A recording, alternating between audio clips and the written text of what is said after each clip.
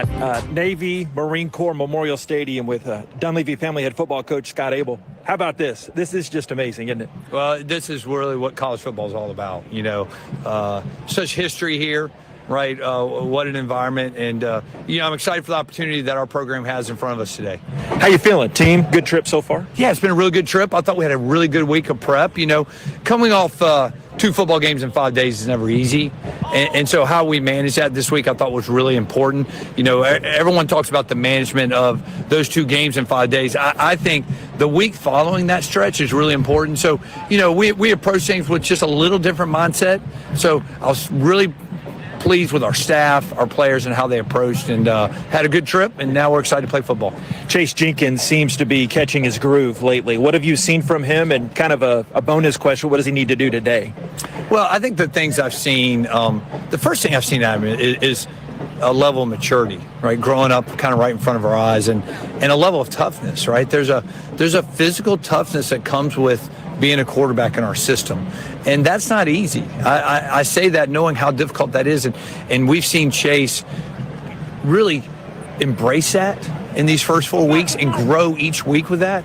And so I'm really proud of him, excited. And I think today, hostile environment, I think there'll be some weather, right, that comes in here. So, what we need for him today is to handle those things, not try to do too much, right? Let the offense work. Be the leader we need him to be, handle the obstacles that are in front of him, and just let the game come to him. And that's what we've talked about all week with him. If anyone knows an option offense, it's you. I know Navy does it a little differently. How does you having an option offense help Coach K prep in this type of situation? Well, I think, everyone thinks when you're run some form of option that you have advantages when you go against other programs. And to an extent, maybe, right, you have some inside knowledge, some things that maybe give you problems, some things that maybe a defensive staff might want to look at that's non-conventional compared to a normal Saturday. And so we've certainly had those conversations. But, this is not Coach K's first rodeo defending an option program, right? He's incredibly talented. Our guys are really gifted. I'm excited for our defense. The challenge is real, though. I think this is the biggest challenge our defense has faced this year. And I think it's going to start with we've got to get off the football. We've got to own the line of scrimmage. The last 2 questions, reverse question, PJ Volker's defense, when they prep for you, they have to deal with the same thing. So what stands out with that Navy defense? Well, the crazy thing is I think the defenses are built similar, right? They're very, both defense, our defense and Navy's defense are very multiple. They're going to show you a lot of looks, a lot of fronts. They're going to fit into their back half in different ways, but they're going to fit very soundly. And so, I know that's their MO. I think they do it really well. I think they're coached well. And I'm sure they're talking the same things we are, right? You got to fit well. You got to have eye discipline, and you got to win the line of scrimmage. So I think the conversations going on in both locker rooms are eerily similar today. You mentioned one key, getting off to the good start. What are some other keys to get a win here in Annapolis? Well, I think we have to eliminate their explosive plays. They're an explosive play offense. When you look at their numbers, you watch their film, it just jumps off at you, right? They're breaking explosive plays against everybody they play, and we have to limit those. We have to make them work for what they get, right? They're going to move the football. They're going to get first downs. They'll give themselves opportunity to score points, and we have to limit those to make them work for it. Offensively, we got to do the exact opposite. We got to be willing to work, in a game like this, sustain drives, stack plays. Last week we showed the opportunity to be explosive, and that's great. But at the end of the day, really containing the football, putting drives together, stacking plays is going to be so instrumental today. Like the sound of that, Coach. Get that W. Let's go Owls. Rice fight there with Dunleavy family head football coach Scott Abel. Rice and Navy coming up in a bit more of the Houston Methodist pregame here. It's Rice football from Learfield.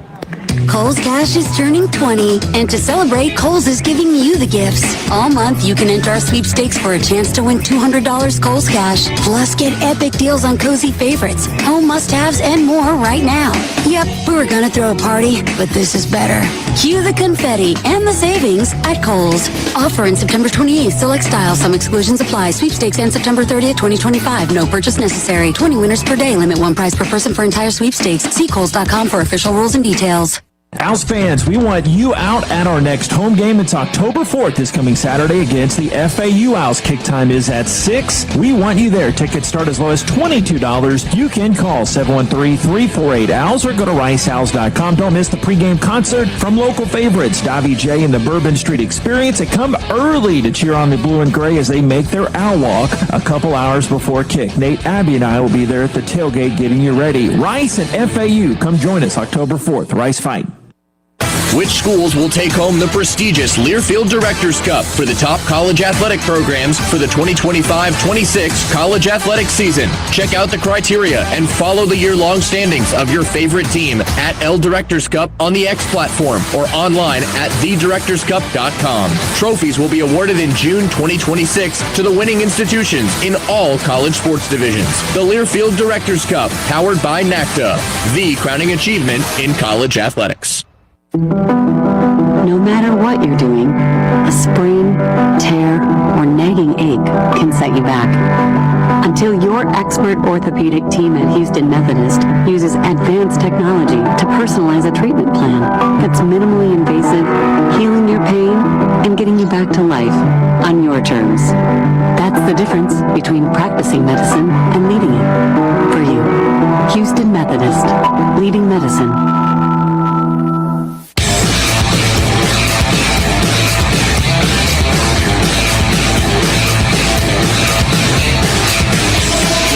One of us went on a tour. Jason Metko, a quick update. This great spectacle we're seeing, all the different companies marching in now as we're about to have the national anthem in a flyover. Jason, how are you also? Hey, how's it going? Staying dry. Yeah, I forgot to bring the poncho. I thought about it, and then I realized that's not going to rain on me, but it is raining on me. Quite the spectacle down here. So far, 6 battalions have come in and roughly 35 companies. This is a sight to see. They are basically taking up the entire field, JP. We'll have more on the tour coming up. It's really worth the $14 that you spend walking such a wonderful campus. And everyone in Annapolis in the greater Baltimore area knows Jason went on the tour because he's been bragging about that. I don't blame him. I don't blame him. I brag about it too. But a little more, Jason, you said that they live in one co-ed dorm. Oh, actually, well, more on that later as they seem to be set in position. We want to have the national anthem. We'll be back right after this. The starting lineup opening kick, Rice and Navy. Let's go. It's Rice football from Learfield.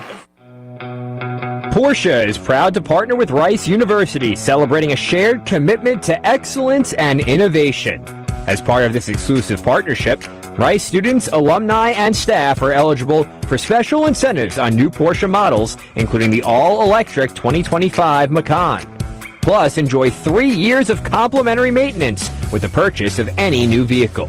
Visit today and show your Rice ID to take advantage. This offer is just for the Rice community. I'm Chris Shoppa, owner of Shoppa's. For 42 years, our family has been providing you the best John Deere products and services in the industry. One of the things I'm most proud of is when you come to Shoppa's, you are buying more than a piece of equipment. It's a commitment from our Shoppa's family to yours to support you after the sale and be there when you need us. So the next time you're in the market for a John Deere tractor, a gator, or a mower, come see us at Shoppa's and experience what we call the Shoppa's difference. Heaving it towards the end zone left side, jump ball, it's caught, touchdown Rice Owls, looking, throwing left side towards the end zone, back of the end zone, juggled and caught, touchdown Rice Owls, touchdown back of the end zone, Live Owls Live. On the Rice Sports Network from Learfield, welcome to live play-by-play coverage of Owls football. Owls football is brought to you by The Parking Spot. The Parking Spot. We have airport parking covered. And by Houston Methodist, leading medicine. Now let's head inside the stadium alongside Nate Griffin. Here's the voice of the Owls, J.P. Heath. What an honor, ladies and gentlemen, from Navy Marine Corps Stadium in Annapolis, Maryland, our national anthem.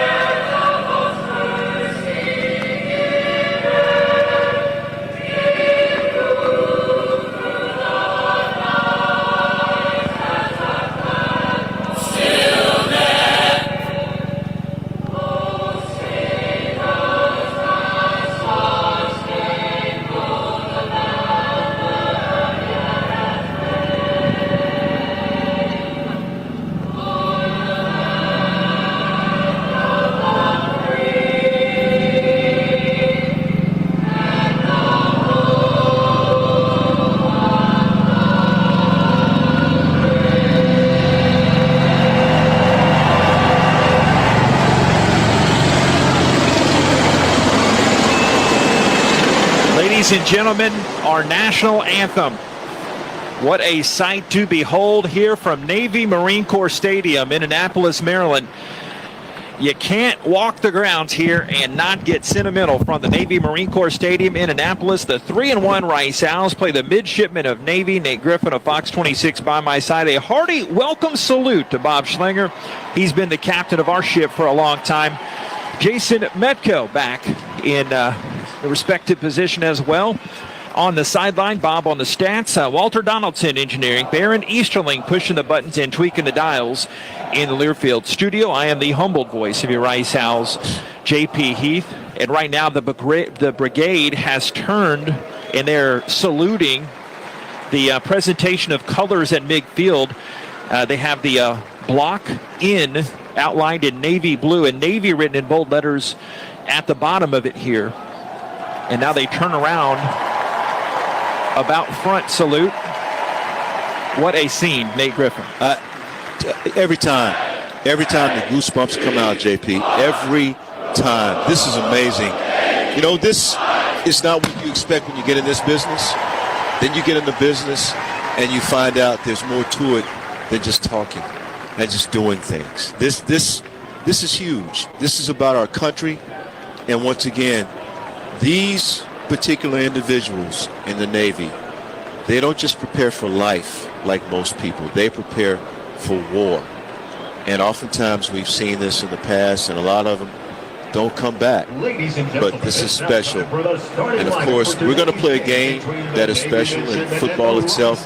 But playing it here is just so much differently, JP. It really is. Yeah, Rice is about to come onto the field as Scott Abel, as we say that, is coming down the west entrance. That it's an alley that comes down where both teams enter and exit. And they're still marching off the colors to the far way, and the brigade of midshipmen have come together, and everyone that is a midshipman is here in this facility as they're either playing or they're here as they just had the national anthem. Some 4,000 midshipmen here. Quite the sight. We welcome in Jason Metko again. These feel like games, Jason. With our medium-sized bucks, we should be paying to come here instead of taking the high salaries that we have chosen to take, right? Yes. This is serene. I mean, West Point was very special last year. This is just as special. The community of Annapolis comes together to support these young men and women. And we had 4,000 on the field. They all live in the same hall. It's called Bancroft Hall, which has been renovated only a few times since it was founded back in the late 1800s. And here is your trivia question of the day, gentlemen. Why are they called midshipmen? Something about the middle of a ship. That's my guess. Okay, Nate. I couldn't tell you. I just don't know. JP, you are partly correct. I'll give you half credit today because I'm in a good mood. So when the Academy was founded as a naval school, they had kids as young as 9 on some of these boats. And all of those kids could do was basically stand in the middle of a ship and talk about orders that were sent from one end of the ship to another, as we see one of the Navy paragliders coming down in the field. So yes, a midshipman was a young, very young man who was in the middle of a ship passing along orders from the stern to the bow of the boat. Amazing. And he stuck the landing. The parajumper came down and hit the landing.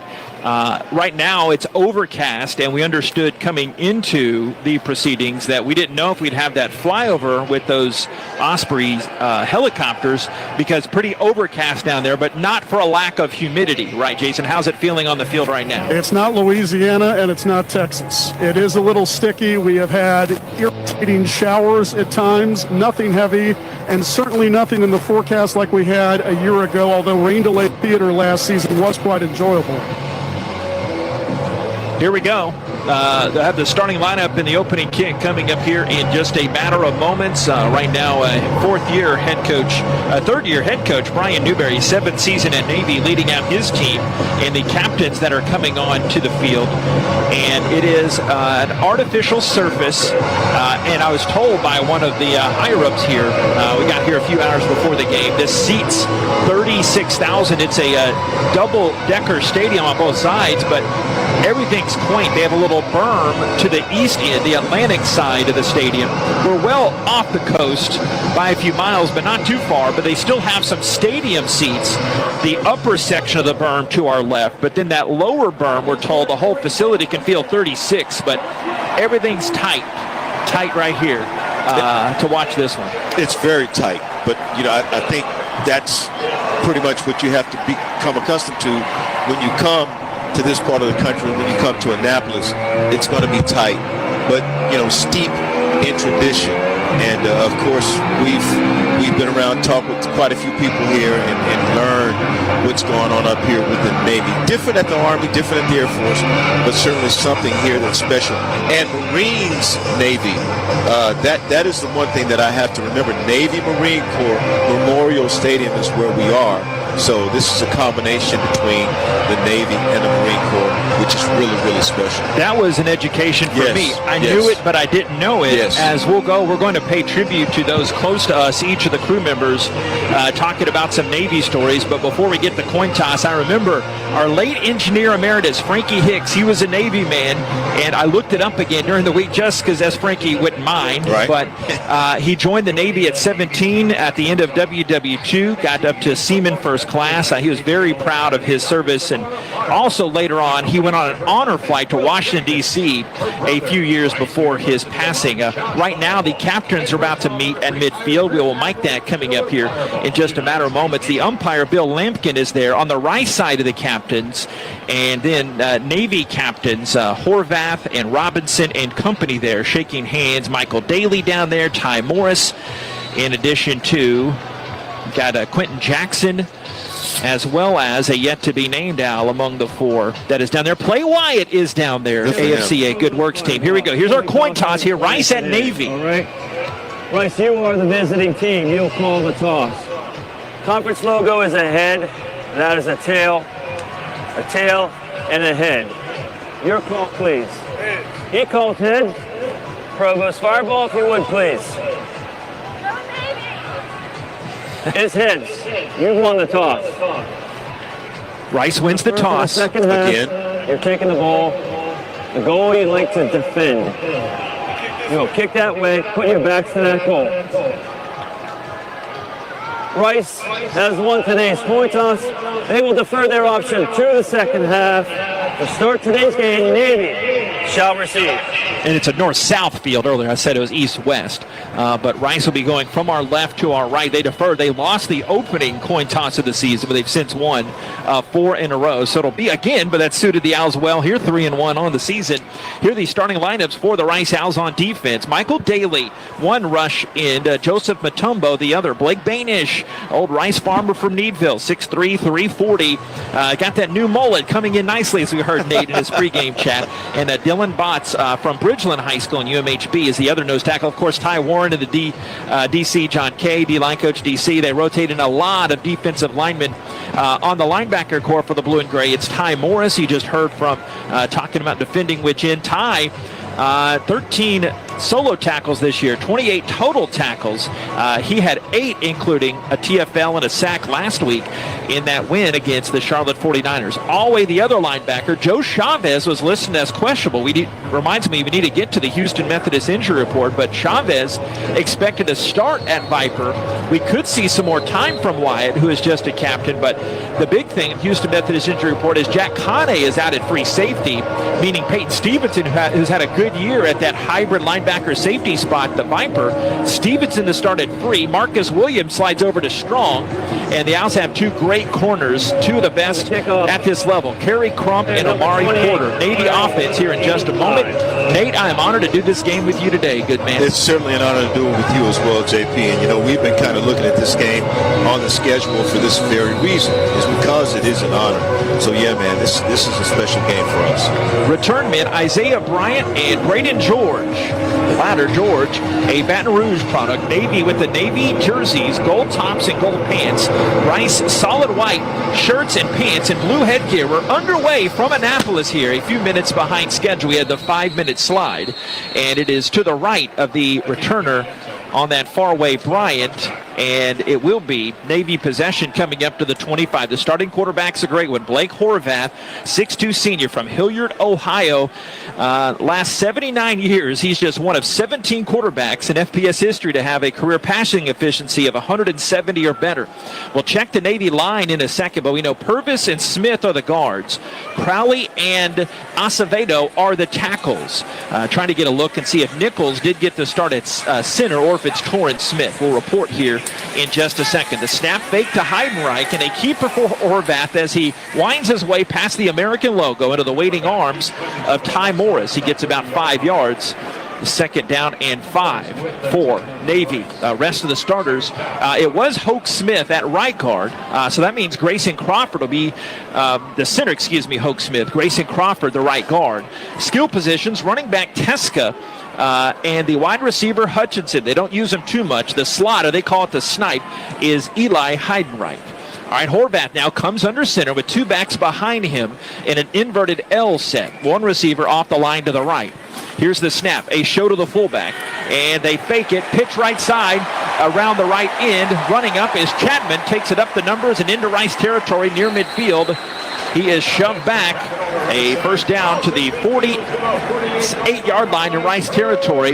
Number 22, Chapman, goes for 22 into the Rice territory. JP, they do a nice sleight of hand right there. I tell you what, I was fooled on that play like you were last week. But I can tell you right now, these guys, they run that particular option to perfection. Chapman, that big run to get it into Rice territory. First down in the shotgun is Horvath. First and 10 at the 48. Snap down the line, option to the left side. Horvath will keep it, turn it in between the numbers and the hashes. Diving is Clay Wyatt, so he did get the start at that Viper spot and bring Horvath, the quarterback keeper, down after a rush of 7 down to the 41. Second down and a true 3 yards of the Rice 41 as number 41 appropriately just made the stop. The McKinney Boyd product, Clay Wyatt. Yeah, good to see Wyatt out there playing right now. And of course, you know, he brings the hard hat, the hard hit. He's had time to study this offense. He should be able to make some good plays today, JP. Horvath goes back up under center. Receiver out to the left side is Nathan Kent. Here's the snap and a quick hitch to the right side. High and outside to Heidenreich, incomplete as Crump was closing down, but Horvath a little too much mustard on it. Sets up a 3rd and 3 after that incompletion to the 41-yard line. I know they don't throw a lot, but he's one of the most accurate passers they've ever had here at Navy. So, you know, that worked out for the Rice Owls that time. Yeah, on the season, speaking of, 18 of 25. So that's just his 26th pass attempt of the season, but 328 yards. But he's mainly a threat running the football. As they spread Charles Robinson out to the right, one of 3 wide receivers. Horvath gun on a 3rd and 3. Quick toss to the right side, caught by Teskin between the number and the hashes. He turns it downfield, gets the first down, 45. Brushing off Owls defenders at the 36-yard line. He is brought down by a host of Rice Owls, a 10-yard gain, and it is Navy offense going fast here. A snap and a hand right side to Robinson, turns his way around the in between the sideline and the numbers. A flag comes out for a possible hold as Robinson skittered his way down the sideline, but this one looks to come back. Rice right now needs every advantage that they can get because you have to have, and here comes the call here. Just a moment. Holding. Offense number 66. 10-yard penalty. First down. So that helps the Owls out after Navy really was cooking it down the sideline. The one thing we found out in talking with the defensive coaches is that you have to have good eye discipline because you don't know where the ball is going, even though you practice against this type of offense every day. but these guys run it with a lot of speed and a lot of power. That's what I'm noticing here, JP. Teska, the one back. After the hold, it's a spot. But first down and 20 now, coming back to the 41-yard line. Right to left, Navy drive. Scoreless as we just got underway. 12-17 to snap. A keeper, Horvath, clangs his way up the middle into a parliament of Owls. Ty Morris behind the play after the bottom of the pile. Marcus Williams helped out on the tackle after a rush of 5 yards. Second down and 15 for Navy, trying to cross the 36. Yeah, they have a real nice system here. Horvath is that 11th guy that we always talk about, playing 11 on 11. He is that guy who can help him play 11 on 11. Of course, last year these two teams played the marathon game.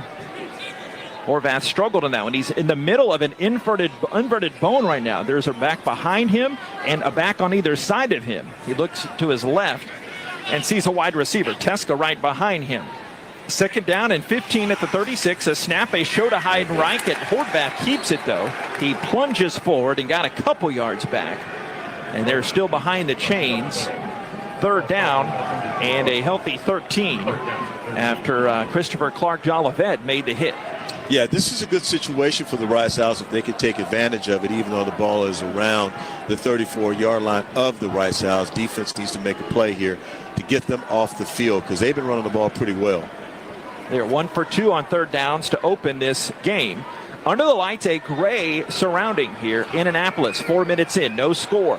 Third down and 12 here at the 34-yard line. Snap, Horvath looking left, shuffles the feet, throws it over the middle. It is caught by the tight end, and he is dropped for a first down. Check that. That was Heidenreich, the big back, coming out of the backfield. 15 yards. They slide over the middle and penetrate the Rice red zone to the 19. And they go tempo now. Horvath claps the snap, comes to him, hides it to Teska. No, he did give it to Teska, but he runs into the waiting arms of Daly and Alway, simultaneously sandwiching him there. But a gain of 2.5 yards. Second down and about 7 coming up. Rice was in a dime package in that play before, and they still were able to complete that pass by Horvath. Horvath with a nice throw. Again, one of the more accurate passers in college football, even though they don't throw a lot of passes. And that's kind of outstanding because you have to be able to complete when you do throw. Heidenreich, short right. 10th play of the drive. This started up back at the 25-yard line. 8 to snap it. 5 minutes in. No score. Rice here at Navy. Back in motion. Snap a handoff to him. Running around the right end. He shakes a tackle 15 to 10. Brushes off a tackle at the 6 and goes out of bounds. Chapman maneuvers down inside to the 5 for a first down.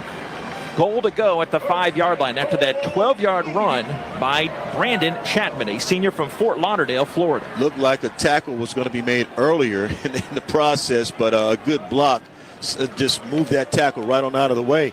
I think he ran through the arms of Chavez there. Goal to go at the 5. End zone to our left. That's the north end. Owls cramming 5 on the line right now against the Navy Midshipmen. All right, out of the shotgun here is Horvath. Heidenreich, the back goes in motion. A snap, a give to Heidenreich. Pokes his way around the right end, and he is swallowed up and tackled at the 3. So he got a couple yards on that play. Coming up at the bottom of the dog pile is Alway and Sam Carroll getting some early run on the D-line. Second and goal at the 3. They do a good job of running those plays, JP, and again, they run them with some perfection in regards to the holes they hit. One back behind him is Teska. Now they pop up. They might audible here. Slot left side is Heidenreich. One receiver to the left side. Hutchinson, a snap, a counter turn. Hand to the fullback. Teska met by Tita and slam back. Big Blaze Tita there at the point of contact, pushing him back. He lost a couple on the play. Actually back to the 6. So a 3-yard loss, and now they're saying forward progress there, but still a loss of a yard on the play. Third down and goal at the 4. What a job by Tita. He read it. He read the play. He saw it before it actually happened. You have to be able to envision it before it happens. Blaze Tita, Johnny on the spot right there. That was a big tackle from the Rice Owls. Hit that C-gap and was able to bring the man down. Don't go anywhere. Don't go to a movie or a golf round. There's 8 minutes to go in the first quarter already. Game's opening drive. Heidenreich in motion to snap. Horvath picking his whole right side. He runs, surges towards the end zone, but got pushed back into his right. Christopher Clark-Jolivet helping out on that tackle for the Rice Owls.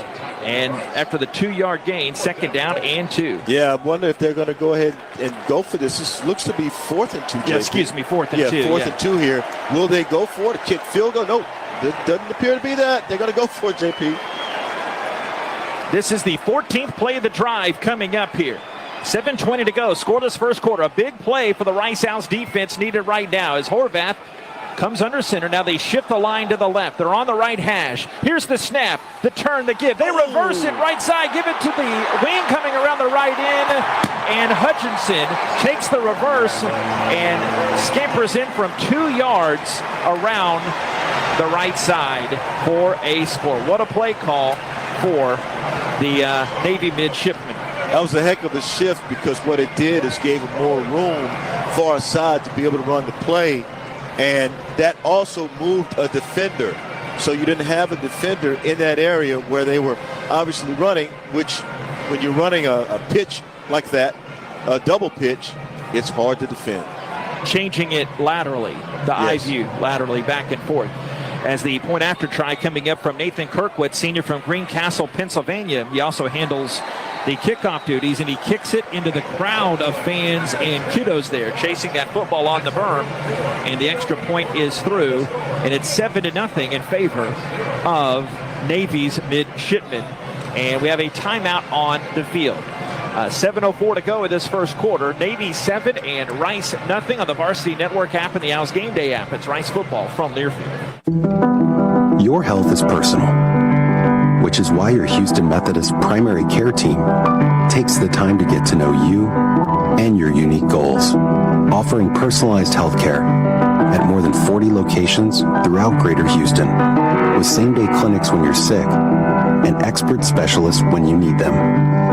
That's the difference between practicing medicine and leading it for you. Houston Methodist, leading medicine. Aw, shucks, the game's on TV, but I can't listen to the call of my favorite team broadcasters. Never fear, Sync My Game is here.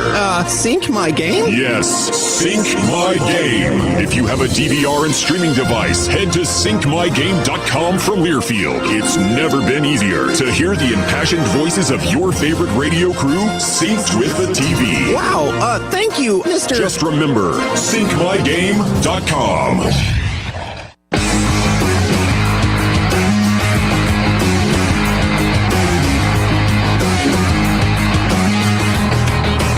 Look on the scoreboard now, JP, and tell you what, here at Annapolis, Navy now leads Rice by the score of 7-0. What a fantastic drive. 14 plays, 75 yards.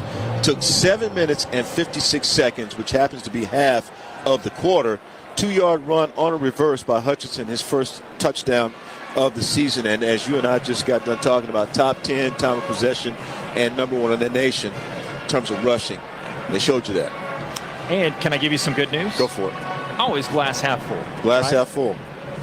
Owls are 3-0 when the opposition scores first. So just another day at the office. Glass half full. I love it. Owls have been playing some comeback ball. Here's the starting lineups on the Rice offensive side as Chase Jenkins is about to take the reins at quarterback. The Katy native, A-Leaf Taylor High School, 6 foot 191. Last week, 8 of 11 passing on the season, 75% passer, and he's ran the ball.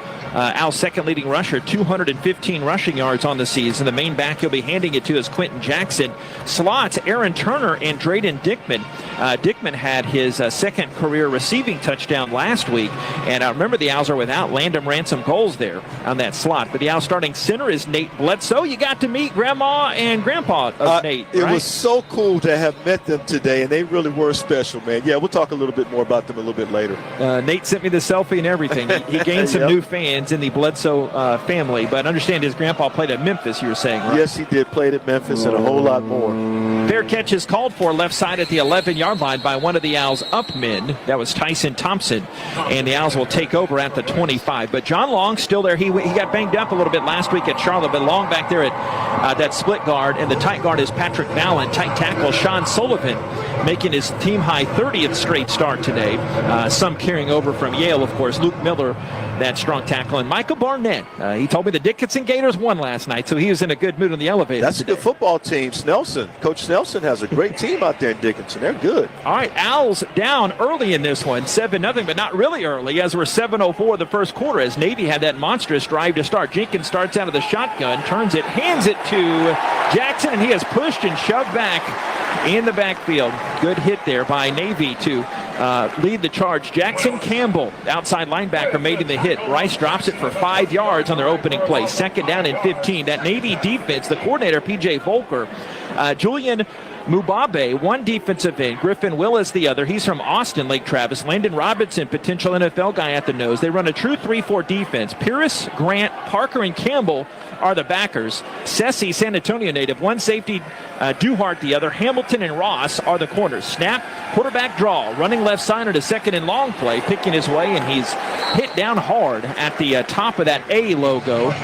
He got 4 yards of the 5 yards back, and a big hit there for Brady Wine, the safety coming up. So he actually got the start in there at that safety spot. The Navy defense, they make several different shifts and adjustments during the course of the play right before the snap count, right before the snap.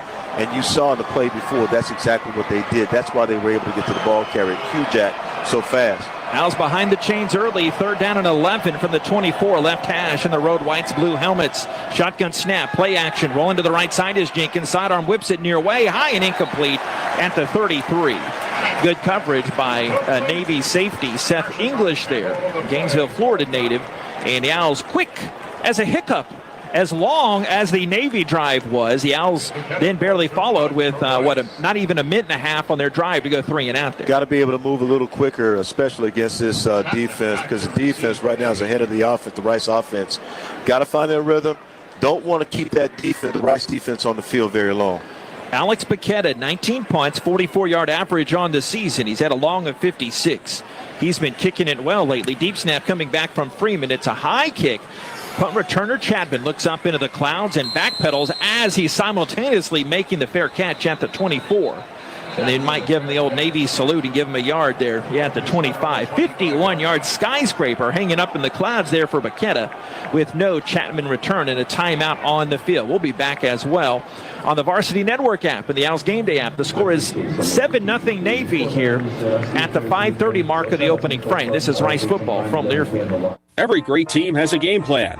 What's your game plan for retirement? Join us in person for a 2-night comprehensive retirement planning university course. It's interactive, instructor-led, and covers what you need to know when it comes to retirement planning, taxes, income strategies, common mistakes, and more. If retirement is the next play for you, this class sets the formation. Reserve your seat at retirementplanninguniversity.com. That's retirementplanninguniversity.com. Retirement Planning University is a nonprofit and not an accredited university. See website for disclosures. Go Owls!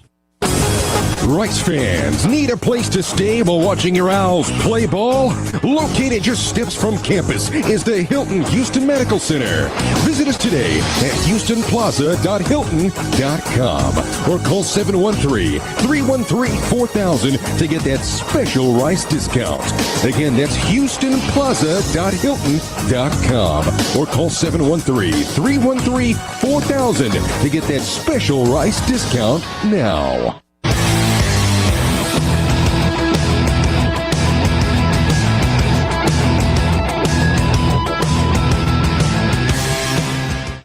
Yeah, I mean, I feel like it's a good baseline to start off with. It's like last year, but then again, it also is last year. You know, they're not the same team. We're not the same team.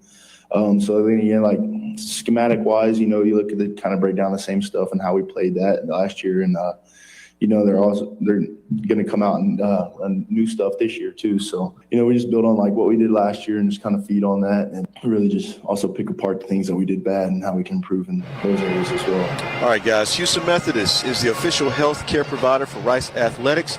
Visit us at houstonmethodist.org. Houston Methodist, leading medicine. That was Blake Bainish talking about playing Navy for a second consecutive season. He was at the podium, and the Owls have certainly seen, not that they needed the motivation. They've had a very good start, 3-0 to the season, but you can tell they have a little pep in their step here playing the Owls. Going to have to. And you look at Navy.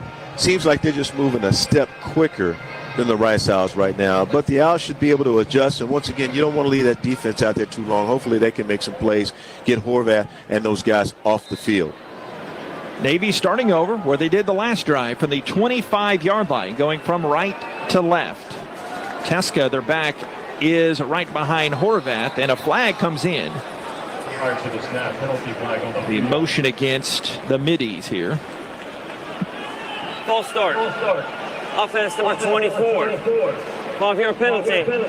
First out. That's Charles Lamartina signaling to the visiting side, not to the press box side.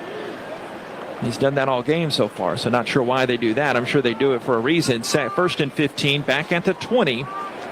The Navy-clad Navy midshipmen here. Heidenreich, the guy to watch, slot left side. Teed it there, a linebacker for the blue and gray.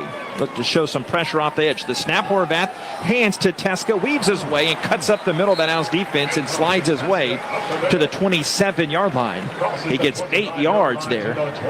But the thing you remember about Teska, we saw him last year too, he can kind of bend that body and slide through the narrowest holes, being such a big muscular guy. Yeah, he runs so hard, JP. He runs lower. That's why it's hard to get any kind of leverage hit on him.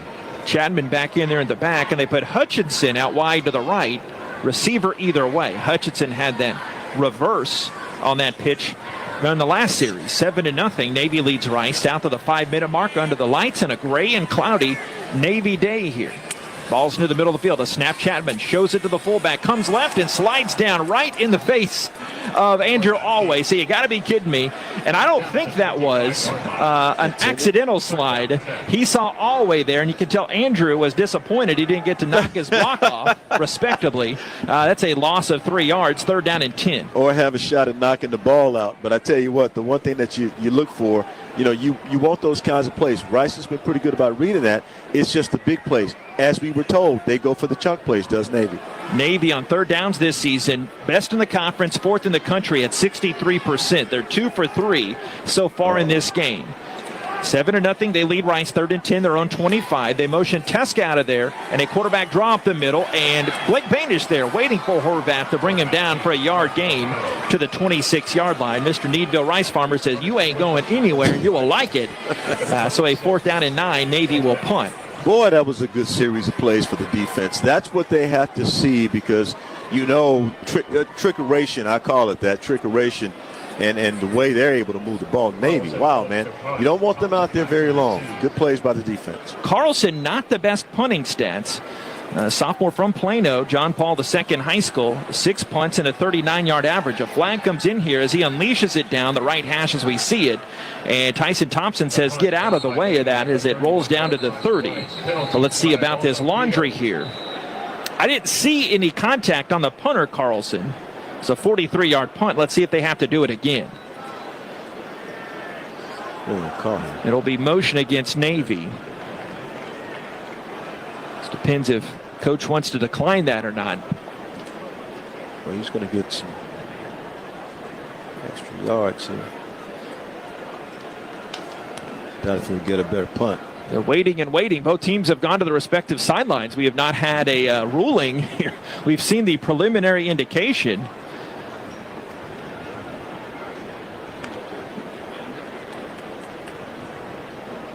But since it was a motion call, they have that option if they would like a new kick. Illegal formation. Number 18 was not lined up in the line of scrimmage. Offense. 5-yard penalty will be added to the dead ball spot. First down, Rice.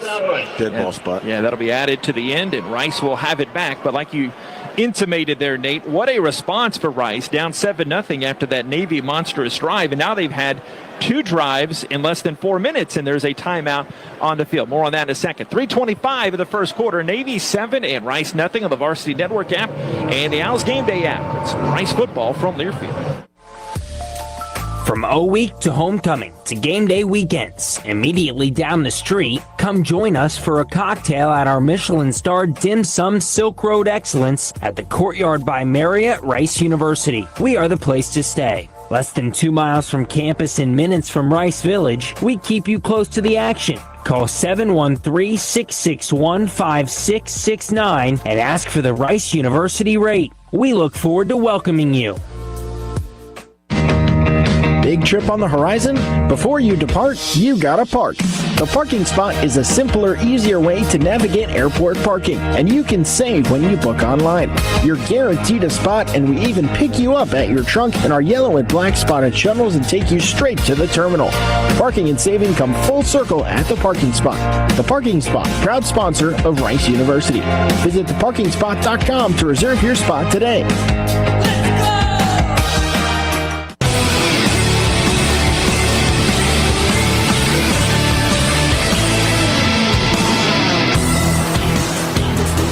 Three and a quarter to go. First quarter from Jack Stevens Field here in Annapolis. The Midshipmen leading the Owls 7-0.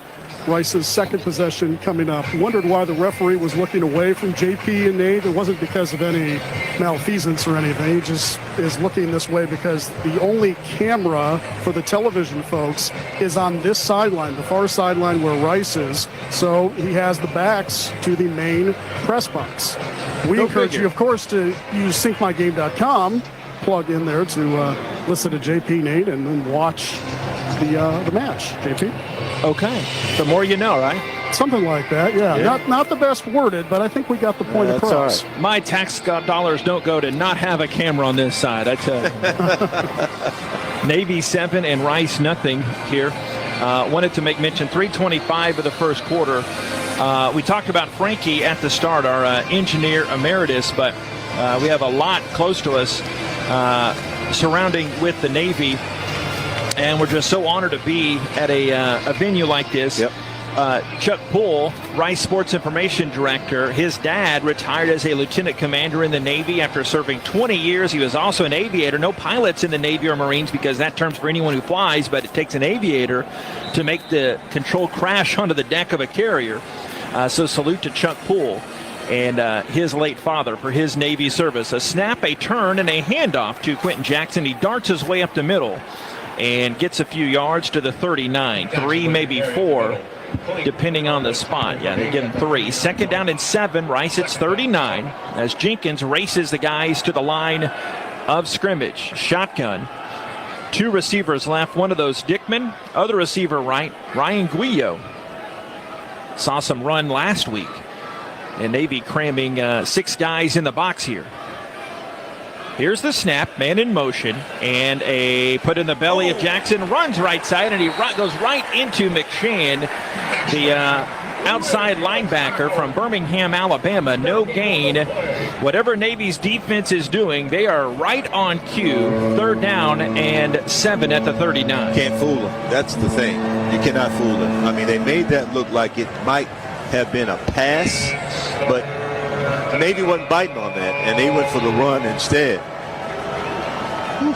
Third down and 7. That was a hard hit north of the 2-minute mark. Navy 7, Rice nothing here. Ball at the 39. A third down and 7 play under the lights here this afternoon in Annapolis. Raise the legs, snap, and a run straight forward by Jenkins. He gets sandwiched underneath.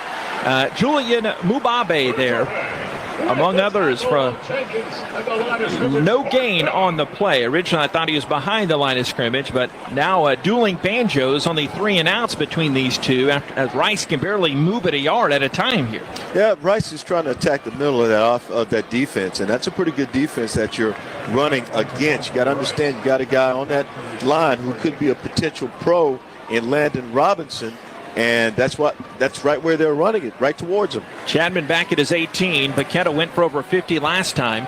Kicks it high into the air, spiraling down to Chapman, and he dodges an Owl special teamer, Pierre, there to make the fair catch at the 20. A 41-yard punt there for Paqueta, and a timeout on the field. On the Varsity Network app and the Owls Gameday app, the score, Navy 7, Rice nothing at the 124 juncture of the opening stands. It's Rice football from Learfield.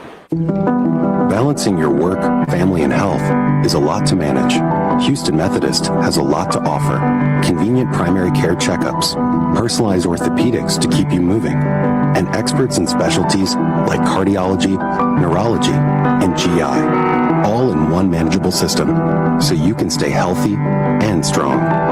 That's the difference between practicing medicine and leading it for you. Houston Methodist, leading medicine. Which schools will take home the prestigious Learfield Directors Cup for the top college athletic programs for the 2025-26 college athletic season? Check out the criteria and follow the year-long standings of your favorite team at L Directors Cup on the X platform or online at thedirectorscup.com. Trophies will be awarded in June 2026 to the winning institutions in all college sports divisions. The Learfield Directors Cup, powered by NACDA, the crowning achievement in college athletics.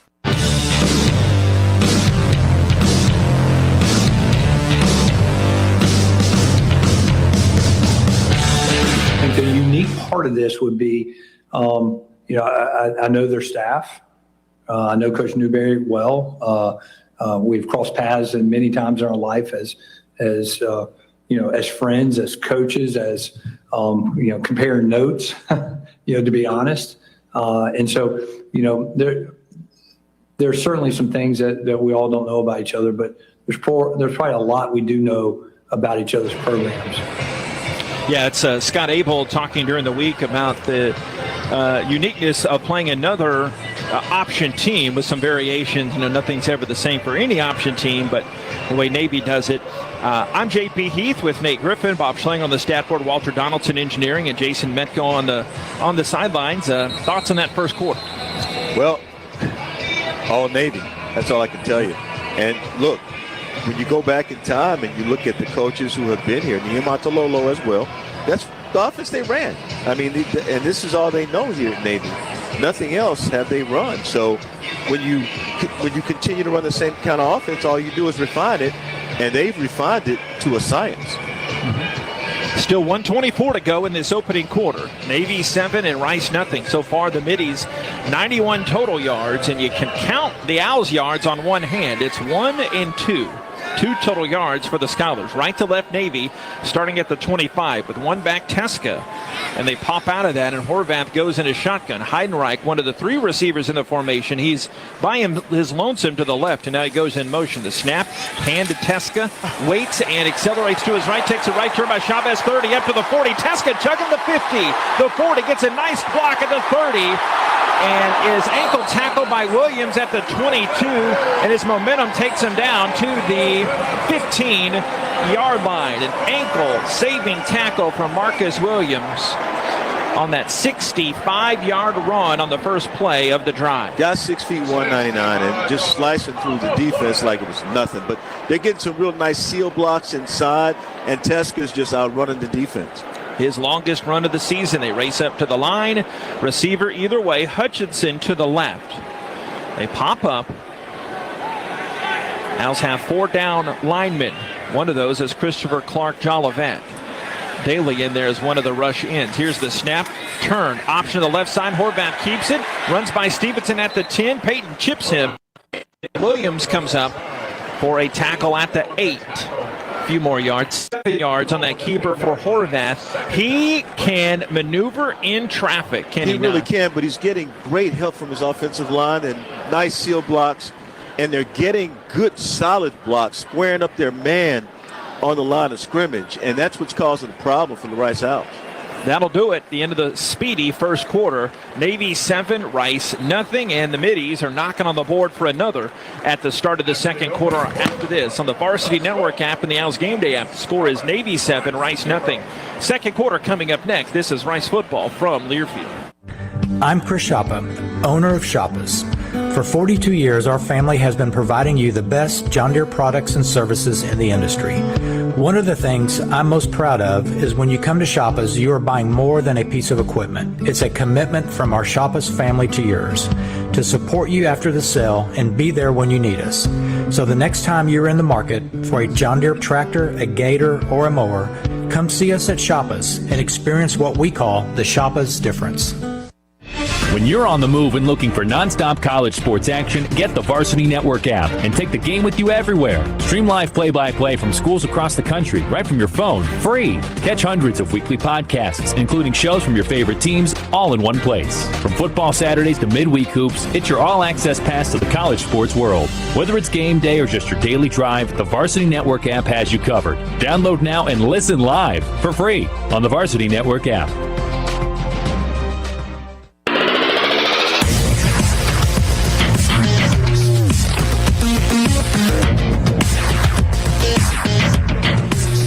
Kohl's has the back-to-school styles that'll spoil them at prices that'll spoil you, from jeans and tees to sneakers and more, which means you can do it all without overdoing your budget when you shop at Kohl's and Kohl's.com. 7-0 Navy over Rice. Jason Metko, at least the weather is improving? Yeah, it's not raining for now. That's good. But it does look like Blake Horvath along with Alex Eska are sort of, what's the right phrase? Looking for payback after last year. We got to find a way to stop them, fellas. I know that's not easy to do, but maybe Nate can talk about more about how to try to contain Tusk at the very least. Well, first thing you got to do is, you got to be able to line up, right? You got to be able to defend your gap. And the Rice Owls cannot defend their gaps right now. That's the problem. So when you can't defend your gaps because guys are getting leverage and sealing you off from the hole they want to hit, you can hang it up until you can find a way to put scores on the board and tire out their defense a little bit. Because by the time the Rice Owls defense comes off the field at halftime, they will have played a whole lot more than the offense, and that's not what you want. Going to the second quarter now, Navy 7, Rice nothing. Navy with the ball, driving again, 163 total yards, and Rice just 2 total yards. Time of possession, about 11.5 minutes for the Middies. Rice just 3.5 minutes, a little bit more. Jason mentioned Teska. He just carved off that 65-yarder. He's got 4 carries for 74 yards. Horvath passing for Navy, 2 of 3 for 25. And 8 rushes, 26 yards. Chapman, 2 for 34. Jenkins has only attempted 1 pass. It was incomplete. And he's the Owls' leading rusher, but only 4 rushing yards at that. That quarter break couldn't have come at a better time for them. Amen. After that long 60-yard run or whatever it was, they needed a break. If they had to continue playing, it would have been hard to defend Navy from getting into the end zone. All right, this second quarter starts off with a Navy 2nd down and 3 play at the Rice 8-yard line, left hash. Gray clouds, but under the lights here in Annapolis. You know what's bad, JP? Among other things? Is that the defense really wants to hammer down on this Navy offense. But the problem is eye discipline. They can't find the ball carrier 60% of the time. That magician there. Under center, Horvath. He's got Teska right behind him. Hutchinson, wide receiver right, in 2 slots. 2nd down and 3. Here's the snap. Horvath 2 steps back, takes a turn to the left, dip, and a stroll into the end zone for a touchdown. A great job by Hoke Smith, that center. He pinned, he pulled, and he sprung Horvath for an 8-yard touchdown run to that navy blue and yellow checkerboard painted end zone, and Navy is cruising here 13-0. It was almost like a fake handoff and delay, and that's what it was. He faked like a counter move, except he didn't do the full move on the counter, but he did show you right handoff and looked left and ran left, and there was a hole big enough for an 18-wheeler to run through, and that's exactly why they were able to score. Horvath getting his 4th rushing touchdown of the season, and the point after try is up and true by Nathan Kirkwood. On the season now, he remains perfect. Kirkwood takes it for the Navy Midshipmen. 14-0 Navy over Rice. 14:56 of the second quarter of the Varsity Network app and the Owls Gameday app score 14-0 Navy. It's Rice football from Learfield. Porsche is proud to partner with Rice University, celebrating a shared commitment to excellence and innovation. As part of this exclusive partnership, Rice students, alumni, and staff are eligible for special incentives on new Porsche models, including the all-electric 2025 Macan. Plus, enjoy 3 years of complimentary maintenance with the purchase of any new vehicle. Visit today and show your Rice ID to take advantage. This offer is just for the Rice community. Aw, shucks, the game's on TV, but I can't listen to the call of my favorite team broadcasters. Never fear, Sync My Game is here. Sync My Game? Yes, Sync My Game. If you have a DVR and streaming device, head to syncmygame.com from Learfield. It's never been easier to hear the impassioned voices of your favorite radio crew synced with the TV. Wow, thank you, Mr. Just remember, syncmygame.com.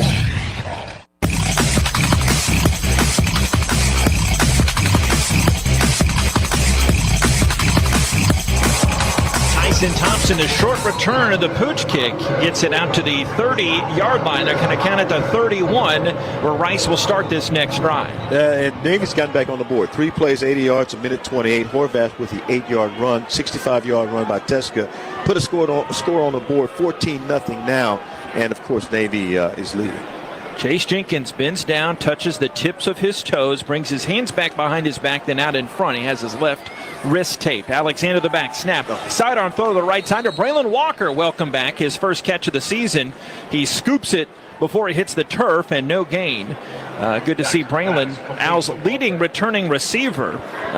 Could be limited today, Coach Abel telling me right before the game started, but good to see him get some run in there. 2nd and 10 to 31. They got to move this Navy defense a little bit. That means that you may have to go down the field, not be so predictable, because they can read exactly what Rice is doing. Slot Turner, right hash, 2nd and 10 play. Snap, and Jenkins runs forward and gets a face full of Navy. He is slammed back by the Midshipmen. A loss of a yard on the play. Julian Mutbame gets that big hit. Loss of 2, actually. 3rd down and 11 to 30. Not sure if they're trying to go any other place on the field, but I can tell you right now, the middle of that defense has been rock solid today for Navy. It is Mutame, 6'3", 263 from Windsor Mill, Maryland. Owls are 0 for 2 on 3rd down. Just 1 yard of total offense. 3rd down and 11 from the 30, right to left in the road. White. Navy backs off some pressure. Snap, fake left side. Comes back and throws it to Walker. Wide open 30. Cuts up middle of the field, the 35, the 40. Near the first down chains. Not the best of spots. They move them back to the 41. But they still move the chains for 11 yards on that throw and catch. Braylon Walker drive right now. He gets his first 2 catches of the season. Showed you something there. That was kind of special. Near side here, they went with the slant, but it was a bad snap. So good job by Chase Jenkins to be able to scoop it up and get it down the field. A light rain coming now. Navy 14, Rice 7, 13:08 of this second quarter. Al's best play so far, that long pass. Here's the snap, a hand Alexander, and he gets a big thud. And he gets shoved back as Barnett's trying to block for him. Hole cannot open on that right side. No gain. 2nd down and 10 to 41. Part of the problem is the offensive line's not getting any leverage on that Navy defensive line. So getting a throw off, you got to get it out of your hand a little quicker. Handoff in regards to what you're trying to do up the middle of the field. That's kind of tight right there. Rain coming down a little harder now. 12:32, 12:31, 12:30. Snap, Dickman in motion. The ball pops out. Dickman has to go down and save it at the 37-yard line right in front of Navy's big fella, Landon Robinson. He was waiting to go for a scoop and a score. All right, so they say he actually intended to throw it forward and knock down. That would have been an epic disaster either way. 3rd down, they're behind the chains. The incomplete pass is what that was. And I think that they called that, but let's see if the mark where the ball is now is going to stand. Yeah, 3rd down, a little more than 10. As originally they had it as if it was a botched handoff. But heaviest rain so far. Doesn't phase the kids on the berm. They're sliding down in some dirt and some mud to our left. 14-0, Navy leads. 3rd and 10, Rice at the 41-yard line. Snap to Jenkins. Nothing there to the left, runs back to the right, stops, throws it deep down, caught, and dropped, at the 31-yard line by Walker. He was wide open. Some Navy guys had a late break on him. Jenkins did a great job of avoiding some pressure, and Walker just slipped out of his hands at the 31. Yeah, that's a pass he'd love to have back. That's a missed opportunity there. Rice looking a little bit better there in the passing game. And, of course, Navy's trying to force him to throw. But, yeah, that was a good throw that time. Should have been caught. All right, we like Alex Baqueta, but we're saying his name too much. Already his 3rd punt here, the opening half. Chadman back deep at his 15-yard line. High snap, boots it away. It's a wobbler that bounces at the 27-yard line, takes a right turn inside the 25. The 15, and down near that Roger Staubach 12 commemoration, that number that's on the field, and out of bounds at the 14 for a 43-yard Baqueta boot, some of that roll. And we have a timeout on the field. On the Varsity Network app, the Owls Gameday app, the score is Navy 14 and Rice nothing at the 12:07 mark of the second. It's Rice football from Learfield. Houston, Salad and Go has your breakfast and lunch bundle ready for you. It's made to order in minutes and affordable too, no more than $11.99. You can get your breakfast and lunch in one go with the on-the-go bundle, only at Salad and Go. Fresh and Full is Salad and Go's mission for you with their Fresh and Full bundle that not only has lunch, but a snack too. Only $11.99 too. It's available all day, so go to one of their 12 locations in Houston today and try it at Salad and Go. Every great team has a game plan.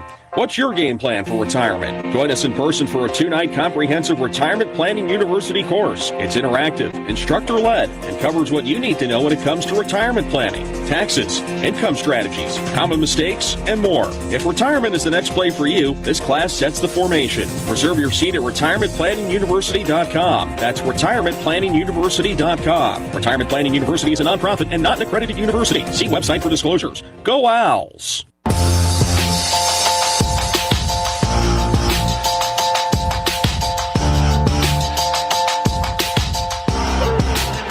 14-0 here in Annapolis at the Naval Academy, and of course Navy has the lead right now, 12:07 remaining in the second quarter. Rice Owls, your support matters. When you join the Owl Club, you help student athletes succeed in sports, academics, and life. Make your gift today at riceowlclub.com/give. Thank you, and go Owls. And they do need to go right about now, JP. Go Owls. Something's got to give as Rice needs some good news and fast. They had that great response after Navy had the opening drive where they took up more than half of the first quarter clock. 14 plays, 75 yards. And then Rice had a good response on Navy's second drive, but on Navy's third drive, which was the end of the first quarter, started the second, the first play of the second quarter, Horvath had that rushing touchdown. That was only a 3-play, 80-yard drive. So in between, they've alternated drives of the stops and the big plays from Navy. But like Coach Abel told you and me before the game, hey, this will be the most explosive offense we see the whole year. That's exactly right. But I think Rice may have found something in the passing game. We'll see if they explore that in the next series of plays. All right, Horvath comes under center now. And mama, there goes that man. Teska puts his hand down on the turf. He is behind Horvath. 3 receivers set. Ball to the left hash. Snap. And a fake to Teska. Runs right side. Right into Stevenson. And the computer science grad, Stevenson, brings down Horvath at the 22 after he turned it up for 8 yards upfield. Second down and 2. Even his 7 and 8 yards runs aren't spectacular, but he's chewing off 7 and 8 yards. They look a certain way. You know, they look like ominous runs. And how are we going to stop this guy? Well, we just got to get a helmet on him. Easy for me to say. Very easy from up here, right? 11.5 second quarter. All Navy, 14-0. Second and 2 play at the 23-yard line is a snap and a run around the right end. Heidenreich, he is blasted as a flag comes soaring into the picture right to left across the 37-yard line. This could be a hold against Navy unless it's a face mask against Rice. Can't see it being a face mask. Got to be a hold. Yeah, it'll be a hold against Navy.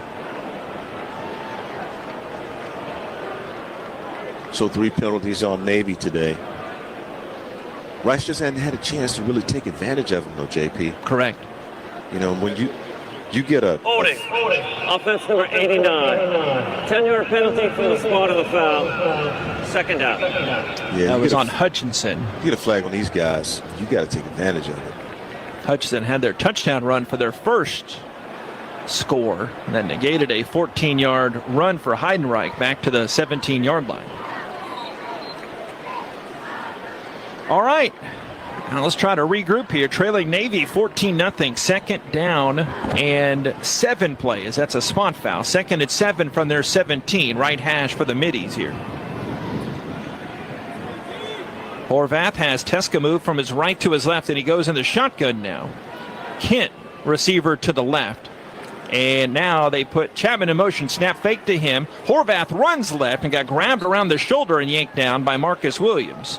Chavez coming to help out on the tackle at the 21-yard line. 4-yard gain. Third down and 3 coming up. Navy does a great job with their in-motion people.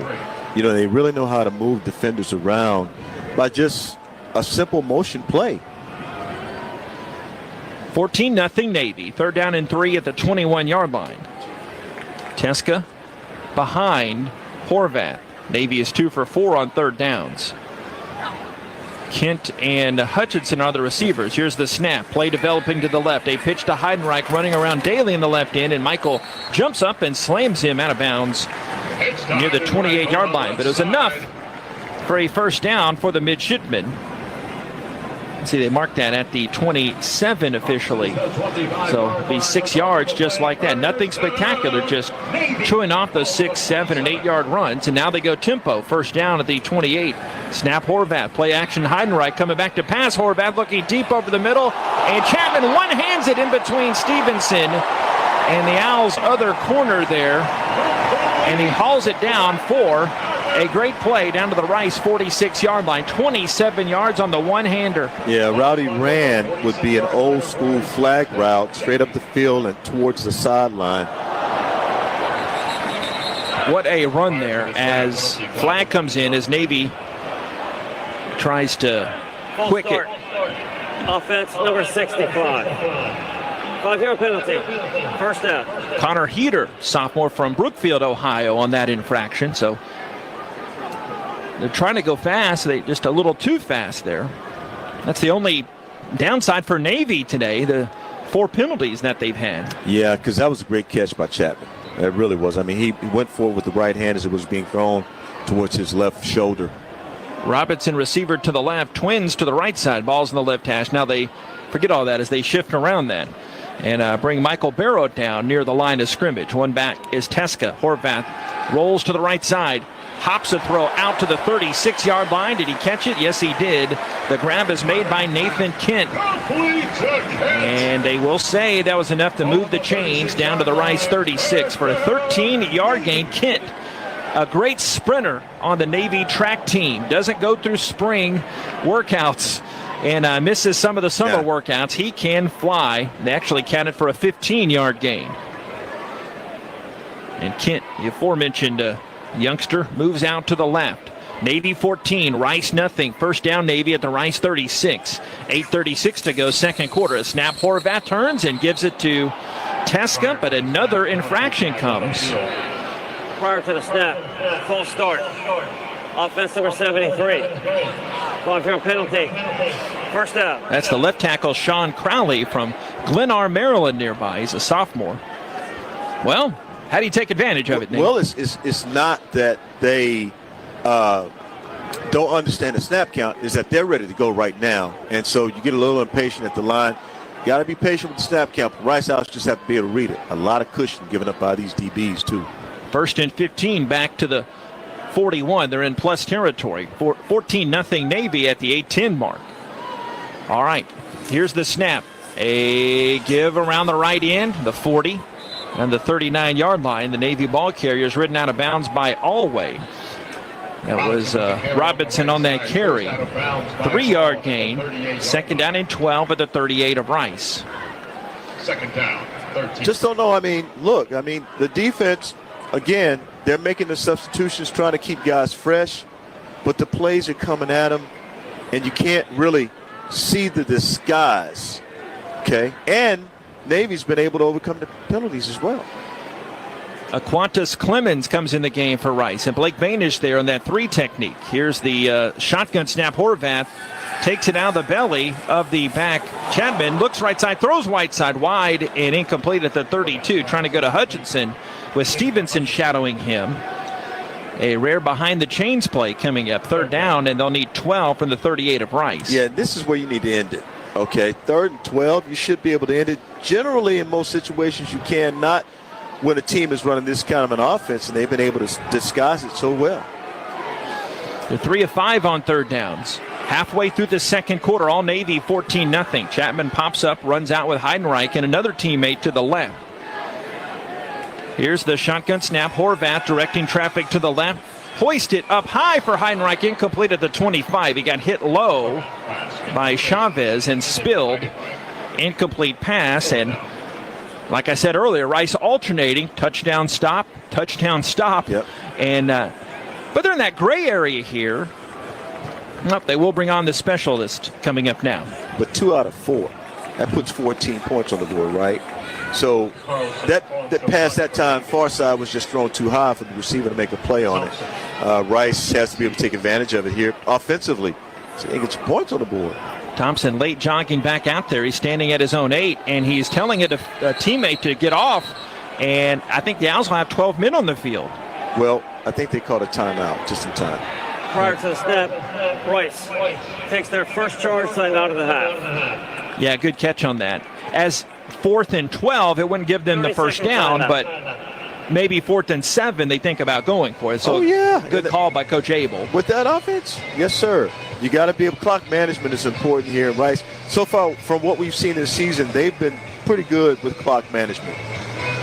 And remember how Coach Abel has cited recently the middle 8 stats that everyone has, but the Owls have been so good this year taking advantage of the middle 8. And for a 4th straight game, they're able to get the ball to start the second half. So they still have the time, whatever happens after this Thompson punt return, to settle things down. Down in a 14-0 hole now, though. We're about 3:29 before the middle 8, but I can tell you right now, it's coming, and they're going to have to put some points on the board before half. Mr. Mathematician, Nate Griffin, everybody. Finally. All right, slow developing punt play as the coffin corner backspin punt coming up to Thompson. He gets bumped by one of the Navy special team members, and the Hankies come out all around. Take it. Good sell job by Thompson there. On the field. Hamilton, the first one to get over there. Can I get 15, please? No, you can't. I'd like it, but you're not getting that. Just running into the returner. And there's a timeout on the field, but we need an indication. Catch interference. Kicking team number 18. 15-yard penalty from a dead ball spot. We'll take it, Nate. First down, Rice. Thank you very much. Bring it out near the past the around the 30-yard line. Owls will have in this next possession. 14-0. Navy leads Rice 7-4-22 this second quarter on the Varsity Network app, the Owls Gameday app, syncmygame.com. This is Rice football from Learfield. No matter what you're doing, a sprain, tear, or nagging ache can set you back. Until your expert orthopedic team at Houston Methodist uses advanced technology to personalize a treatment plan that's minimally invasive, healing your pain, and getting you back to life on your terms. That's the difference between practicing medicine and leading it. For you, Houston Methodist, leading medicine. Our next broadcast of Owls football is back in the Frankie Hicks radio booth against the FAU Owls. Kick is at 6 o'clock coming up next Saturday. Houston Methodist pregame your way at 5:30. That will be an ESPN Plus game, but you can sync us up on syncmygame.com. And, of course, you can hear it all on the Owls Gameday app, the Varsity Network app, and riceowls.com. And bring that old Walkman to the game. We're inside the stadium on 107.1 FM. And don't forget the Owls YouTube page in booth feed. Rice and FAU coming up Saturday. Rice fight.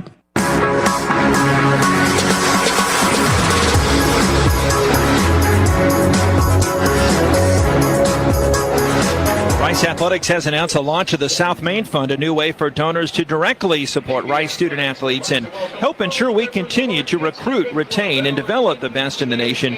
This fund supports NIL opportunities and provides resources to keep our teams competitive. Give today at riceowlclub.com/give. Go Owls, Rice fight. 14-0. Navy leads Rice a little under the halfway mark of this second quarter. And to my understanding, Jason Metko took a pretty good little tour today before coming over here. Pretty good little tour. Pretty good little tour, JP. Yeah, needed to burn off the calories accumulated last night from some delicious lobster fettuccine Alfredo. Thanks to Bob for providing that yet again. It was fantastic.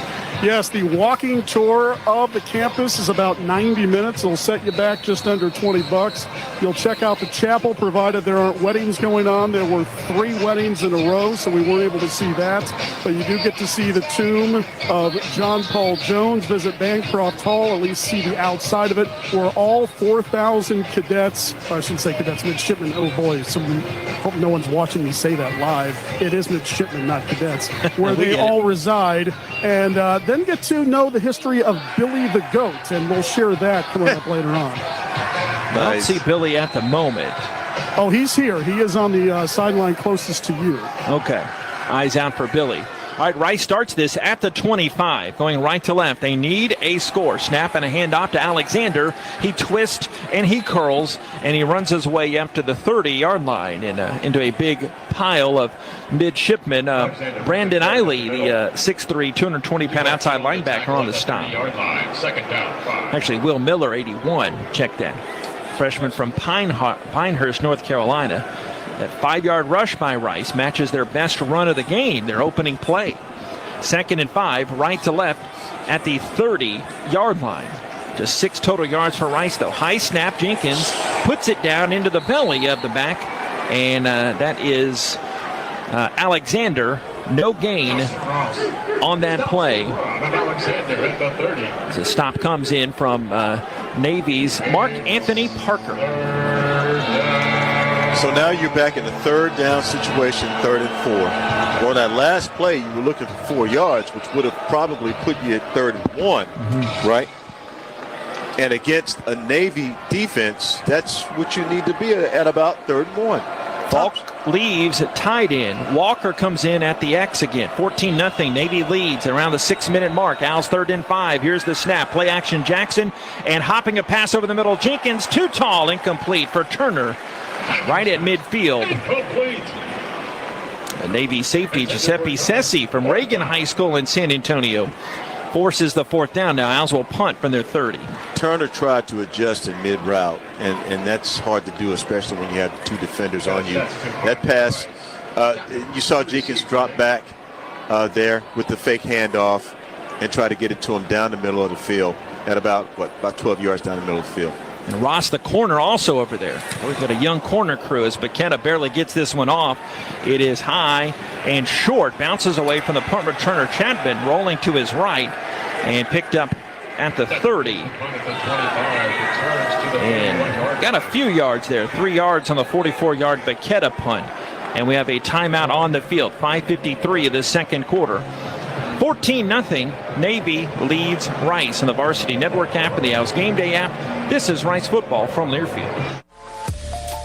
From O-Week to homecoming to game day weekends, immediately down the street, come join us for a cocktail at our Michelin-starred Dim Sum Silk Road Excellence at the Courtyard by Marriott Rice University. We are the place to stay. Less than 2 miles from campus and minutes from Rice Village, we keep you close to the action. Call 713-661-5669 and ask for the Rice University rate. We look forward to welcoming you. I'm Chris Shoppa, owner of Shoppa's. For 42 years, our family has been providing you the best John Deere products and services in the industry. One of the things I'm most proud of is when you come to Shoppa's, you are buying more than a piece of equipment. It's a commitment from our Shoppa's family to yours to support you after the sale and be there when you need us. So the next time you're in the market for a John Deere tractor, a gator, or a mower, come see us at Shoppa's and experience what we call the Shoppa's difference.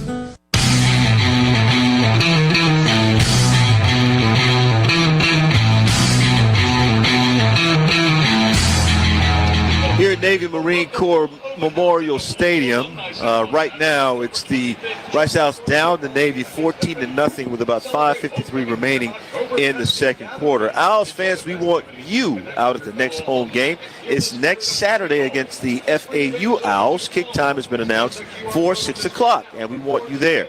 Tickets start as low as $22. Call 713-348-OWLS or go to riceowls.com. Don't miss the pregame concert from local favorites Davy J and the Bourbon Street Experience. And come early to cheer on the blue and gray as they make their owl walk around 3:45. And you can also see JP and me, I believe, right? Abby, you're going to be there? Well, and Abby. Don't ask me. I think they're going to have you out there. I'll be there. Get your tickets for the Battle of the Owls. Yes, I will. Rice and FAU, October 4th at 6 o'clock, 713-348-OWLS and riceowls.com. All right. How do you stop this Navy offense? I'll give you a softball. I don't know, but I don't know if that's an easy answer. A Rice Owls offense. That's how you stop them. Keep them off the field. That's right. Okay. More on that later, as right now it's our total yardage up to, Bob, 239-18 in favor of Navy. All right. There's always now. They looked at a stop Navy for back-to-back drives for the first time. 14-0 for the Middies under the 6-minute mark. Here's the snap. Horvath. He leads Chapman into a run around the left end. Turns that corner at the 30. He's slowed down by Morris. And a good play by Williams, who has played the run well today. Give him a yard on the play. 2nd down and 9 at the 32. Rice Owls have had a little bit of a hard time setting the edge against Navy. So I guarantee you, they have figured out they can do both things well, either run the ball up the middle at Rice defense or get around the edge. Hutchinson one way, Kent the other. Ball's in the left hash. Horvath shotgun at a 2nd and 9 play, the 32. Snap rolls the pocket of the right side. Down the line option, runs through a tackle 35 up to the 40, 45-yard line and up, first down. Depending on what, they said he started his slide to the 43-yard line. 11 yards for number 11, Blake Horvath. He is a crafty magician with that football. 14-0 Navy. We just told you, Rice Owls, again, that defense is trying to set the edge, not so much because they've got that option running right at them. 14-0 Navy, 4:47 of the second quarter. 1st and 10 play. Under center this time. Horvath fakes it to Teska and runs it himself, and Chibiwaku rides him down. But upfield, he kind of tossed him forward. The 47-yard line. So Horvath still manages 4 yards on one of his shorter runs of the day. 2nd down and 6. Rice Owls players trying to go after the ball, try to pull it out of there. Sometimes that is an option, but right now these guys are running over them. Wouldn't turn it down. Now shift around on the defensive line. Damone Green in there on the defensive line. A snap, Horvath, hands left side, and running back gets plowed down. Good job by Tita. You can always feel the Blaze Tita hits from the press box. Ball carrier brought down for a yard, maybe 2. Remember that man from A-Lee Taylor, and he was one of the best players they had defensively. All of a sudden he goes to Lamar first, becomes a man, comes to Rice, and becomes a man, and now he's out there playing really, really well. Good to see it. Yeah, Tita got that hit. It was a Teska rush there. Lost my eyes on him there. And he did have that carry. 14-0. Navy leads Rice. 3rd and 5 play. They're 3 for 6 on 3rd downs. They snap it from the 48. Going left to right. Hand around the endless. Teska beats Tita to the spot. Runs down the 40. First down. Diagonal out of bounds. Call it at the 36-yard line. Well, if Teska's not powering his way, slipping it up the middle, he can slip it outside as he goes for about a dozen there. Yeah, they're getting the seals, JP, and Rice isn't doing a great job of sealing or setting the edge, and they're just taking advantage. Call it for a baker's dozen of 13 down to the 36-yard line. Broadcaster meant to say, knock on the door, 3 minutes to go first half. All Navy looking for more. 14-0, they lead Rice. Do you call that a check with me when they pop down and still pop back up? It's definitely a check with Still me. A check with me, yes, okay. Sir. Slot either side, one of those in motion. A snap, give to the fullback, and Teska will rumble his way forward and timber down to the 33-yard line. Michael Daly helping out to a 3-yard gain. 2nd down at 7, the Rice 33. Yeah, the thing is, though, that's not the kind of game Navy is playing. They keep you guessing the entire time. And, of course, when they go into motion, your defense has to get set, and they can't. Not right now anyway. 14-0, Navy leads. 2-minute timeout coming up here in a scotch. Remember, Rice gets the ball to start the second half. Gunn, Horvath with a back either side. Snap, running to the right, fakes the option. Sheds 2 tackles, and coming in a Tony Anianu hit there on this near way. Very violent collision helped out by Daly. 5 yards on that gain, but still shy of the chains. And we have the 2-minute timeout. A 3rd down and 2 play coming up at the Rice 28 when we return. 14-0. Navy leads, and they're driving near the Rice red zone of the Varsity Network app and the Owls Gameday app. It's Rice football from Learfield. Houston Salad and Go has your breakfast and lunch bundle ready for you. It's made to order in minutes and affordable too, no more than $11.99. You can get your breakfast and lunch in one go with the on-the-go bundle only at Salad and Go. Fresh and Full is Salad and Go's mission for you with their Fresh and Full bundle that not only has lunch, but a snack too. Only $11.99 too. It's available all day, so go to one of their 12 locations in Houston today and try it at Salad and Go. Which schools will take home the prestigious Learfield Directors Cup for the top college athletic programs for the 2025-26 college athletic season? Check out the criteria and follow the year-long standings of your favorite team at L Directors Cup on the X platform or online at thedirectorscup.com. Trophies will be awarded in June 2026 to the winning institutions in all college sports divisions. The Learfield Directors Cup, powered by NACDA, the crowning achievement in college athletics.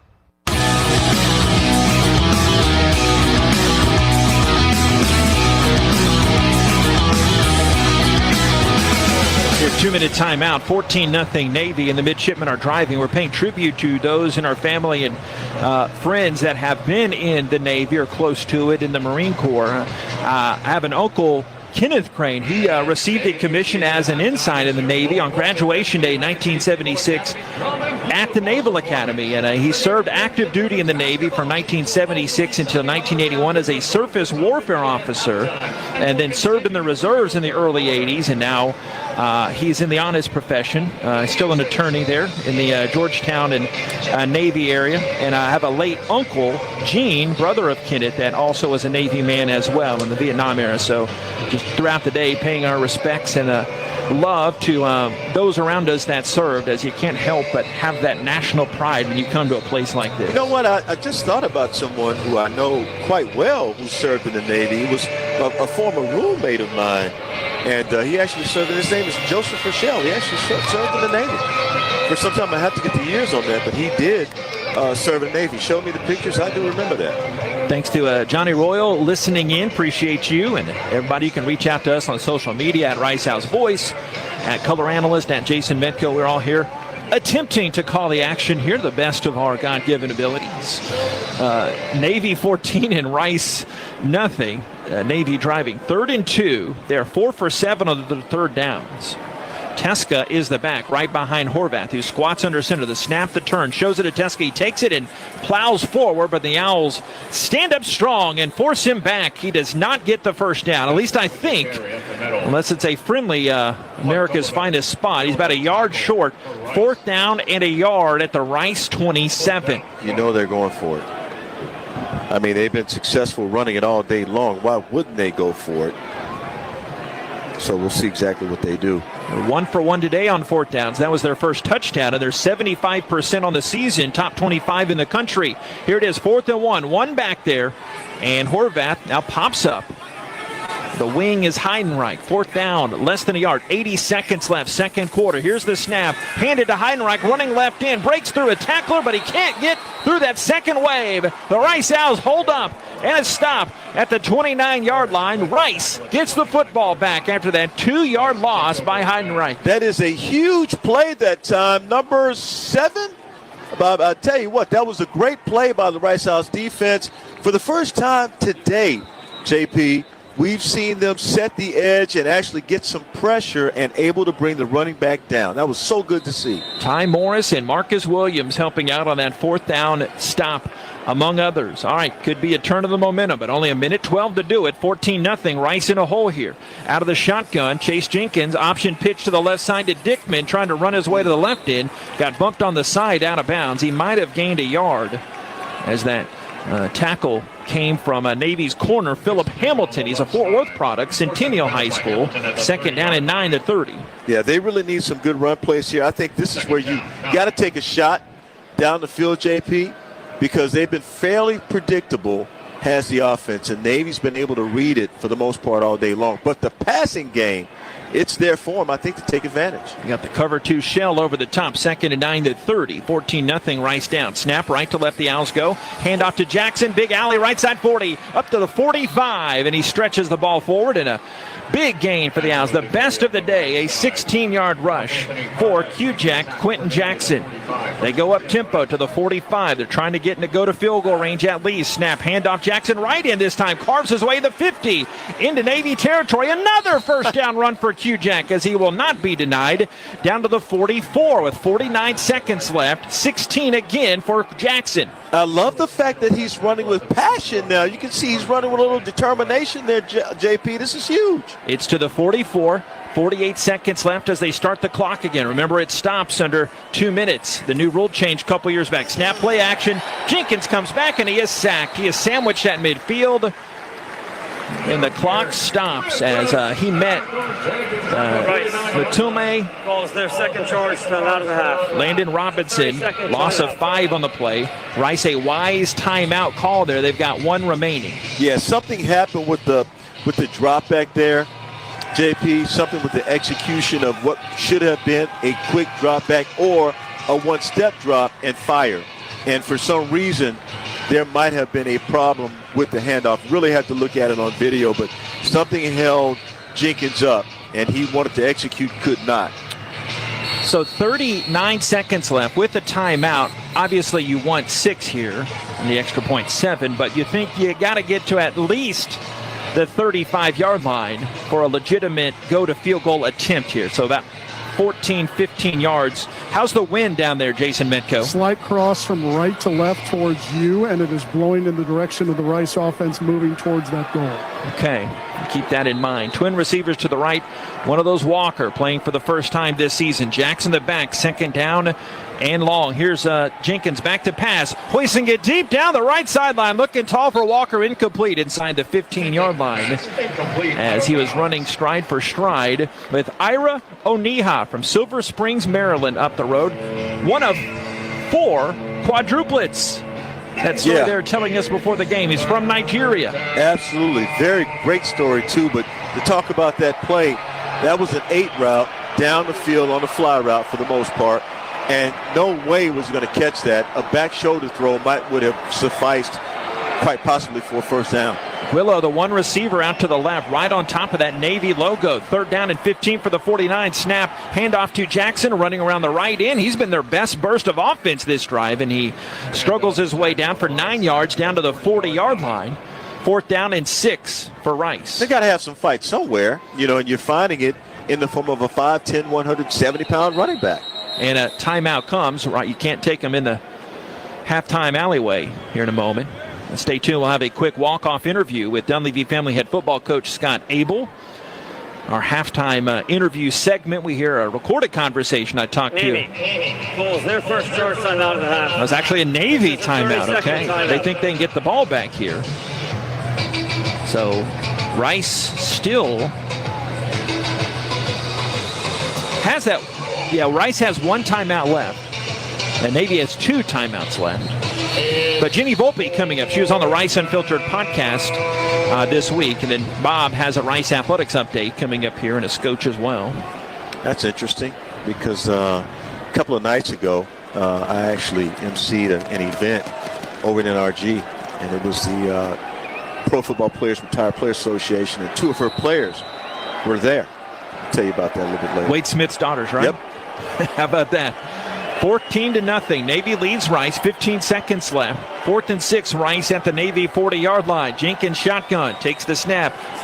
Gives it to Jackson. Runs right side. That play had been working this drive. He had some momentum down to the 38, but still well shy of the chains. And fooled me a couple times. Shame on me. But then they that 3rd dip back into the well. Rice could not get that good gain for Jackson. I'm not afraid of play action. I mean, it wasn't going to happen that time, though. I mean, you saw just how well these guys can hit. And again, that play worked out a couple of times. But same drive, probably a 3rd time, no, it did not. So, one play here, you imagine they don't call the timeout just to say, nope, this is just a stoppage in between the series. So, Owls had a 4th down stop. That begets another 4th down stop for Navy. 14-0, Navy leads. You'd imagine this would be a kneel, but Rice does get the football. But they move the ball so well. Got to be aware of that trickeration. Navy does. Yeah, sorry. I did it too. So Please reset the game clock to 12 seconds. 12 seconds on the game clock. That could be a play change. So they add 2 seconds. Yeah, that could be a difference. That's play change right there, bud. And they are changing the play. They move Heidenreich out wide past the numbers. And Hutchinson receiver to the right with Kent. Horvath out of that shotgun. 1st and 10 play, 12 seconds left in this 2nd quarter. Ball at the 38-yard line. Snap comes at the knees. Horvath looking. checks it down near way, caught at the 45, coming up to the 50, 45, the 40, still running, and he dances out with 4 seconds left at the 32-yard line. There's that man again, Teska. They say he's out of the 40, checked at the 33-yard line. Yeah, Michael Daly not able to make the tackle there, and that's just tough because, you had him in your grip, but now they're actually in field goal range. If they want to take a shot, they could. Oh, that hurts. 29 yards on that Teska little check down almost, as they will try it for 50 yards on the right hash. This kicker is Nathan Kirkwood. He has not attempted a 50-yarder on the season. His longest is 28. So there's a little bit of wind. Season opener against VMI, he hit from 28. And now a stoppage comes for Navy. Navy calls their second charge timeout at the half. This is a 30-second timeout. Can I ask you a question? I know what you're going to ask, but go ahead. Do you think you put a guy deep to try to return this? They have the same data we do.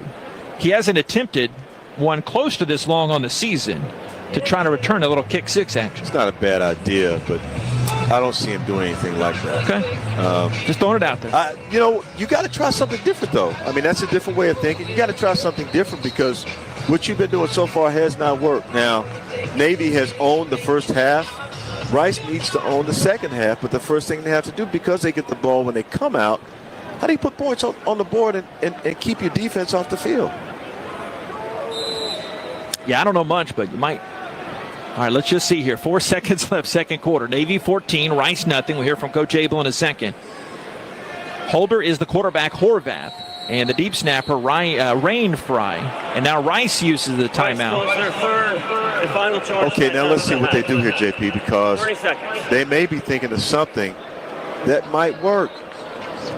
Because you don't have a guy who's kicked a 50-yard field goal, right? So why not? They thought about that thing, and hold up, let's call another timeout. He is 2 of 2 from 20 to 29 yards. He has not attempted one longer than that season-long of 28 against VMI. They're going to be more efficient than they are careless, right? So, I mean, we know he can make if you're Navy, and that's the way they operate. They operate what? Efficiently. So if you know a guy can kick a 29-yard field goal, why not, put him in that range of 29? We don't necessarily want to. All right, he's got a little burst of wind 50. Picking up behind him. They'll try it right hash from 50 with 4 seconds left of the second quarter clock at Navy here at Navy Marine Corps Memorial Stadium. 14-0 for the Middies. Deep snap, Rain Fry coming up. Hold is a good one. The kick is up in the air. End zone to our right. Plenty of distance, but it is just off to the left. He hooked it just a bit. Quick thoughts there, Nate Griffin. That helps a little bit because if they had made that field goal, you go in 17 down versus 14 down. So I like that. I think when the Rice Owls come out, they're going to have to go with the passing game, even if they have to shorten up the passes, but some back shoulder throws. Do some things differently than what Navy's seen, and that's what's going to change this game. We'll hear from Coach Abel coming up here in a second. We think, Jason, just shout at us. Navy, the opening score on a 14-play, 75-yard drive. And let's go down to Coach Abel. Found a little momentum defensively and offensively towards the tail end. How do you capitalize on both of those, Coach? Well, consistency, right? We haven't been very consistent. And some of that, I'll give Navy credit, right? Real good game plan, 2 weeks of prep, and that showed up there. And, we found a few things. But no matter what schematics, no matter what we call it, that we got to be consistent. And we just got to do a better job holistically in the second half. Putting points on the board, first possession, second half, I bet is very, very key. Very key, crucial, right? We got to get some momentum. Found a little something there at the end of the half. We just now got to capitalize on it. Let's go get it, Coach. Thank you. Thanks, go out. Rice fight. Thank you very much, Coach Abel. Second half coming up in a wee bit, but first our halftime show. 14-0, Navy leads Rice. Bob and Nate will update us on Rice athletics coming up next. It's Rice football from Learfield. Rice fans need a place to stay while watching your Owls play ball? Located just steps from campus is the Hilton Houston Medical Center. Visit us today at houstonplaza.hilton.com or call 713-313-4000 to get that special Rice discount. Again, that's houstonplaza.hilton.com or call 713-313-4000 to get that special Rice discount now. Kohl's Cash is turning 20, and to celebrate, Kohl's is giving you the gifts. All month, you can enter our sweepstakes for a chance to win $200 Kohl's Cash. Plus, get epic deals on cozy favorites, home must-haves, and more right now. Yep, we were gonna throw a party, but this is better. Cue the confetti and the savings at Kohl's. Offer in September 28th, select styles. Some exclusions apply. Sweepstakes ends September 30th, 2025. No purchase necessary. 20 winners per day. Limit one prize per person for entire sweepstakes. See Kohls.com for official rules and details. Big trip on the horizon? Before you depart, you gotta park. The parking spot is a simpler, easier way to navigate airport parking, and you can save when you book online. You're guaranteed a spot, and we even pick you up at your trunk in our yellow and black spotted shuttles and take you straight to the terminal.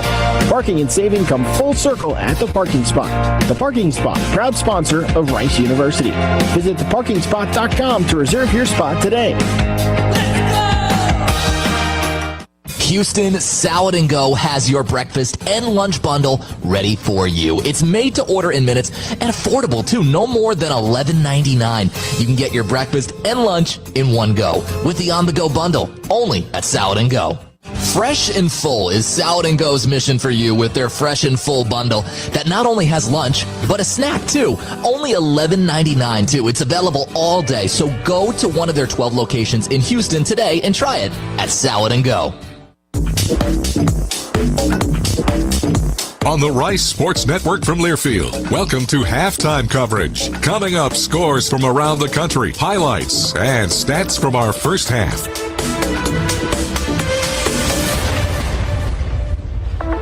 Guys, we're in Annapolis, Navy Marine Corps Memorial Stadium. They lead Rice, the Navy does. Midshipmen leading Rice, Bob, 14-0 at the half. Rice, they have to find some offense. We have to find some offense. Quickly. Defense is starting to look pretty good, but a couple of drop passes really hurt. Does not really help. hurt. Does not help. But we're still in the game. There you go. So got a shot. Got a shot. If you're around campus tomorrow, you can catch up with me. I got 4 a.m. wake-up call tomorrow, so I got a 6 a.m. flight back to Rice. Right. And at 11 o'clock tomorrow morning, number 25 Rice Soccer hosts number 8 Memphis. Soccer's now 8-1-1, with their only loss being to the defending national ranked? champion. Yeah, they're ranked 25th. Wow. They played Thursday night in a lovely evening in Philadelphia when it was cold and rainy and won 1-0.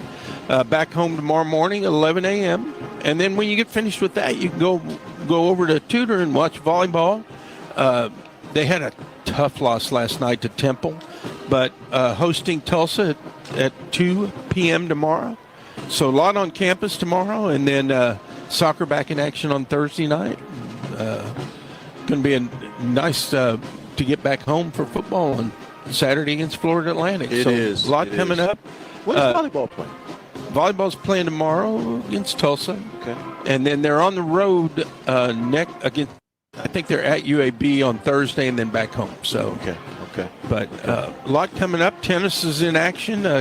Women's tennis had a good weekend last weekend and still in action in the ITA All-American. So a lot of action on campus. I'm looking forward to it. I really want to go watch the volleyball team now. I emceed an event.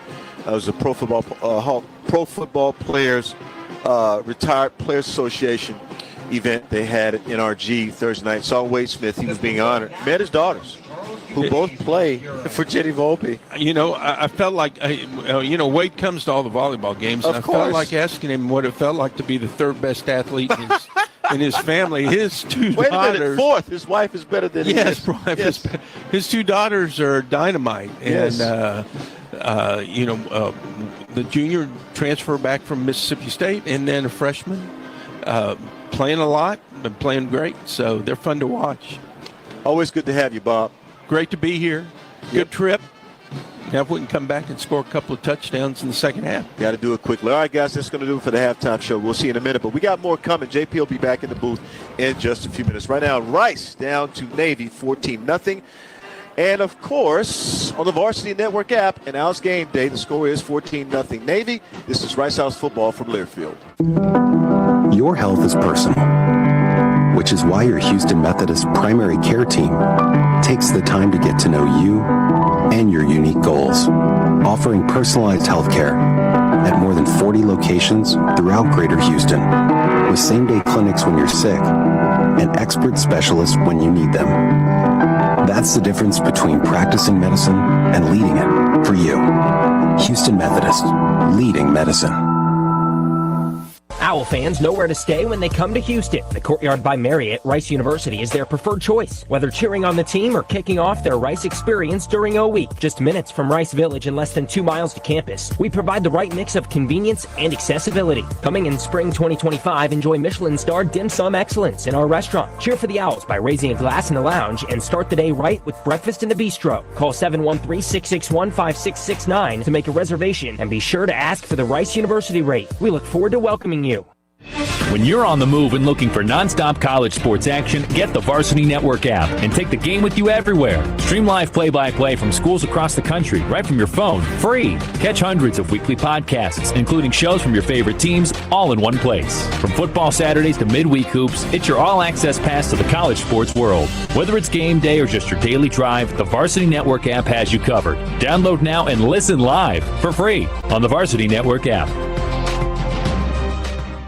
Well, guess what? We have a new podcast for you, the diehard Rice Owls fan. It's Rice Unfiltered. Let's go. Same great content wherever you get your podcast, all that jazz. We'll have regular visits with AD Tommy McClellan, all of our head coaches, and, of course, the stories of our one-of-a-kind student athletes. Stay tuned during the football season. We'll have regular chats with Dunleavy Family head football coach Scott Abel, and yours truly will chat with assistant coaches and Saturday playmakers. It's also on the Rice Owls YouTube page. Rice Unfiltered, wherever you get your podcast.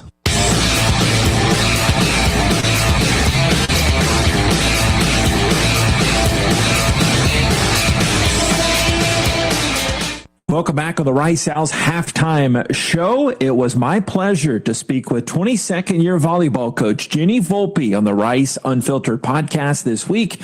Here's part of that conversation. We talk in part about Rice entering its third year in the American Conference. I think just overall, like I said, every team in the American right now, with the exception of us in South Florida, who's scheduled really, really tough, they all have winning records. And so they're just, the league from the top to the bottom is improving a ton. There's transfers, the transfer portal isn't active. And so there's, every time you look at a team, you're like, oh, they got somebody from here and there. And so I think that talent-wise and coaching-wise, there's a lot of great coaches in our conference too. So it makes for a lot of competition for sure. I want to get to the portal in a second because you've had some big impact players there. But first, tell us about your coaching staff. I know it was little shaking up there in a good way in the offseason. No, we have Trey Cruz back, our associate head coach, and he's just phenomenal, and love working with him, and the players absolutely love working with him as well. So glad to have him back. And Taylor Stallman is a new addition. He came from the Air Force Academy, and he was a former head coach on the men's side, and he was a former National Coach of the Year. So he's got a little bit of a different angle coming more from the men's game, which I thought was important to add to our coaching staff. And then Erin Fairs, who has been a long time, like I've known Erin for such a long time. She's an incredible player, and she played professionally for 10 years.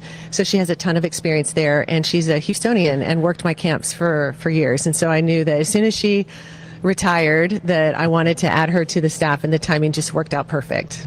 That's 22nd year volleyball coach Jenny Volpe. Well worth the listen and or watch on the Rice Unfiltered podcast. You can get that on YouTube, Apple, and Spotify. Stay tuned, more coming up. Rice and Navy, it's the Rice halftime show. It's Rice football from Learfield.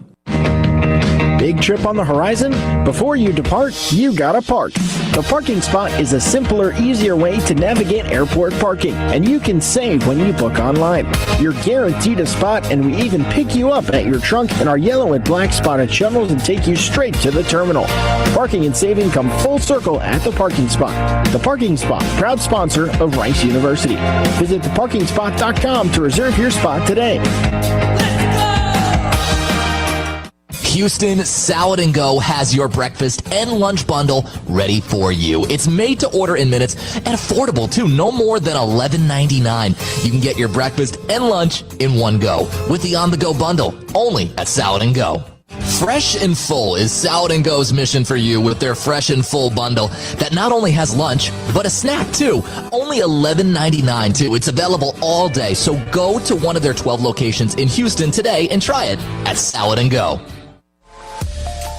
From O-Week to homecoming to game day weekends, immediately down the street, come join us for a cocktail at our Michelin-starred Dim Sum Silk Road Excellence at the Courtyard by Marriott, Rice University. We are the place to stay. Less than 2 miles from campus and minutes from Rice Village, we keep you close to the action. Call 713-661-5669 and ask for the Rice University rate. We look forward to welcoming you.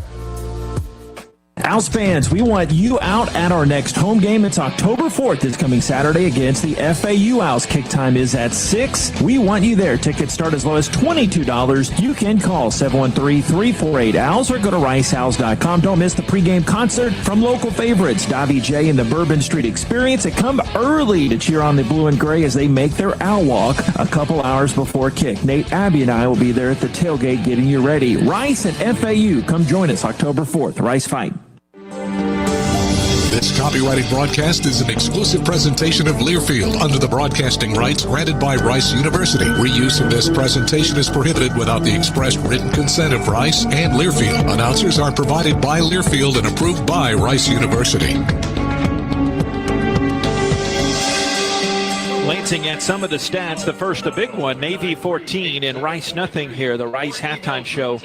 The first downs, all Navy, 12-3. They have outgained Rice on the ground, 213-40. The Owls have just not been able to establish any ground game, and Navy also dominating on the clock. They've had the ball 21 minutes and 10 seconds in the first half. Rice has had it just under 9 minutes, 8 minutes and 50 seconds.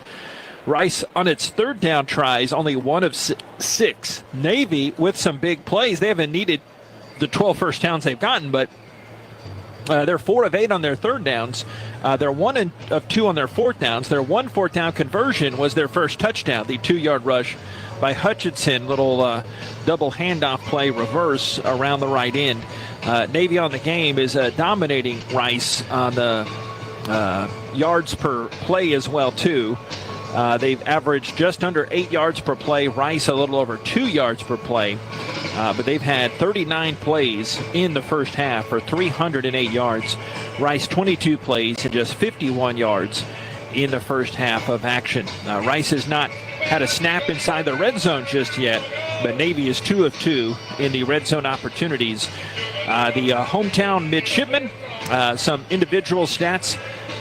It's the Horvath and Teska show. Teska and Horvath, take your pick.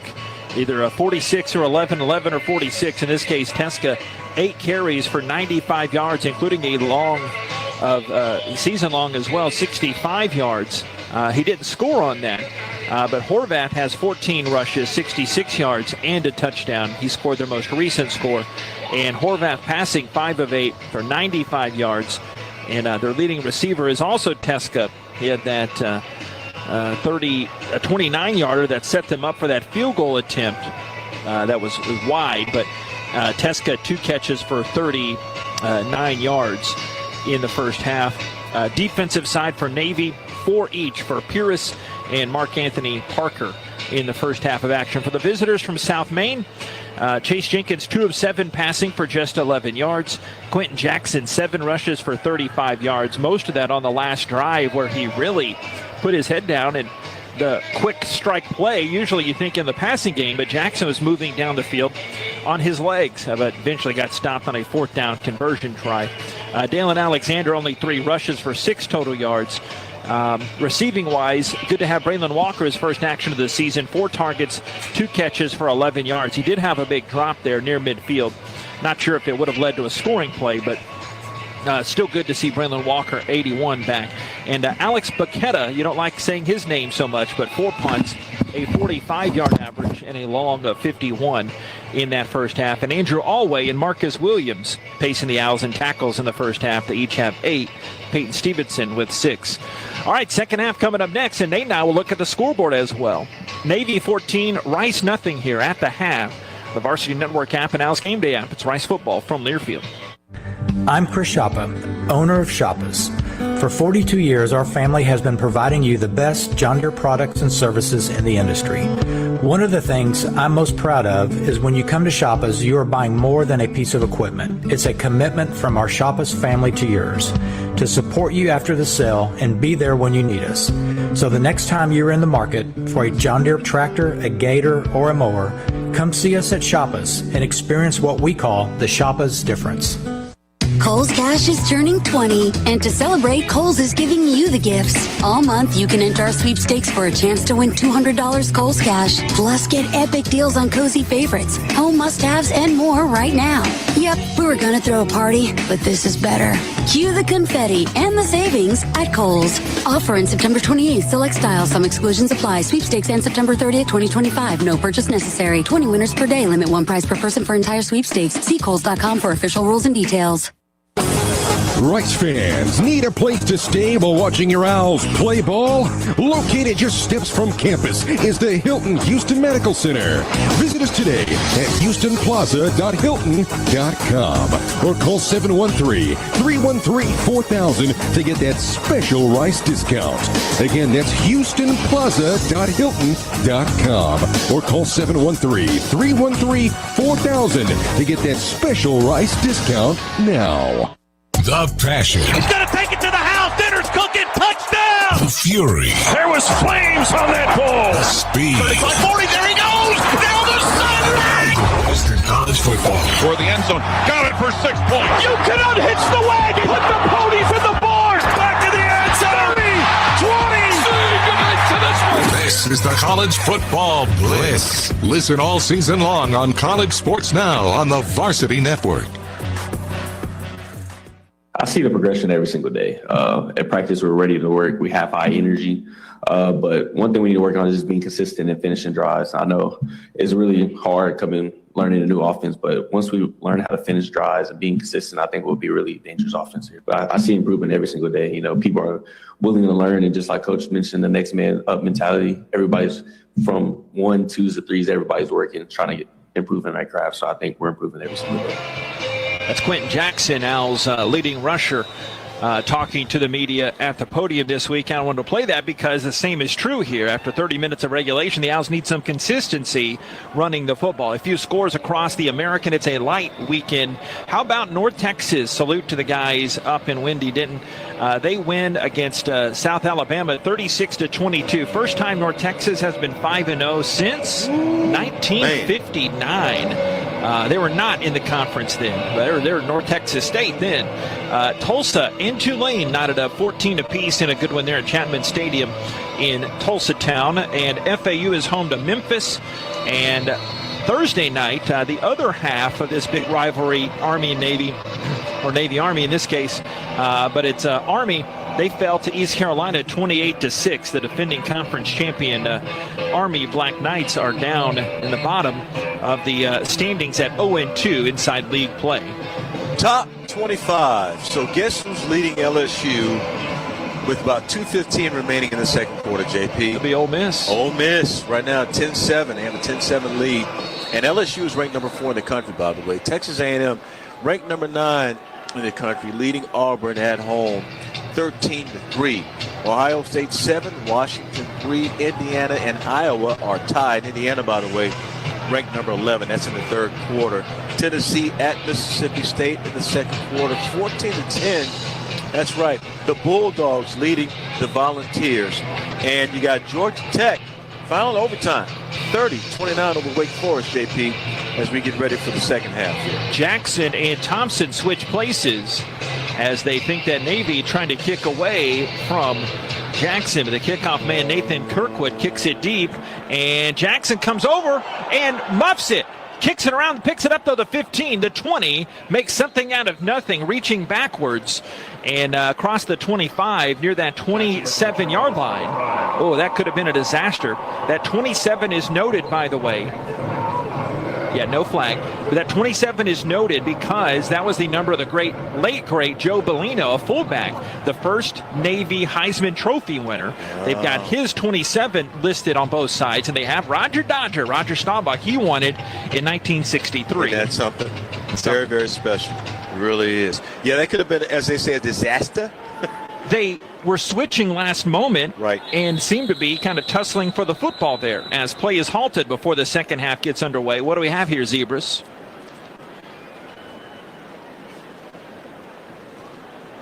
Looks like the previous play is under further review to determine if the runner's knee was down when he possessed the kickoff. Oh, boy. So that would be about 12 yards difference there as it's on the 25.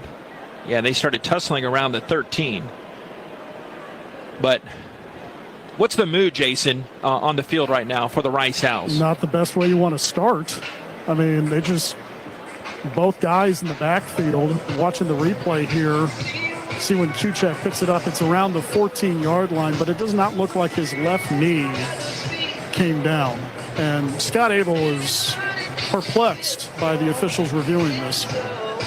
Because the knee wasn't close, and we got to look a couple times at it. We would think it would be at the 25-yard line. We're near twilight here as an overcast. Lots of trees in this Annapolis area here. The thick of campus. There's some smoke coming up from a blue and yellow topped tent to the far way. There's a superintendent's tailgate here to the right side, and they have another one over there on the far way. And this is a great facility, double-deckered on this home press box side, and across the way, it's closed on the right side of this. A smaller section where only 4 small sections, but they have the nice berm area to the north where some kiddos, and they have some families with their blankets out there, and but still behind that, in the second level, they have some chair-back seating as well. Just a great picturesque Americana and a patriotic view here. It really is. After further review, the runner's knee was down when he possesses the ball at the 14-yard line. I don't know about that, Place there where it will be first down for Rice. We'll defer to the CBS Sports Network cameras that are here and had a better view of it than us, but we did not get the right angle on it, I guess. At least the Rice fortuitous angle, as we're looking at it with blue and gray contact lenses, at least me. All right, now back that up. No play yet, but a lot of action already as it comes back to the 14-yard line. Blue and gray have a lot of work to do. 4 seconds into this third quarter. Kind of stuff that changes plays, though. It would have to, right? Yep. 14-0. Navy the lead. First down. They start the drive as Jenkins holds the hands out in front of him. Jackson the back, takes the handoff, runs straight up the gut, pounces his way to the right side, the 20, and the 23-yard line. Runs into a slew of midshipmen over there. Luke Pierce, team high 5th tackle of the game, but Jackson goes for 8 yards. A little tackle trap play, second down and 2. By the time Rice can see some type of yardage, and that's a good play, especially as deep in their own territory as they were. A shift by Navy allowed that to happen. Dickman in motion on the 2nd and 2 play. The snap and the handoff to Jackson again, and Quentin falls forward for the first down. He had to get to the 23.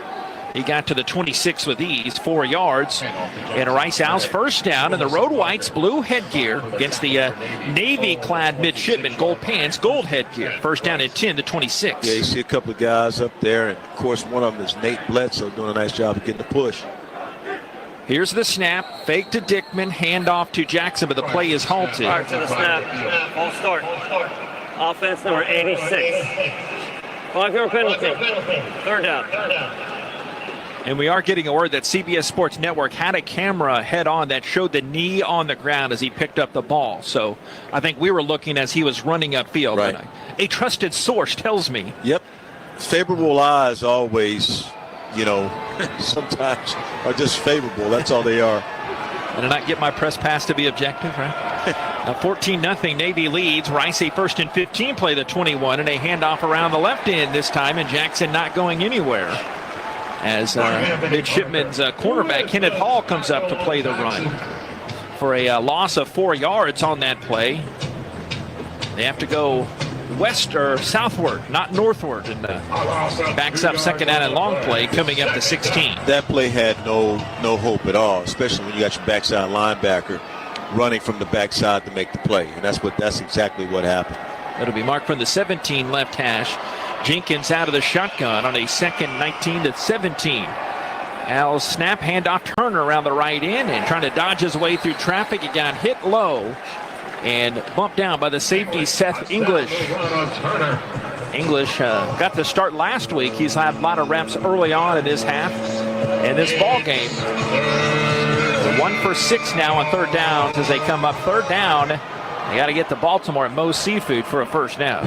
Offensive linemen, they're trying to get to that second level of blocking, and that's part of the reason why they're having a hard time, because these guys are just leveling and running sideways. Well, Brian, that was a good dinner last night. It was. House down 14-0, looking at the positive. 3rd and 18 from the 18. Back to passes. Jenkins slings it left side, threads the needle, caught at the 29, but well short of a first down to Walker.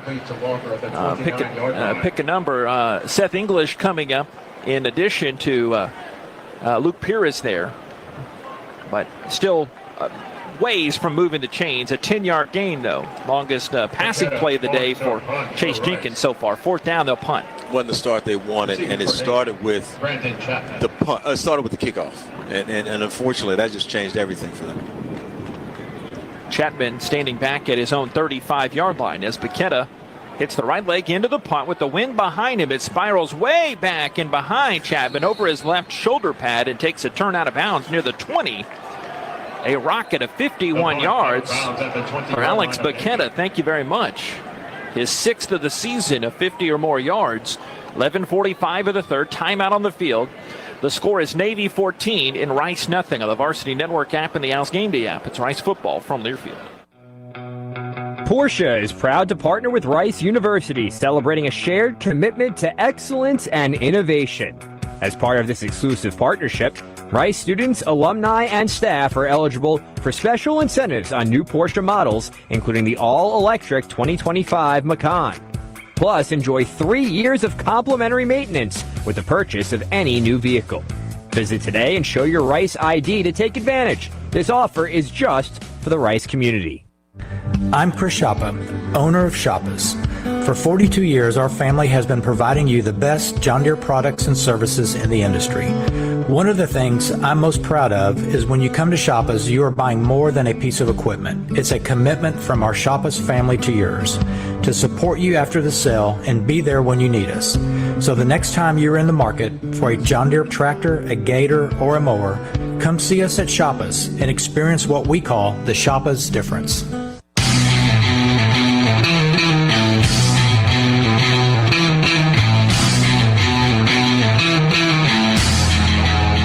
11:45 remaining. Rice still down to Navy by the score 14-0 here at Annapolis.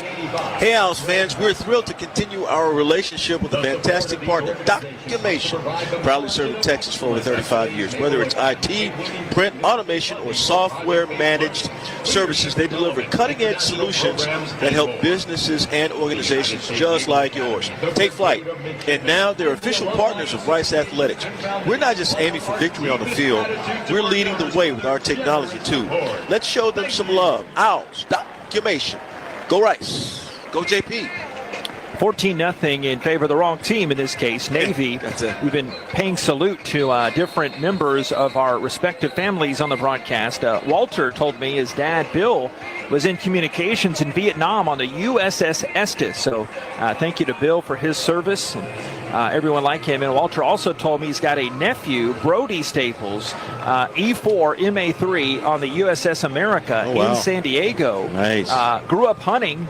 You know, good Texas guy, best marksman there in his class, and now in the military police for the Navy. And Walter's telling me his best friend, John Eagleton, is an aviation mechanic, and he's got some cousins currently in the Navy. And the best one, his son Benjamin, came home this week, the Navy lanyard. Walter's son going into the Navy. Very nice. How about that? Horvath, a current Navy man, hands off left end, and a flag comes in as Heidenreich races his way up the left side. Chapman, 24, not 22. And a flag comes in. Another one on Navy. It negates an 8-yard gain. That's why I'm laughing so hard. If the evidence was on the field, would have been 2nd and 2. No question. I mean, you got to do a certain amount of it, right? Just can't get caught. And this type of offense. Yeah. Holding. Offense number 68. 10-yard penalty. First down. Yeah, not about what you do. It's what you get caught for. In this case, Ben Purvis, the senior from Goddard, Kansas. Bob, you know where Goddard is? No? Okay. Iola. That's not in the Iola surrounding Metroplex. Okay. All right, 14-0. Bob, an old Iola Panther guy. Or the Tigers. 14-0. Navy leads the Mustangs. That's right. 11:28 to go. They back it back up. A 1st and 20 play their own 10. Right to left, the middies. Back to pass. Horvath from his 2. Unleashes a long spiral to the right side. Caught by Heidenreich, the 25. Turns it upfield. The first down and hit out of bounds up past the 40. Boy, Heidenreich can run it, block it, catch it. He could probably throw it and drive the Navy ship on their next road trip to the 39 for 29 yards and a first down. Well, here's the thing. They don't get to Horvath. I think he's only been sacked one time this year. They don't get to him. I mean, I'm talking about, and they're trying to get pressure on him and just not successful. So he's having a nice time out there just picking his targets. Yeah, he's a magician with that football. Under the 11-minute mark, third quarter, all Navy 14-0. A deceiving 14-0 game. Snap and a hand to Teska. Weaves his way through some traffic to the left and darts it up past the 40 and upfield to the 42. Have about 3 yards on that play. Second down and 7. Blake Manish on the tackle with Dylan Botts there up the middle. 10:24 to go, and the clock moving down in this third quarter of play here in Annapolis. Defense has to solve that offensive line, JP. Can't do it. Hadn't done it so far. 2 slots and 1 back. Teska. Horvath comes back under center. Here's the snap. Give to Teska. Nope. Horvath kept it, took out of Teska's belly, and he runs to the left, and he got brought down by Ty Morris. Gain of a yard on the play. They're down at 6. Coming up down to 44. Looks so much like an RPO, but it wasn't. Third down, 6. That's just part of the play call that they run within the option that they run. Get into this in this third quarter, the rest of the game. The difference is, there's some similarities with calling Rice so much this season, all game. But what Navy is doing, they're executing it at such a high level. Yeah, right. Here's the snap. Back, straight drop back, and Daly comes in as Horvath dumps a screen to Teska right to 40. Up 45, first down to 50, and tripped up down the sideline into Rice territory and out of bounds to the 42-yard line, right sideline on the right side. So a nice save of the touchdown for a Crump, but a 15-yard perfectly executed screenplay on the right. Yeah, Michael Daly was coming in from the weak side, and Horvath is a right-handed quarterback, so you couldn't get any real pressure on him because he's a right-handed quarterback. All right, 1st and 10, just outside the 42-yard line, right to left Navy, leading Rice 14-0. Here's the snap. 3-step drop back. Horvath unleashes it over the middle. Picked off. Play Wyatt. There you go at the 30. Runs to the left, the 35. And he has pushed down. How great is that to see? One of the Owls captains getting his most extensive playing time of the season. His first pick and just Rice's second interception of the season. A much-needed turnover for Rice. That's a big play right there, JP. Now they need to get off the field, act like they've been there before. And now the offense needs to move the ball down the field. I think they can throw it, but that was great. Play Wyatt sitting in the zone, sitting right there in the passing lane, and the ball came right to him. So finally, you see a little crack in the armor here. Let's see if Rice can take advantage of it offensively. After everything Wyatt has been through, yes. So great to call a play like that. Yes, you sir. Hear that pep in the voice. Navy 14, Rice nothing, but Rice gets the football back at the 8:37 mark. They'll start it from the 35. After this, it's Rice football from Learfield. Balancing your work, family, and health is a lot to manage. Houston Methodist has a lot to offer. Convenient primary care checkups, personalized orthopedics to keep you moving, and experts in specialties like cardiology, neurology, and GI, all in one manageable system, so you can stay healthy and strong. That's the difference between practicing medicine and leading it for you. Houston Methodist, leading medicine. Kohl's Cash is turning 20, and to celebrate, Kohl's is giving you the gifts. All month, you can enter our sweepstakes for a chance to win $200 Kohl's Cash. Plus, get epic deals on cozy favorites, home must-haves, and more right now. Yep, we were gonna throw a party, but this is better. Cue the confetti and the savings at Kohl's. Offer in September 28th. Select styles. Some exclusions apply. Sweepstakes ends September 30th, 2025. No purchase necessary. 20 winners per day. Limit 1 prize per person for entire sweepstakes. See Kohls.com for official rules and details.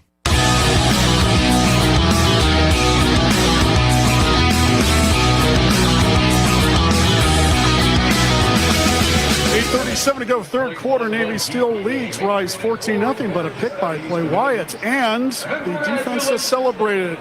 You know, there's turnover chains and things of that nature. Well, the Rice defense has a giant check, like a cashier's check. It says, to the order of Rice football defense. And then the description below, I pull this here because I have access to it. It says, third down, money down. And it is signed by the entire defense. And Play Wyatt was captured in the center of the photograph just taken by the creative folks here to celebrate that pick, JP.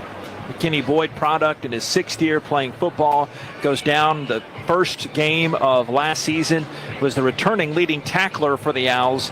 Was looking to build on that outstanding junior season, which is so cool. AFCA Good Works team, one of just 22 players nationwide for his contributions all around the game. Just so cool to see that. One of 4 Owls only.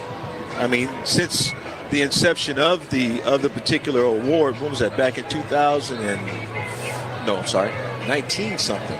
So there you go. The 20th century, you're saying? Yes, I am saying that. Isn't that something? All right, first career pick for Wyatt. Just chased down that little nugget. And it is Rice football. But it's great to get that, but what do they do after it? That's the big key. There you go. Got to throw it. You got to find some holes in that defense, man. 8:37, third quarter. Owls trying to pull a little momentum on their side against the Navy boys. 14-0, blue and gray lead. First and 10, 35. Snap Jenkins, hands off Jackson. Goes left side, Hardeman, the youngster, slipping in under our nose, and he goes straight up left guard behind the Tookus of John Long for 8 yards. Second down and 2. Tookus. I like that. He was riding it. Look, yes. Look, he was just riding up. Yeah. I love it. I mean, that's what it is. That's exactly what it is, like a tush push. But, you know, look, you got to keep it going. Patrick Valance keister in the picture as well. Second and 2 play. The 43 snap. Fake to Hardeman. Jenkins wants to throw it. Airs it out deep over the middle. Reaching back Pierre for the football. Incomplete inside the 20-yard line. Samaj Pierre incomplete. Double coverage over the top. Safety helping Duhart on the play. Half a second sooner, you complete that pass. But I thought there was a little PI on that play. Just a little bit of PI. It didn't happen. Got to keep doing it, though, man. You got to throw at them some more. They have good DBs now, but you got to test them. Hamilton, a star high school basketball player in Fort Worth, over there to help out on that play. 1 for 7 on third downs. Owls need 2 from the 43. A snap and a handoff to Hardeman. Twist his way to the right side and spins to try to get the 45 for the first down, but it'll be a hair short, maybe a half a yard. The head linesman spots it, yes, in between the 44 and the 45. And the Owls almost forced. They have to go for it here, don't they? Yes, indeed. Man. They hurry up the pace to the line. Fourth down, less than a yard for Rice. The 44 down 14-0. They're 0 for 1 on fourth downs. Play clock is down to 17 seconds. Thompson, slot right side. Hardeman in the back. Here come the blue and gray. A stacked box for the Midshipmen. Snap, handoff, Hardeman. The true freshman burst his way through the hole. First down into Navy territory. Down to the 49. He got 7 yards when he barely needed a yard. First down, Rice Owls. Scared me a little bit. Chase Jenkins was looking at his play sheet. And I'm like, oh, what are you thinking there, Chase? I don't know if he made the call, but they're going tempo there, JP. And they go again. Snap, handoff, Hardeman, a youngster from Galena Park North Shore. Hobson skips his way back to the original line of scrimmage. He didn't get too much as one of nation's finest making the play. Griffin Willis on that play, helped out by Adam Klink. I know Bunch is the OC, but I wonder if he looks over at John Kay for a play every now and then. Hardeman. Yeah, hey, you coached at his high school at least. They separated by a few years, but 14-0. Navy leads Rice. Here's the snap. A fake to Hardeman. Option left side for Jenkins. He turns his way upfield and gets blasted down there by the backup corner Oniha for the 45-yard line. Instead of pitching it wide, he decided to keep it, but he got 4 yards on the play. Third down and 6 at the Navy 45. I actually like the play call because Navy's defense looked a little off kilter that time. So it's good to be able to catch them on one every now and then. Again, you got to throw it a little bit. All right, Thompson in motion, and the line moved as well. Too much motion, and Owls have a little bit of momentum. Now they'll be behind the chains. Can't do that. I'm in agreement. Second penalty for Rice. Yeah, not against this team. You just can't have mistakes. the entire left side except the center. Offense. 5-yard penalty. 3rd down. Really? Well, it makes you think Bledsoe didn't snap it. Yeah. Maybe it was on 2 instead of 1. However, they march it off. And just saying, rarely do you hear it called that way. That's pretty interesting. All right, Guido comes in at wide receiver, and Turner a slot. Walker back in there at wide out as the Owls are 3rd and 11 in midfield, left to right. Lights starting to take effect here in Annapolis. What a sight this is. 14-0. Wrong team is leading right now. Left hash. Snap coming back to Jenkins. Steps up. Looks left. Throws left. Finds his guy Walker right at the chains. And he lunges backwards and got the first down right at the sticks. They needed 11. They got 11 down to the 39 left side. That was a beautiful pass play. So if Navy's going to force you to throw, they've got some holes in that defense. I say test them. They can hold. The offensive line can hold for pass protection. I say test them and take one down the field. Open them up a little bit. Let's see what they can do. 5 minutes, 10 seconds remaining in this third quarter. Here's the snap. Jenkins, handoff Hardiman, zigging right, zagging left, and he gets spilled underneath. Seth English, the free safety, the first one to hit him. But Hardiman definitely has a big zip to him after that 6-yard gain, 2nd down and 4. Rice goes tempo, left hash. Navy crowds the box. Snap, handoff Hardiman around the right end, trying to bounce it outside. He can't get anywhere. He gets stuffed by English again, the safety playing the run, but no gain on the play. 3rd down, and Rice will need 4 to 33. Yeah, they're not holding those blocks that long, just long enough for you to be able to maybe hit a B gap, but to try to bounce it out, especially after a couple of seconds, that play took a little too long to develop. It's got to be a quickly developing play. Hardiman out, Jackson back in. The young man leaves, the old man comes in. 14-0, Navy leads, 3rd and 4 to 33. Owls on 3rd downs here today. 2 for 10. Dickman in motion. Shotgun snap. Jenkins hands to Jackson around the right end. And they're trying to get him a hole. Sean Sullivan trying to spring him for another yard or so, but it'll be shy of the chains. Had to get to the 29. He gets to the 30. So 4th down, a full yard needed for the first down at the Navy 30. Got to go for it, JP. I mean, this is the best your offense has been moving the ball all day long. You've got some momentum other than the penalty. Keep the drive going. Get the first down. They may have to do it the tough way. I know it's been working. A little bit of running in the teeth of that defense, but a little bit worn down. So now they're going to call timeout and call a play. Their first charge time out of the half. Can't take him with you on the charter home. No, and sir. Still 3:40 to go in the third.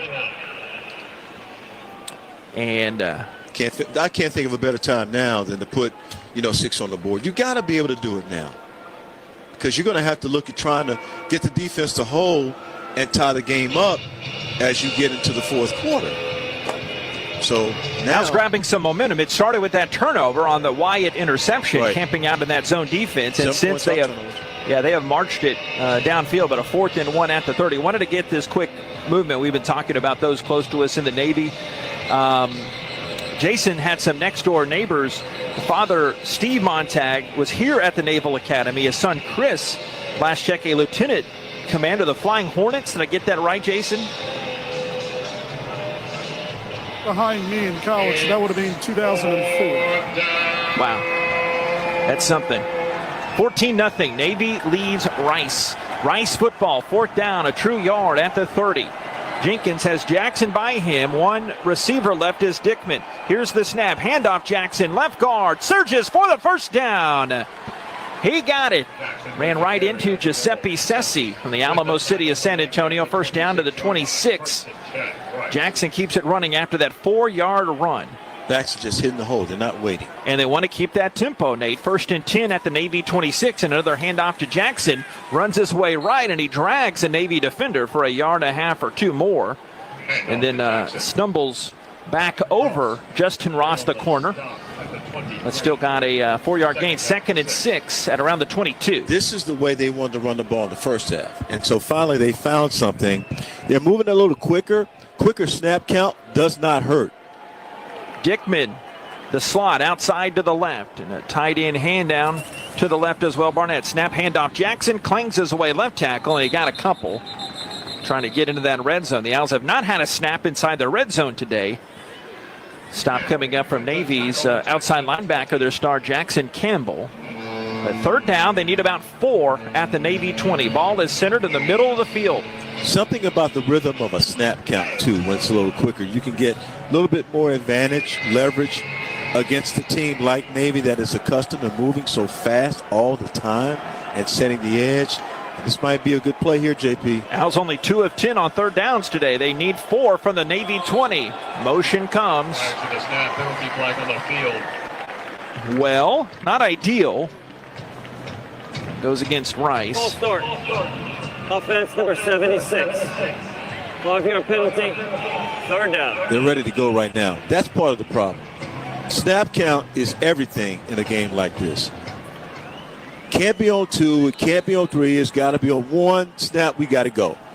Yeah, I haven't heard any crowd. It's not capacity, not close to capacity. You heard it a little bit ago when I guess, a series before now. All right, Hardham in the back. Owls backed up. Third down and 9 now at the Navy 25. Owls just 2 of 10 on third downs. Dickman in motion. Snap. Fake a handoff. Jenkins runs left side the 20. Gallops down inside and he slides to the 15-yard line. He got bumped first by Sessi, the safety, but a 10-yard keeper there. And just like we knew would happen, a first down to the 16. Yeah, we did know it was going to happen, didn't we? Never a doubt. Hardham in there as the back. 15th play of the drive coming up for Rice. One of their longest of the season. Remember, it started with that wide interception. Minute 20 to go in this third quarter. 1st and 10 at the Navy 16. Snap, handoff Hardiman, and the young fella got dragged down behind the line of scrimmage. Loses a couple on that play. Mark Anthony Parker, Fredericksburg, Virginia, the stop. He lost half a yard on the play, 2nd and 11. Gets real tight in here. You're now in the constricted zone. But I would try something if I'm Rice and they're playing the run the way they're playing it, I would go ahead and try something over the middle, a quick one. The middle's been there today. It's been there all day long. Mm-hmm. Navy's red zone defense, top 15 in the country. Rice's red zone offense, middle of the pack. Snap, play action, nothing there. Curling around to the left side. Jenkins stops and heaves it. Back left corner of the end zone. Wrong shoulder. Dickman looking incomplete. That back pylon. English and company there in that coverage. So not the end of the world yet, but it's 3rd and 11 at the Navy 17. That's what he wanted, JP. He was looking for something right over the middle. Took too long to develop. But the way they had it set up, right, you don't have any receivers flanking the offense at all. So that's a hard play to run when you're looking for your tight end to try to make a play. Owls have converted 2 third downs and 2 fourth downs this drive. And now they can have to complete one behind the sticks. 3rd and 11 at the Navy 17. There's that crowd a little bit. Last 33 seconds of the third quarter. Rice down 14-0 here. Navy snap dropping back. He's hit hard as he throws deep right side in the end zone. Incomplete for Dickman, back right corner. English there in that coverage. One of the safeties coming up over the top to help out Hamilton. All right, 4th and 11. Looks like it's Enoch Goda time. Yes, indeed. Yeah, Goda from this range should be a guaranteed 3. That's just too bad they couldn't get the 6. Dickman just a little bit overthrown, unfortunately. But, Jenkins is under pressure. He's got to get the ball out of his hand, so it's going to be a little bit more on the ball than you'd like. Goda's first attempt of the day from 35 yards near the left hash. But Keta the hold after the Freeman deep snap comes back true. The kick is up, and it is through the pipes to our right. And Goda kicking it through. Did a great job. So consistent. And he boots that one through from a 35 left hash. The problem is you were down 2 scores into that drive. It was a great drive, but you're still down 2 scores after all of that. Better than being 14-0, getting nothing out of that drive, because that drive was really pretty good. Just a couple things needed to happen. On the Varsity Network app and Owls Gameday app, the score is Navy 14, Rice 3. This is Rice Owls football from Learfield. I'm Chris Shoppa, owner of Shoppa's.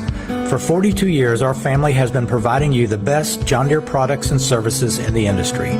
One of the things I'm most proud of is when you come to Shoppa's, you are buying more than a piece of equipment. It's a commitment from our Shoppa's family to yours to support you after the sale and be there when you need us. So the next time you're in the market for a John Deere tractor, a gator, or a mower, come see us at Shoppa's and experience what we call the Shoppa's difference. Rice fans need a place to stay while watching your Owls play ball? Located just steps from campus is the Hilton Houston Medical Center. Visit us today at houstonplaza.hilton.com or call 713-313-4000 to get that special Rice discount. Again, that's houstonplaza.hilton.com or call 713-313-4000 to get that special Rice discount now.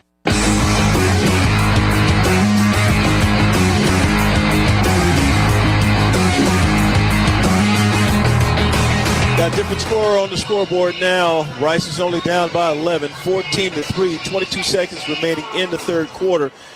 On the back of an 18-play, 48-yard drive. Took 8 minutes and 15 seconds. And Enoch Goda kicks a 35-yard field goal through the uprights. Thank goodness they had 2 third-down conversions, 2 fourth-down conversions. Rice actually ran 24 plays as opposed to 5 for Navy. And you got to have those kinds of quarters. You got to have those kinds of series, JP. You needed 7, though. I'll stick with it. Oh, yeah. You had to have 7 that drive. Look, there's no argument there. But they got something out of that drive because that's the best drive they've had all day long. Yeah, so you just got to have another drive like that. Right? And remember, you still had they worked around a lot of riffraff that drive, too. The 3-4 penalties that drive, too. Yes. Go to this season now, 3 of 5 on his field goals. 22 seconds left, third stanza. Maybe a couple of the nation's finest, Bryant and George back there, turning this kick from Goda. Coming in it today, 15 of his 17 kickoffs, touchbacks. Counts to 10. Kicks this one high and deep, and that goes over Bryant's right shoulder pad, and then blue and yellow checkerboard end zone, a touchback. 16th of the season. Check that, 17th for Goda. He had 1 to start the game. 14-3, Navy, the lead. 22 seconds left, third stanza. They get the ball back. Correct me if I'm wrong. Okay, I always do. Yeah, I know you do. I correct you, too, occasionally. I just don't say anything about it. I don't brag about it. I don't be no scoreboard. You score up, just jump all over like a little brother. That's what you do. Now we got to go into the next play. We'll talk about that in a minute. All right, first down. They start from the 25. Teska, the back behind Horvath, and Horvath is flanked. He's standing right in the middle of an inverted wishbone there. They have a receiver either way off the line. Here's the snap. Horvath shows it and pitches it right side to Heidenreich, and he runs right into Morris. Wyatt coming in there. Crump letting everybody know about it. He's flexing. Pitch to Eli Heidenreich on the right side. At the 30-yard line, 5 yards, second down and 5 to 30. Better get him down, boy. Because you had 2 defenders on the back, and he's still moving down the field with the ball, carrying 2 defenders as though they only weigh 12 pounds. 6 yards on that game. After that, they gave him a friendly spot. 2nd and 4 to start the fourth quarter. We come back at the other end. Navy 14, Rice 3. Fourth quarter coming up next. It's Rice football from Learfield. No matter what you're doing, a sprain, tear, or nagging ache can set you back. Until your expert orthopedic team at Houston Methodist uses advanced technology to personalize a treatment plan that's minimally invasive, healing your pain, and getting you back to life on your terms. That's the difference between practicing medicine and needing it. For you, Houston Methodist, leading medicine. Owl fans know where to stay when they come to Houston. The Courtyard by Marriott, Rice University, is their preferred choice. Whether cheering on the team or kicking off their Rice experience during O Week. Just minutes from Rice Village and less than 2 miles to campus. We provide the right mix of convenience and accessibility. Coming in spring 2025, enjoy Michelin-starred dim sum excellence in our restaurant. Cheer for the Owls by raising a glass in the lounge and start the day right with breakfast in the bistro. Call 713-661-5669 to make a reservation and be sure to ask for the Rice University rate. We look forward to welcoming you.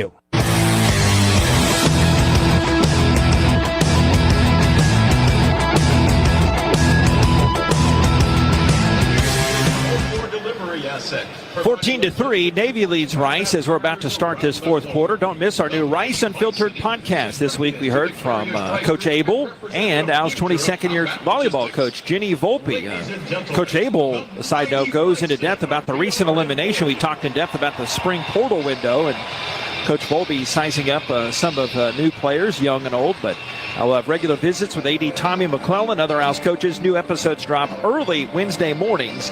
That's Rice Unfiltered, Apple, Spotify, the Owls YouTube page. With Nate Griffin, I'm JP Heath. We got a host of friends here, Walter, in addition to Bob and Jason. Nate, any fourth quarter thoughts as we're about to start this last quarter here in Annapolis? Throw the ball. Let's chunk it a little bit now. Really have to. I mean, you're going to have to, in some kind of way, you're going to have to kind of, or try to tire out the Navy defense, which I think is totally impossible. But at least you have to test them. I think that's important.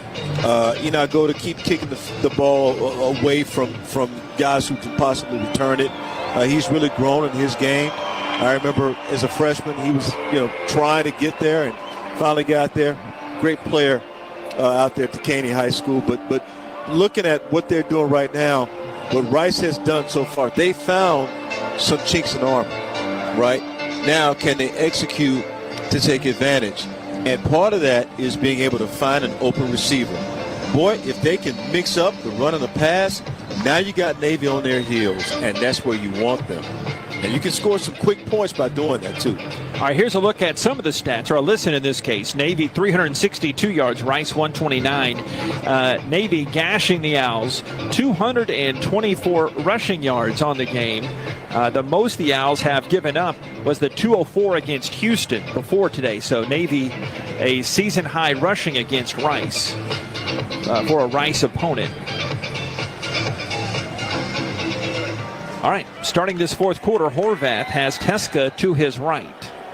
Second down and 4, the 31 play at the 31-yard line. A snap, a little misdirection, but Teska took the handoff and plunged forward to the 40. Check that 35-yard line, a gain of 4. Well, not ideal. Clemens coming up off the bottom of the pile to start this fourth quarter and a first down run for the Middies. So they get a little bit of a break as Horvath is waiting on the play call, but they don't waste a lot of time, JP. I mean, once they get the play call, it's pretty much a snap on the 2 count. Al 7 in the box, 2 safeties high. Navy offense, first down to 35. They lead 14-3 near the start of this fourth quarter. Man in motion, a snap. An option to the left. Horvath takes it up the hashes, got grabbed behind the line by Morrison. Always helped out 2 there for no gain to the 35, second down and 10 for the gold and blue clad hometown Navy midshipmen. Yeah, but that's a good job by Todd Morris to be right there at the defensive end spot, waiting, setting that edge, and not getting blocked. Being able to bring Horvath down for no gain, correct? You would be correct. Hutchinson out of the huddle to the right. Minute into this fourth quarter, Navy up by 11. Second and 10, their own 35. Man in motion, Heinrich, snap Horvath, half roll to the right. Now keeps jogging, throws off one leg, down the right sideline, 2-handed catch, 38-yard line down and out of bounds. Good job by Hutchinson.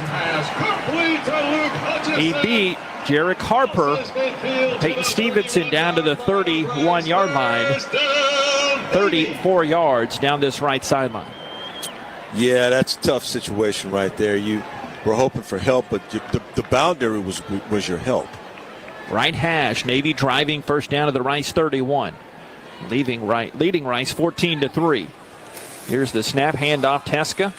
Nothing up the middle, nothing to the right. Gets shoved down, but he's still got 2 yards. I mean, they've got that surge where they're still getting those 2- and 4-yard gains when they're stuffed, and whistle comes. There's a down midi on the field. Teska is down on both knees. A trainer has his left hand on Teska's back, and Teska seems to be trying to stretch out his legs, but there's a timeout on the field. We hope he's okay as the Navy training staff tends to their star running back. 13 minutes to go in the ball game. Huge drive for Navy to try to put this one away. They lead Rice 14-3. Second and 8 when we come back. It's Rice football from Learfield. Big trip on the horizon? Before you depart, you gotta park. The parking spot is a simpler, easier way to navigate airport parking, and you can save when you book online. You're guaranteed a spot, and we even pick you up at your trunk in our yellow and black spotted shuttles and take you straight to the terminal. Parking and saving come full circle at The Parking Spot. The Parking Spot, proud sponsor of Rice University. Visit theparkingspot.com to reserve your spot today. Aw, shucks. The game's on TV, but I can't listen to the call of my favorite team broadcasters. Never fear, Sync My Game is here. Sync My Game? Yes, Sync My Game. If you have a DVR and streaming device, head to syncmygame.com from Learfield. It's never been easier to hear the impassioned voices of your favorite radio crew synced with the TV. Wow, thank you, Mr. Just remember, syncmygame.com.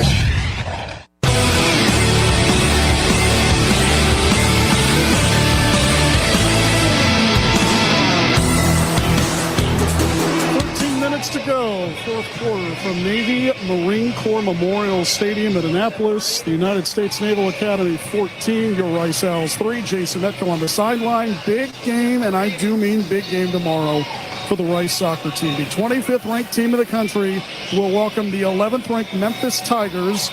Get your croissants or your brunch or whatever you do early on a Sunday. This one starts at 11 a.m. at Holloway Field. Rice is 8-1, 2-0-1 in the American. The lone loss for the Blue and Gray to the defending national champions this season at North Carolina. Memphis is 8-0-2, 2-0-1 again tomorrow. Holloway Field. Be there. Aloha, 11 a.m. JP. We would have accepted breakfast tacos as well. But yeah, good one for Coach Lee coming up tomorrow. You on the call for that one, Brother Metko? I am not, no. Okay.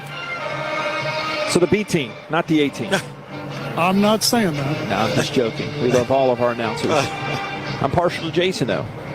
14-3, Navy leads. Even 13 minutes left in this ballgame. 2nd and 8 at 29. Look like Teska's okay. He's helped off.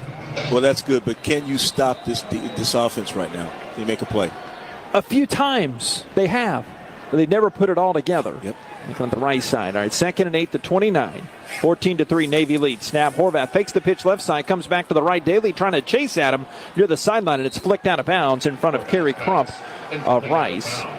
Nearest Navy player over there. It's a good play. He had a wide receiver, but well out of his reach. The 29, 3rd down and long. Yeah, that's a good play. The boundary is your friend, especially when it's near side here on the right hash mark. It's your friend. So you could take away all of that. Just hopefully they don't go backside, which I don't think they will. That's not an efficient play. It's just different. That intended receiver was Jackson Gutierrez, the number 2 back coming in for Teska. They like him as a quarterback, and they want to get him on the field, and now he comes into the fold here. 14-3, Navy leads 2+ minutes into this fourth quarter. Snap, mayhem, flags come in, Pets' heads are falling off. Oh, you know, it's against Navy. And Navy pointing Rice's way. Rice saying what? We point Navy's way. Umpire Bill Lampkin gave a little nudge. And now we're helped out one of the Navy linemen, Hoke Smith.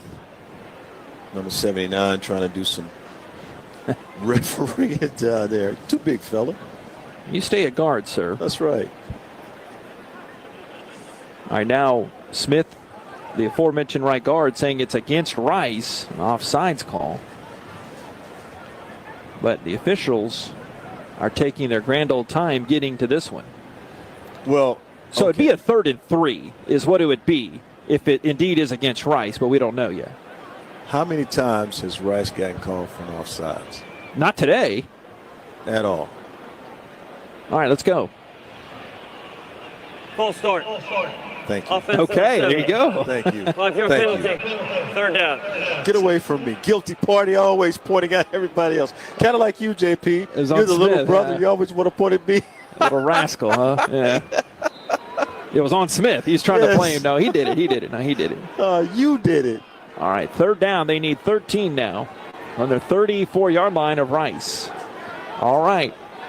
Horvath standing tall. Rice has to get a stop here. Here's the snap. Horvath looks left. A lot of room to run. The 35 runs by Bandish and all the way turns the corner and down the numbers. Inside the 20. Gets blasted hard out of bounds, but he pops right up inside the 15. Marcus Williams laid the lumber, but not before Horvath gets a massive 19-yard run around the Rice Owls left sideline. I don't understand how you not. Okay. Let me not be. I don't understand that. But anyway, that's a big play for them. He's been their primetime player. Looking to go for the kill shot here. 14-3, 12-18 to go. All right. He's assembling the troops, looking around. Could be an audible here. 14-3. 1st and 10 at the Rice 15. Snap. Lets the traffic go by. Option to the right side. Turns it back in. And Blaze Tita stop the play. Allway cleans it up. Horvath still got 2, maybe 3 yards. Yeah, they give him, a true 2 yards down to the 13-yard line. Well, turnover would be nice right about here. You going to get another one? They don't turn the ball over very often. They have today once. 2nd and 8 at the Rice 13. Navy in no hurry to snap this one. 13 to go. 11:33 and the clock moving. And I keep saying that about it being the kill shot. Just the way the Rice offense has been. If you make this a 3-score game, it's almost unreachable. Right. All right, 2nd and 8. Here's the snap. And a keeper, Horvath, zigs right. Cuts it in the hashes and inside to the 2. Not too happy after he got shoved down. And did the ball pop out? No, the ball did not pop out. There's just a tussle at the back of the end zone. Kent, Crump, and company going at it. But again, there goes that man again. 1st down to the 2-yard line. He got 11 yards. Yeah, he sure did. A disguised run and just a nice job there of being able to run right through that Rice defense and no one able to stop him. 10th play of the drive coming up here on a 1st and goal at the Rice 2, 14-3. All Navy here, really the whole game outside of a good Rice pick and a stop early in the game. Heinreich in motion in front of Horvath out of the shotgun. Quarterback keeper. A nice stroll in the Navy yard. Gets inside the right pylon into the end zone. A touchdown. Blake Horvath. 20-3 for the Middies. Everybody got outrun that time. I don't understand how you don't set the edge better. Because Rice has had a problem with that all day long. But I will say that their linemen, right tackle, left tackle, they've done a nice job of sealing. You got a man down for Rice. It's your pregame interview guest, Blake Bainish. He is Needville tough. Yes, he is. He's up. Pops up. Jason, could you see what happened on that play? Oh, he got more than Blake is, on the play, it came at the end of the play as Blake was trying to get back up. He has his right arm against his body as now he's hunched over at the 5 and slowly walking to the near side, to our sideline, the far sideline from you, JP. Jason, that doesn't look like what you would consider a gut hit. It looks like something else. Starts with a different letter? Yep. Okay. It rhymes. Okay. It rhymes. South of the equator, we're thinking. He's visibly frustrated. As he should be. We hurt for him up here. I don't know if we do or not. Ouch. 10 play, 75-yard drive. Goodness. 4:49 off the clock. Horvath, his 2nd touchdown run of the day. His other one from 8.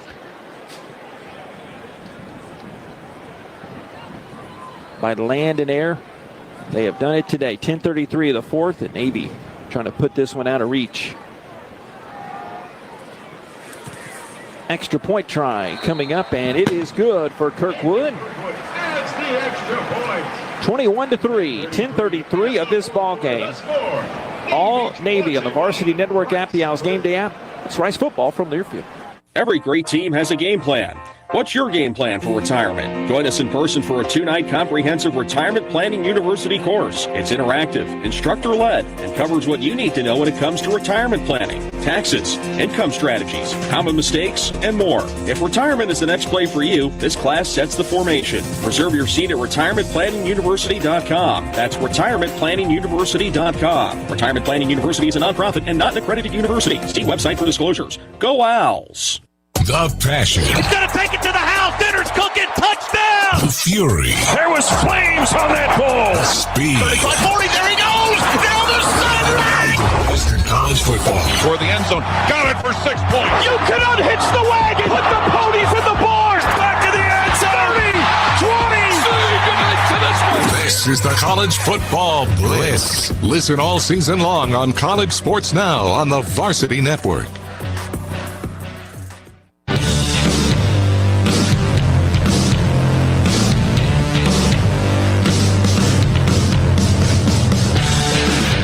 To 3. 10:33 remaining in the 4th quarter. Navy is leading. Now, our association is the permanent group representing and providing support for all Rice University letter winners. At this time, we would like to recognize any former student athletes that are in listening. Thank you for your continued support and dedication. And JP, right now, Navy's in control of this game, but Rice they've got plenty of time to do something special, like put some points on the board, perhaps. We quote Yogi a lot, Yogi Berra, getting late early. Yeah. So it's already gotten late early. It has, and in the literal sense, as we're looking at it, but they've got to take advantage. They just had too many missed opportunities on other drives, and Rice getting the football back. You're put in that place where you have to score coming up. Speaking of scores, let's look at some around the conference. Start of the second half, Tulane leads Tulsa up at Chapman Stadium over in Tulsa, 24-14. The Greenies with the lead. North Texas 5-0. They beat the Jags of South Alabama 36-22. And Memphis at FAU tonight. East Carolina defeated Army Thursday night 28-6. How about East Carolina? They're 3-2 on the year now. Won't believe this one. Hit me. Ole Miss leading LSU. 9:33 remaining in the third quarter, 17-7. Lane Kiffin going to have some fun with that one. LSU went to Oxford, and boy. Ohio State at Washington, 17-6. Did you get the Aggies yet? As the kick comes to Jackson over the shoulder at the 5, across the 10, middle of field now. Actually, Thompson to 20, up to the 30, and down to the 40. Yes, indeed. Tyson Thompson, thank you very much. To the 41 of Rice. Gets the gain. They'll count him back at the 39-yard line. So 29-yard return officially. It looked like it crossed to the 41, like the big voice PA man said. All right. A lot of work to do, not a lot of time to do it, as Navy leads Rice 21-3. Rice football. Let's see if we can do it in one play. That would help expedite things. Yes, sir. I like that. All right. Jenkins, gun. Jackson behind him as the back. Turn in motion. Snap handoff to Jackson. Pokes his way to the left. And Bledsoe, the center, tries to push him forward to the 43-yard line. They give him 4. 2nd and 6. All right. Tell us, I got ahead of you earlier. Tell us about Nate Bledsoe. You met his grandparents at Breakfast Nook today. I sure did. They were so nice, and it was so great to meet them. I just, they were talking, and all of a sudden, they said, come on over to my table. And these people are so nice, and they were talking to me. Kenny and Sandy Lenore, they are the best. Oh, I have to just play a little bit more. All right, 21-3. Rice down, 2nd and 6, the 43. Out snap. Jenkins wants to throw, nothing to left. Decides to run it up midfield. First down, the 45, and clangs against a Navy defender, the safety from San Antonio, Giuseppe Sessi. But 16 yards for Chase Jenkins, his longest run of the day. First down to the 41. So Kenny is an older man, but he's big. You can tell he's got a little size. Football player, yeah. Played center at Memphis. He says he's the smallest one in his family. I mean, yeah. Okay. He's got kids who played at the family member. I'll tell you more. They grow the Bledsoes big. First down at the 41. Rice goes up tempo. Jenkins back to pass. Unhoisted deep one going right side to Dickman. Makes the basket catch inside the 10, but flags come in. Drayden points his left arm towards that blue and gold checkered end zone as he got behind the defender. 38 yards. I'm sure it'll stand. I think that's PI on the defense. No question about that. That's PI. We've been asking. Defense number 29. The penalty is declined. Result of the play. First down. We've been asking for that all day long. And here it is right here. That's what they found earlier. And I'm just wondering, you've got the green light on this. Make it go. To be fair, they said 29. That's an offensive player. I think that was Bryce Allen, 28, in that coverage there. But 38 yards on that gain. Yes, we get confirmation. And the previous play of the completed pass is under further review. For what? Oh, I guess it's probably for the yardage, for the spot. It's got to be for the spot. It can't be for anything else. That was a completed pass. But I want to tell you something about the 9:07 fourth quarter. 21-3 Navy over Rice as Rice drives. Nate, you want to know something funny? So Kenny, he's got plenty of family members, both of them. Nate Bledsoe's grandparents. Yep. Alabama, LSU. In fact, the grandmother is an LSU fan. Story behind that. But she raises mules. Okay. You know what a mule is? Of course. Tell us. Go. Tell your story. It's a cross between a horse and a donkey. Yes. Okay, because people don't know what mules are. Mules are smarter than horses. You know, a mule will not go over a cliff, a horse will. And the reason that they raise the mules is because they have cows. And you know, the animal that likes cows are coyotes. So the mules don't like the coyotes, so they stump the coyotes. Okay. They stump them down. So, yeah, we just talked about a lot of different things, but football, the center of that conversation, and it was really, really great to have with them. And they love them some Nate. I know that. It's a 37-yard pass. So if they call the pass interference where the infraction took place, I think that can make 5 to 7 yard difference. But Jason, you chimed in our ear earlier. I remember that, but did you see it differently, or have you noticed any different maneuverings from those zebras nearby? I did not see anything that would indicate anything otherwise. No. Okay. But I've been 0 for 1 tonight in that category with the second half kickoff. So I guess we'll find out. It happens. Speaking of zebra. Further review, the ruling on the field is upheld. First down. Yeah. And then pass interference would be a 15-yard penalty. So that actually thanks, Bob, for reminding me of that. Been over a 20-yard difference, but it's a moot point now, right. As they said he did catch the football. How about Dickman? Big grab again here for the Rice Owls. Yeah, it was huge all the way because, once again, he was open. Somewhat running away from the defender in the pattern that he ran on an 8. And that's just a fly route, but he got away from the defender, created some space. Here we go. His first grab for 36. All right, Jenkins and the Owls knocking on the board. They have to get this touchdown. 1st and 4 at the 5. 1st and goal at the 5-yard line as Jenkins took the carry and spun clockwise inside to the 3. Brought down a couple on the play. Adam Klink, the linebacker, on the tackle. 2nd and goal at the 3. Yeah, he's looking for a running lane, and there just aren't a lot of running lanes. You got to figure out something else here. Barnett tied in. Jenkins has Jackson behind him and to his right. 2nd and goal, 8:30 to play. Here's the snap. A fake to Jackson. Jenkins keeps it and gets down to the 2. Right guard. Ballant gave him the block. But just shy.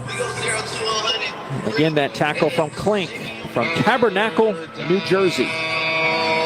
You remember what Navy did when they got in deep, right?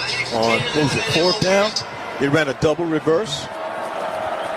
3rd and goal at the 2. 8 minutes to go. Rice really needs this one. Down 21-3. Gun Jenkins fakes it, runs to the left, and then pitches to Dickman, trying for the corner of the 5. Down to the 2. Brought down as he could not get that edge. They tried a little misdirection, and Jackson slow to give it up. He has to leave after it. Eventually, it's all going to be said and done. A loss of 4. 4th and goal at the 4, Nathaniel. It took too long to develop. That's what happened. The play took too long to develop. I mean, what are we waiting on here? I don't understand. That's what the problem was. It took too long to develop, and I think it was disrupted by the defense. Eventually a loss of 1. Justin Ross on that tackle. All right, 4th down and goal at the 3. Owls are 2 for 3 on 4th downs. They're down in a 21-3 hole. They made their last 2 4th downs. Roll to the right side, throws the ends on the right side. 2-handed catch by Dickman. Did he get in? He did. He did. Drayden Dickman.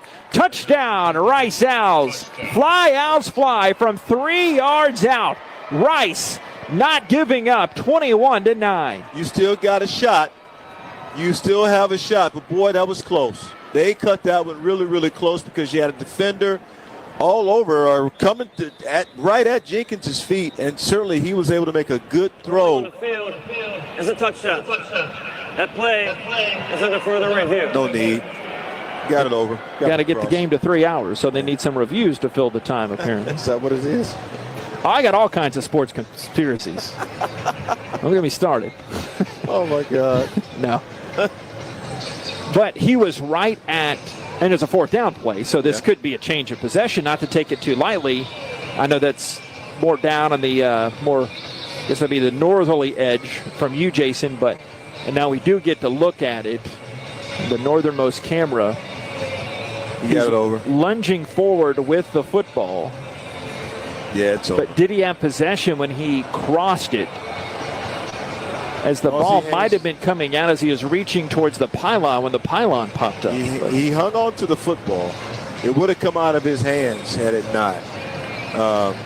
And you can't trap it in that situation. It didn't look like a trap to me. That's a touchdown. They're still looking at it. There's a man in a green neon vest with a big A on the back. That's the American Conference logo. Walk away, guys. It's a touchdown. Well, I'm telling you, end it. End this now. It's a touchdown. I wouldn't mind that. Yeah. End this. 7:05 fourth quarter. If it stands, it would be a 21-9 Navy lead. If it's overturned somehow, Navy would get the ball back, leading 21-3. They'd have it at their own 1. No, it's over. You got it done. It's a touchdown. All right, here we go. After further review, the ruling on the field is uphill. Touchdown. 2 out of 3 times, that's the average. They are upheld, or 3 out of 4, really. Right. But so touchdown, Rice Owls fly to the hole.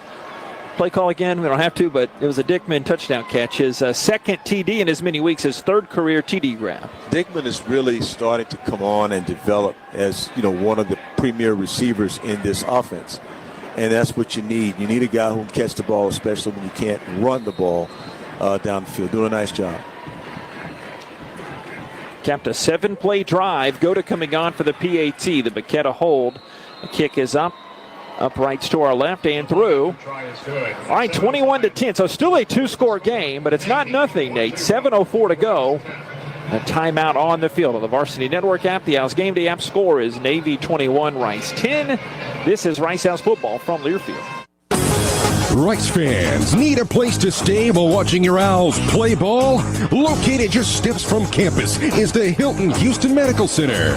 Visit us today at houstonplaza.hilton.com or call 713-313-4000 to get that special Rice discount.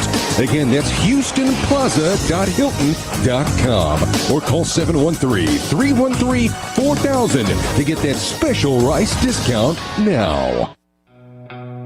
Porsche is proud to partner with Rice University, celebrating a shared commitment to excellence and innovation. As part of this exclusive partnership, Rice students, alumni, and staff are eligible for special incentives on new Porsche models, including the all-electric 2025 Macan. Plus, enjoy 3 years of complimentary maintenance with the purchase of any new vehicle. Visit today and show your Rice ID to take advantage. This offer is just for the Rice community.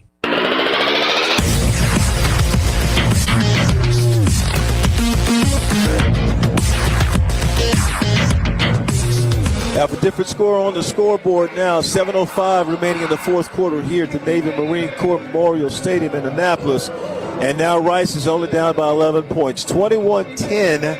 And the Rice Owls just scored on the strength of a 7-play, 61-yard drive that took only 3 minutes and 19 seconds. It was a 3-yard pass to Dickman. And, of course, really, really good to see that. Drayton Dickman catching that pass from Chase Jenkins. And they did it very timely. Now, JP, you need a big-time defensive stop, 3 and out. Get the ball back, see if you can put 7 more on the board and try to threaten Navy. Yeah, because Rice still has 2 timeouts left and the 2-minute timeout. Yeah. But so there's still time. But 21-10 in favor of Navy. Wanted to give another salute.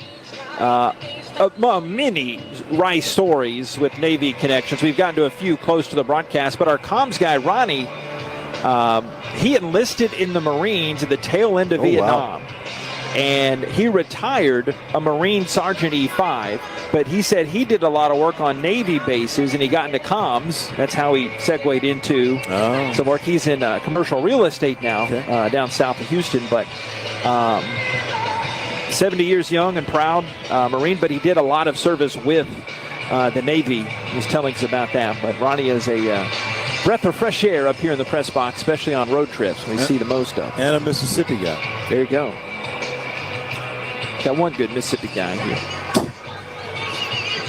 Kill it. They have one deep. Navy guarding against a potential onside kick, but Goda kicks it very deep and over the head of the running return man, Brian. And so they'll bring it out to the 25. So finest man over. I'm doing football die ball. You know, his son Jeff started Rice way back in the day. He told me other team practices too. And Navy has a quarterback by the name of Blake Horvath. You may have heard of him. They got a key on him, but it's not so easy. Yeah, I hate that when I hear that. The other team gets paid too. I hate that. In this case, in college, they do these days. We're talking about our, but we're talking about, no disrespect to anybody. I just hate hearing it. You're hearing it, especially when it's your team that needs to win the game. At this particular point, let's see if we get some defensive stops here. All right, Horvath gun. He has a back to his left. Shane Reynolds in there. He's also played some tight end snap. Horvath, the keeper, running to his right, breaks past the 25 to 30, cuts it up in between the hashes. Blake Bainish back in there, and he squats on him and sits on him and gets up the 32-yard line for a gain of 8. So just like that, second down and 2 to 33. Horvath follows his block so well. Right through the line there. Yeah, no question about that. Second down in, we'll call it 2 at the 33-yard line. Horvath in the middle, the two backs. Twins to the left side. Let's see, Gutierrez, that backup to Teska's in there. He's standing to his right side. Gutierrez, a San Antonio John Jay native. Here's a handoff to the right, and Gutierrez, check that. Other man, Heidenreich, no gain. Daly there on the tackle. Third down and 2 at the 33. Play Watts out there playing his butt off. It's good to see him out there, too, with that brace on his left knee. But he's making some plays out there, helping out the defense. It was Chapman, 24, not 22, Heidenreich on that carry. Navy 6 of 10, a really silent Navy crowd here as Rice tries to grab some momentum on the 3rd and 3 play at the 32. It is quiet here. I can't believe it. Disciplined fans. Here's the snap. A option pitch to the left side to Heidenreich. Follows the lead block from Gutierrez, but enough to get the first down. Had to get to the 35, and he is swatted down by Marcus Williams and Ty Morris, but a first down to the 37-yard line. 4 yards on that game. See if they can't stop him in this series of plays, JP, because once they get past the 50, they're starting to run downhill now. So see if you can stop them here. Keep them from getting another first down. 21-10. Navy leads Rice. And they're killing the clock, too. And glad to do it. 5 minutes to go. And Rice has 2 timeouts and the 2-minute timeout. And 6 to snap it here. For Brian Newberry's led Navy midshipmen. A snap, a give to the back end. He will run up the middle. Gutierrez is shoved back and stood up by Bainish, but to the 41-yard line. So he got about 3, maybe 4. Gutierrez with the carry up the See middle. if they mark it. Yes, right between the 41 and the 42-yard line. Second down play. Rice and Navy no strangers. They've played each other 13 times. Rice leads the series 7-6. A series 2-2 all time here in Annapolis. Rice came into today trying to start 4-1 for the first time since 2001. Second down and 7 at the 42-yard line. Snap, and Horvath option pitch to the right. Good job on lateral defense by the Rice Owls. Crump leading the way on that tackle of Chapman there. 2-yard gain. Now the stop has to come. Yeah. You're backed up into the corner at the 30. Check that, 43-yard line. Yeah, that was a big-time stop there. But we got to watch these guys, because what they'll do is run something in the form of a double reverse and just offset your defense. Have your defense going one way, and with that double reverse, they can actually take off and go the other way. So really want to watch them here. Maybe 7 of 11 on their third down, money downs today. 3rd and 5 at the 43. Leading Rice 21-10. 3:22, 3:21, 3:20 to go. Gun snap. Horvath sneaks it to Gutierrez in there. Runs up the middle and right into Dylan Botts, and he gets submarine down at the 45. Got a couple yards, and Rice calls the timeout with 3:18 to go. First charge, timeout of the half. Okay. So the Owls should get the ball back a little bit north of the 3-minute mark. In the 4th and 3. Navy has to punt here, you'd imagine. If they can, well, yeah. Hopefully they will. Hopefully they will punt the ball. You don't like to give the ball up like this, but you don't want to give him field position either. So, in regards to punt, the Navy doesn't want to give the Rice Owls not this kind of field position, but hopefully they'll punt, and Rice will be able to get up the field rather quickly.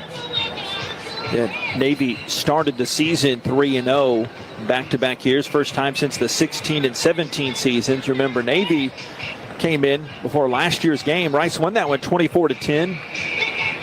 5 total weather delays totaling about 5 total hours, and Mike Bloomgren had been dismissed during the week, and Pete Alomar comes on, and they get the interim head coach his first win as a head coach. And can we get a return here?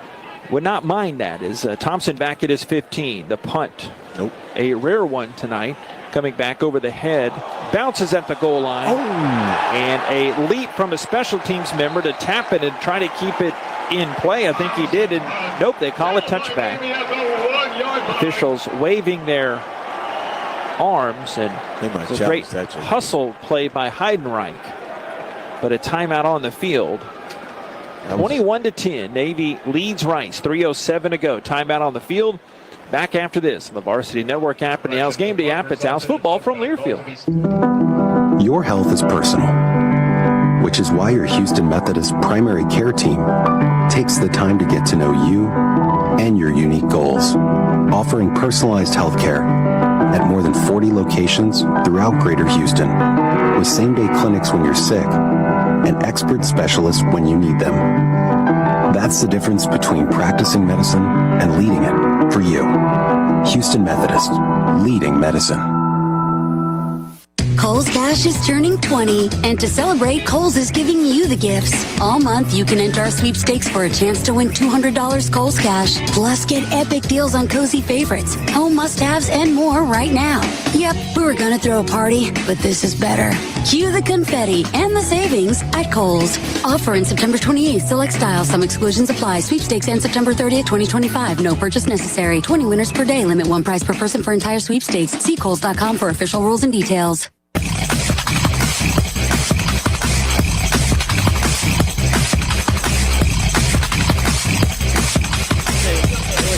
Touchback. First down, Rice is at 20. 3:07 of this fourth quarter. 21-10. They confirmed. We were listening to the dulcet tones of Charles Limertina there. They said illegal touching in the end zone, so that's why Heidenreich had the touchback against Navy. 21-10 lead as Rice will have the football at its own 20-yard line. Our next broadcast of Owls football back at home in the Frankie Hicks radio booth against FAU. 6 o'clock kick was announced this week for that one coming up Saturday. We'll be in there at 5:30 for the Houston Methodist pregame. You can hear it all. Owls Gameday app, Varsity Network app, riceowls.com. We're inside the stadium on 107.1 FM. Gonna also sync us up, syncmygame.com to match us with the video. And don't forget the Owls YouTube page in the booth. Generally, it's just a shot of Bob and his emotions, and sometimes we're kind of bobbing for apples in there every now and then as we gesticulate. But get your tickets to that one, 713-348-OWLS. And remember, FAU coming in, they switched to the youngster Zach Hipley as the new head coach at FAU. He ex-OC of HCU, Western Kentucky, and Texas Tech. And FAU 1-2 before its game tonight, hosting Memphis. Let's see if we can get a deep ball here. This first down, may as well take a shot. Navy's dominated the time of possession. They've had the ball almost 10 more minutes than Rice today. 3:07 to go in the game. Rice in a 21-10 hole. Shotgun snap, a quick bullet to the right side, caught the 24. And Dickman is immediately hauled down by Navy's outside linebacker McShann for 6 yards. Second down for the 26. May as well go to your passing game. Something deep, though. The middle stuff has been open over the top. They can go deep, but they can be conservative here, too. Try to split the safeties here. Back to pass. Nowhere to go, and that closed quickly. Lost a few yards on the play back to the 22. Jenkins is sacked. Get a number on that. Frankly, it's too hard to see as he just got swallowed up by a lot of Navy blue. I believe Griffin Willis, the first one to get there. He's a Lake Travis Cavalier up Austin way. They know it's coming, right? They know the passes. They want to throw the football, so you got to get a little pressure on them. Owls are only 3 of 13, a season worst on third downs here today. 21-10, they're on the wrong side of this score. They're 3 of 4 on fourth downs for what it's worth. Jenkins hums a spiral left side. Grillo, his first Owls catch. And he'll dance his way to the 30-yard line. McShann and English helping out on that tackle for a 9-yard gain. And a 2-minute timeout now. Get a lot of time to go. Not enough to get there, though. 2-minute stoppage. 21-10, Navy the lead over Rice. Back after this, it's Rice football from Learfield. Porsche is proud to partner with Rice University, celebrating a shared commitment to excellence and innovation. As part of this exclusive partnership, Rice students, alumni, and staff are eligible for special incentives on new Porsche models, including the all-electric 2025 Macan. Plus, enjoy 3 years of complimentary maintenance with the purchase of any new vehicle.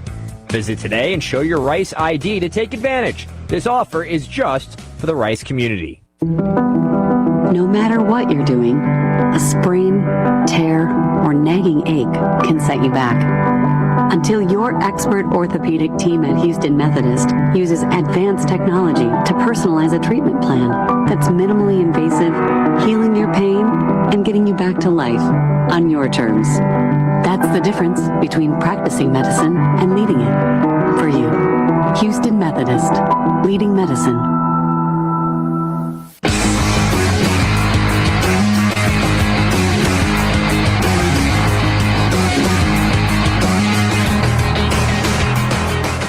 (21-10) Navy leads here at this 2-minute timeout. Take us with you on the road, in the car, maybe out on the back porch, sipping some sweet tea, cold beverage. Make sure you get your ears listening to the Varsity Network app, Rice Owls Gameday app. Both easy spots to catch all of our broadcasts. The Rice Unfiltered podcast as well, available on the Apple and Google Play Store. Varsity Network app. I know the Rice folks, you're smart. You can figure things out, but with the Apple Play on the car, the Android Auto, just like we're on the radio there in the fourth largest city in the nation. So take us wherever you go there. Maybe a mint julep, a sweet tea. Keep it southern now, Arnold right? Palmer. Keep it southern. That was Wayne Graham's favorite right? beverage. The late great Wayne Graham. Keep it southern. We talk a little bit about everything here. We didn't talk about our meal last night. Jason mentioned it briefly, but Moe's Seafood, thanks for Bob. He took out the Rice cheerleaders and the broadcast knuckleheads, but that was some good one. How about our guy coming in on 2 wheels, our Lyft driver on the way back? Yeah. First off, he almost dropped us off in the middle of the road. He did. And almost caused a bill being sent to the rideshare company as Metko. But we made it here. The great ones persevere. All right, here we go, kiddos. Last 2 minutes. Rice in an 11-point hole here. First down to 31. Right. Jenkins back to pass. Looks over the middle. Short hops it over to Dickman. It skips. It might have been tipped at the line of scrimmage. Second down. I think it was the big fella, Matame there. Got a hand on it. But only 3 seconds for that play. But second and 10 to 31. You keep it out of the middle of the field, you might be all right. I would. You got a slot. You got a slot guy. You can always run a stick route, which is slot. You keep it out of the middle. Just go right at him. Turner right side. Receiver near way as well. Snap to Jenkins. Looking right, throwing right. Almost deflected there, but picked up by Turner there, the 34. Just nothing downfield. That only went for, call it 4 yards. Third down and 6 for Rice. But you need that first down.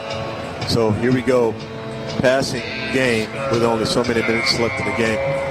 You surprised the way they play their safeties here? Yeah, very much so. Okay. Yeah, because I thought they wouldn't respect the Rice passing game as much, but they've not let Jenkins do much as he's back to pass, dodges his way by one defensive lineman to the left and turns his way up the hashes. Jenkins, the keeper, up to the 40.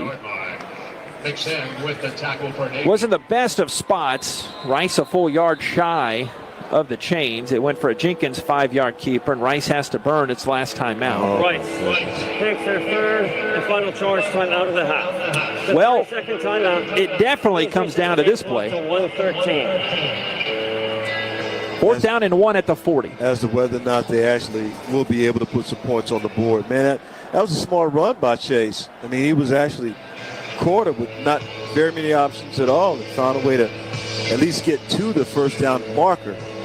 Very, very close. A yard short of the first down. So they need to get it.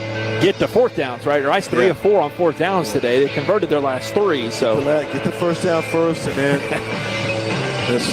let's go tempo so we get some more points on the board. A reverse of the quote, our late great engineer emeritus Frankie Hicks said, "What do you think, Coach? Punt on first down." And this way, just get the fourth down. That's been Rice's best movement today, Miss Frankie. He always said Navy was his favorite road trip, being an old Navy guy, seaman first class. But now you see why, right? Now you understand why. Yeah, this is something. Our Owls hoping to flip the script here. Down 21-10, 1:13 to go. All right, here's your game, kiddos. They show some pressure from the edge. Jenkins shotgun, Jackson the back. 4 receivers set. Back to Jenkins, pumps right, looks over the middle, the slant behind Turner, but he caught it on his hip and down to the 40. What a catch by Aaron Turner.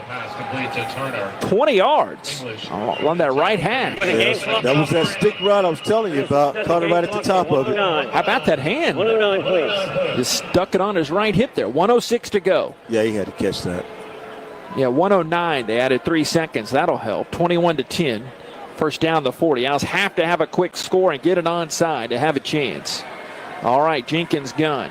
Twins left, twins right. Right hash. White-shirted Owls. Here's the snap. Jenkins, that did not look good from the get-go. Some movement on Rice. Whew.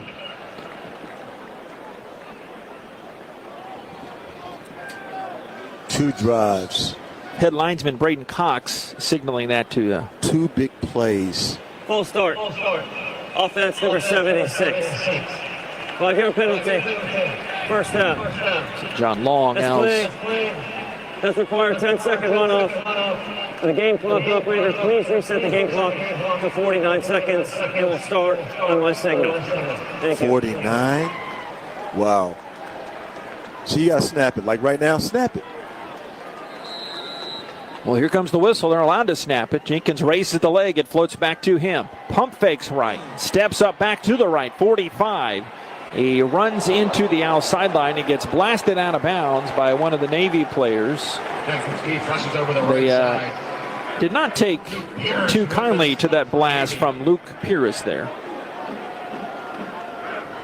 Yeah, he wanted to go backside with that pass. Disguised it perfectly because he was trying to not show the safety where he was going with the ball. Unfortunately, the receiver on the backside wasn't open.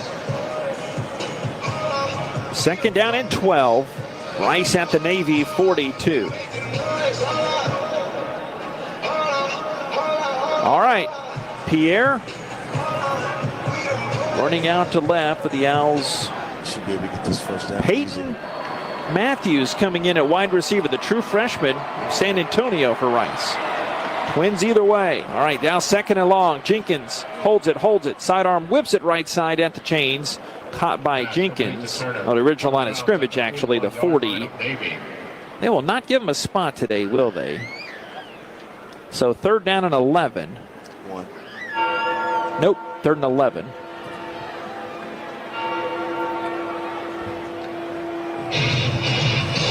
The 41-yard line. Yeah, the scoreboard is off, but Owls need to pick up a third and 11 play. They have to get inside the 30 for the first down. Jenkins out of the gun, trips to the left. Owls opening it up, back to pass Jenkins. Looking left, throwing deep, looking for a receiver, too tall for Pierre, but he was grabbed and a flag comes in. Good. Should be a first down and a pass interference against Navy. 29 seconds remaining. Rice, no timeouts remaining, down 21-10. Got to hit it quickly then. Pass interference. Defense number 18. 15-yard penalty. Automatic. First down. It's on Philip Hamilton, 5'10 sophomore from Fort Worth. Well, can't hold it. Scott Abel is electing to try to get his 3 now. Time is precious, 29 seconds left, and it's first down, but Rice will trying to get the points here and kick it for a 44-yard field goal attempt on the right side. Go to hit from 35 earlier. All right, deep snapper is Freeman. The holder, Baquetto, with 29 seconds left. Rice trying to make it an 8-point one-possession game. Snap is back. Placement down, the kick is up, end zone to our right, off the upright, but it fell through. It's good, but a flag comes in, back of the line of scrimmage. Flag on the field. They put their arms up in the air. Sure did. Jason, you might have seen it. Was that good or not? I saw the Zebras put their hands I'm up. on the other side of the field, but I saw it doink off the left upright. I wonder what the flag is about, though. That came at the end of the kick. That's pretty amazing. Yeah, ditto. Explain that one to me. I'm a little unclear on this one. Well, there's no flag in relation to it hitting the upright. But the hands up. If it hit the upright. You saw it. Did you see it? Yes. The result of the play is a successful field goal. Thank you. After the play, unsportsmanlike conduct. Offense number 60. The 15-yard penalty will be enforced on the kickoff. That is number 6's first unsportsmanlike of the game. All right, so that goes on Sean Sullivan. We'll keep it here. 24 seconds left. Made field goal from Goda. I'll look at that again. We knew it hit the upright. I'm seeing the physics of it, how it. Well, they didn't show that on the replay, but I'd love to see that. How it slipped through. I'm glad he got the 3. I just would love to see how that works. All right, 24 seconds left. So the onside after the 15-yard penalty will come back at their own 20-yard line. So everybody and their mama's mama knows an onside is coming. And if Rice can recover it somehow, they would have to get a touchdown of about 70 yards with about 20 seconds left and no timeouts remaining. That's pretty brilliant, though, to make that call. Let's go ahead and get the field goal, give us a little bit more time, kick the onside, take our chances. Goda, 44-yard field goal. And now Navy wants a timeout to think about this. Timeout of the half. This is a 30-second timeout. It was a 10-play, 54-yard drive. Just took too long there. Not to pick nits, but 2:43. The drive that really hurt was when Navy scored towards the start of the fourth quarter. That's it. That extended it. And when Rice got the field goal, when they needed the 7 points, the 7 points earlier in the third quarter. Jason Metko down on the Rice Owls sideline. What are you seeing, Jason? Scott Abel is livid with the head linesman. We know what about. Time related, I would think. I don't know how that could be time related. It's got to be something else other than the. Jason, I'm not disparaging what you're saying. I'm just thinking, why would he? It's got to be the time on the clock, man. That's because that's what this is all about, right? How much time do you have? Yeah. All right. Onside kick will come up from Chase Allen coming up here. Kicks it forward through the first line of defense. It spins around at the 40. Ball pops around, and Navy has controlled it at the 41-yard line. And a couple knees, and that'll be it for Isaiah Bryant for Navy. He recovered that. Never had a shot at it. Navy will put one knee to the ground and go to 4-0. Never had a shot at that ball. I mean, ball to be placed on the 41-yard line of Rice. Never had a shot at it. Once it got to the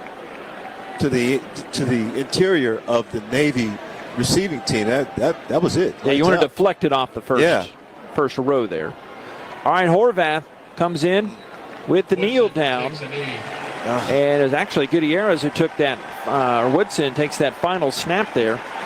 And that'll do it. Nate Griffin, a strong effort by Rice, but you see, like we talked about it during one of the breaks, Navy wins this one 21-13. A final score not indicative of how Navy controlled much of this game. And while they don't run the same offense, that's what Rice wants to get to eventually, to run it with the consistency, the precision, and the discipline that Navy ran its respected version of the option offense. Yeah, Navy was a teacher, Rice was a student today. Mm-hmm. And they're going to learn how to play and how to run their offense as effectively as Navy does. You have a quarterback like, Blake Horvath, who's running this and has run this offense for quite some time. Chase Jenkins is just going to learn how to do it. He's young, trying to learn how to win at this level, and he'll get there. I think they're on the right path, but certainly Navy was just the better team today offensively and defensively. We'll hear from Coach Abel in a little bit as the rain starts to come down, and heaviest it's been all night, and Rice is going to follow to Navy sideline for the Navy school song. What an experience, though, JP. Yeah, we would recommend it to put it on the bucket list. We really like going to Army, and we like going to Navy as well. So we'll take this break, and we'll try to get Coach Abel after this. 21-13, Navy beats Rice. This is Rice football from Learfield. I'm Chris Shoppa, owner of Shoppas. For 42 years, our family has been providing you the best John Deere products and services in the industry. One of the things I'm most proud of is when you come to Shoppas, you are buying more than a piece of equipment. It's a commitment from our Shoppas family to yours to support you after the sale and be there when you need us. So the next time you're in the market for a John Deere tractor, a gator, or a mower, come see us at Shoppas and experience what we call the Shoppas difference. Every great team has a game plan. What's your game plan for retirement? Join us in person for a 2-night comprehensive retirement planning university course. It's interactive, instructor-led, and covers what you need to know when it comes to retirement planning, taxes, income strategies, common mistakes, and more. If retirement is the next play for you, this class sets the formation. Reserve your seat at retirementplanninguniversity.com. That's retirementplanninguniversity.com. Retirement Planning University is a nonprofit and not an accredited university. See website for disclosures. Go Owls! From O-Week to homecoming to game day weekends, immediately down the street, come join us for a cocktail at our Michelin-starred Dim Sum Silk Road Excellence at the Courtyard by Marriott, Rice University. We are the place to stay. Less than 2 miles from campus and minutes from Rice Village, we keep you close to the action. Call 713-661-5669 and ask for the Rice University rate. We look forward to welcoming you. Aw, shucks, the game's on TV. As Navy beats Rice 21-13, Jason. What lessons do you learn in the immediate aftermath of this one, Coach? Well, we got to play better in the first half, right? I mean, second half, we won the second half. And they executed their game plan. They came better prepared in the first half than we did. That starts with me. And I give Navy a ton of credit, right? They used that bye week and came out and hit us some things we weren't prepared for, and we got to be better prepared, you know. But a lot of credit to Navy. That's a really good football team, and we won't hang our head. We'll have to get back to work because next week's coming. And a special moment with Navy at the end of the contest here with their alma mater. Talk about that moment for you and the team. Well, I just think they're due a ton of respect, right? You know, the big picture is what do these men do when they're done playing football at Navy? And that can't get lost in all this. And I have so much respect and admiration for them, for what they do every day. And, you know, we wouldn't do it any other way but to honor it. We appreciate it, Coach. Thank you. Thanks. Go Owls. JP. Thank you, Coach. And a Rice fight back to you. Navy 21, Rice 13. We truncated that break by just a bit, so back more coming up here. Well, our Mid-First Bank post-game show coming back up right after this. Mid-First Bank, our post-game show coming up here in just a bit. It's Rice football from Learfield. I'm Chris Shoppa, owner of Shoppas. For 42 years, our family has been providing you the best John Deere products and services in the industry. One of the things I'm most proud of is when you come to Shoppas, you are buying more than a piece of equipment. It's a commitment from our Shoppas family to yours to support you after the sale and be there when you need us. So the next time you're in the market for a John Deere tractor, a gator, or a mower, come see us at Shoppas and experience what we call the Shoppas difference. Big trip on the horizon? Before you depart, you gotta park. The parking spot is a simpler, easier way to navigate airport parking, and you can save when you book online. You're guaranteed a spot, and we even pick you up at your trunk in our yellow and black spotted shuttles and take you straight to the terminal. Parking and saving come full circle at The Parking Spot. The Parking Spot, proud sponsor of Rice University. Visit theparkingspot.com to reserve your spot today.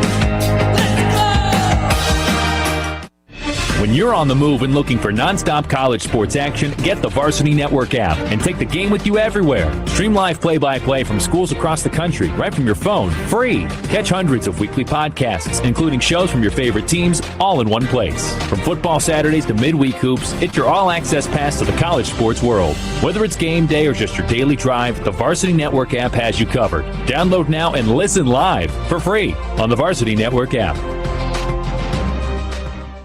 The passion. He's going to take it to the house. Dinner's cooking. Touchdown. The fury. There was flames on that ball. The speed. 35-40. There he goes. Down the sideline. Western college football. Toward the end zone. Got it for 6 points. You cannot hitch the wagon. Put the ponies in the barn. Back to the end zone. 30, 20. This is the College Football Blitz. Listen all season long on College Sports Now on the Varsity Network.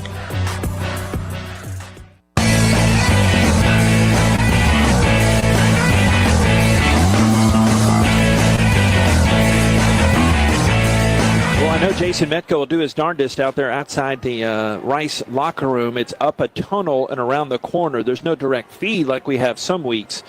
And at Rice just outside the locker room. But Jason will definitely do his darndest to get some Owls. Full stat sheet report here in just a little bit. 21-13, the Rice Owls fall here to the Navy Midshipmen. They had the 2 rushing touchdowns in that first half, but that first drive of the game really set the tone. They ate up almost 8 minutes of the clock, and it was clear Navy was playing keep away. They established that tone early, and Rice was chasing, and they had some high water point. They had some good moments and plays, and more of that in a second, but it was just Rice was chasing a very good Navy team today. Yeah, I think, though, if Rice had been able to answer in the first quarter, then that would have changed the scope of this game. But because they couldn't, it really made it hard on them because they were trying to find an answer all day long. In the first half, they finally found something with the passing game, right? But they wouldn't go with it. They wouldn't stay with it. Some drops, penalties. Yeah, you had some drops and a couple of penalties. And what that can do, that can change the thought process of a coach in terms of what they decide to call, right? So, when players show confidence in making plays, catching the ball, now you can open up the playbook a little bit more and be a little bit more effective. But consistency, and you heard Coach Abel talk about that at the end of the first half, there was no consistency with anything they were doing. So because of that, you got to go into the locker room and tell guys, hey, you have to play more consistently. And let's try to do the little things well. And if you can do the little things well, that will lead to bigger things. But that did not happen until late. Just a little too late against this Navy team that's not going to give you an opportunity to recover if you don't start out, by doing it the right way. And Navy did a lot of things the right way on their own part. I mentioned that long scoring drive, and then they popped off their first play of the next scoring drive they had. Rice had a stop. Navy got the ball back, and Teska's 65-yard run. That capped it. Then the first snap of the second quarter was Horvath's first of 2 rushing touchdowns. They're up 14-0, so even more so accented. Rice was really chasing. Goda salvaged a field goal for the Owls to get on the board the waning moments of the third quarter, but I thought I stick with what I said. It was all hunky-dory, but they needed, we always joke about that gravy on the biscuit. You got to get that extra meat on the bone, whatever food analogy works for you, because there, in the end, doesn't matter as much. But it was 14-3. Instead, it could be 14-7. Horvath, fourth quarter now, just a few minutes of game time later, puts them up 21-3. Dickman, a touchdown catch. We'll hear some highlights in a little bit. 21-10, 7-minute mark. But then go to field goal as Coach Abel elects to kick it on a first down play to try to save some time, and that made it a one-possession game, 21-13. That ended up the final score. Jason will be in the locker room. We'll try to get a word from some Owls here in just a little bit. Here, Mid-First Bank postgame show, Mid-First Bank, true to you. We'll be back in a couple minutes. 21-13, Navy beats Rice. It's Rice football from Learfield. Houston, Salad and Go has your breakfast and lunch bundle ready for you. It's made to order in minutes and affordable too, no more than $11.99. You can get your breakfast and lunch in one go with the on-the-go bundle, only at Salad and Go. Fresh and Full is Salad and Go's mission for you with their Fresh and Full bundle that not only has lunch, but a snack too. Only $11.99 too. It's available all day, so go to one of their 12 locations in Houston today and try it at Salad and Go. Porsche is proud to partner with Rice University, celebrating a shared commitment to excellence and innovation. As part of this exclusive partnership, Rice students, alumni, and staff are eligible for special incentives on new Porsche models, including the all-electric 2025 Macan. Plus, enjoy 3 years of complimentary maintenance with the purchase of any new vehicle. Visit today and show your Rice ID to take advantage. This offer is just for the Rice community. Balancing your work, family, and health is a lot to manage. Houston Methodist has a lot to offer. Convenient primary care checkups, personalized orthopedics to keep you moving, and experts in specialties like cardiology, neurology, and GI, all in one manageable system, so you can stay healthy and strong. That's the difference between practicing medicine and leading it for you. Houston Methodist, leading medicine. Kohl's Cash is turning 20, and to celebrate, Kohl's is giving you the gifts. All month, you can enter our sweepstakes for a chance to win $200 Kohl's Cash. Plus, get epic deals on cozy favorites, home must-haves, and more right now. Yep, we were gonna throw a party, but this is better. Cue the confetti and the savings at Kohl's. Offer in September 28th. Select styles. Some exclusions apply. Sweepstakes ends September 30th, 2025. No purchase necessary. 20 winners per day. Limit one prize per person for entire sweepstakes. See Kohls.com for official rules and details.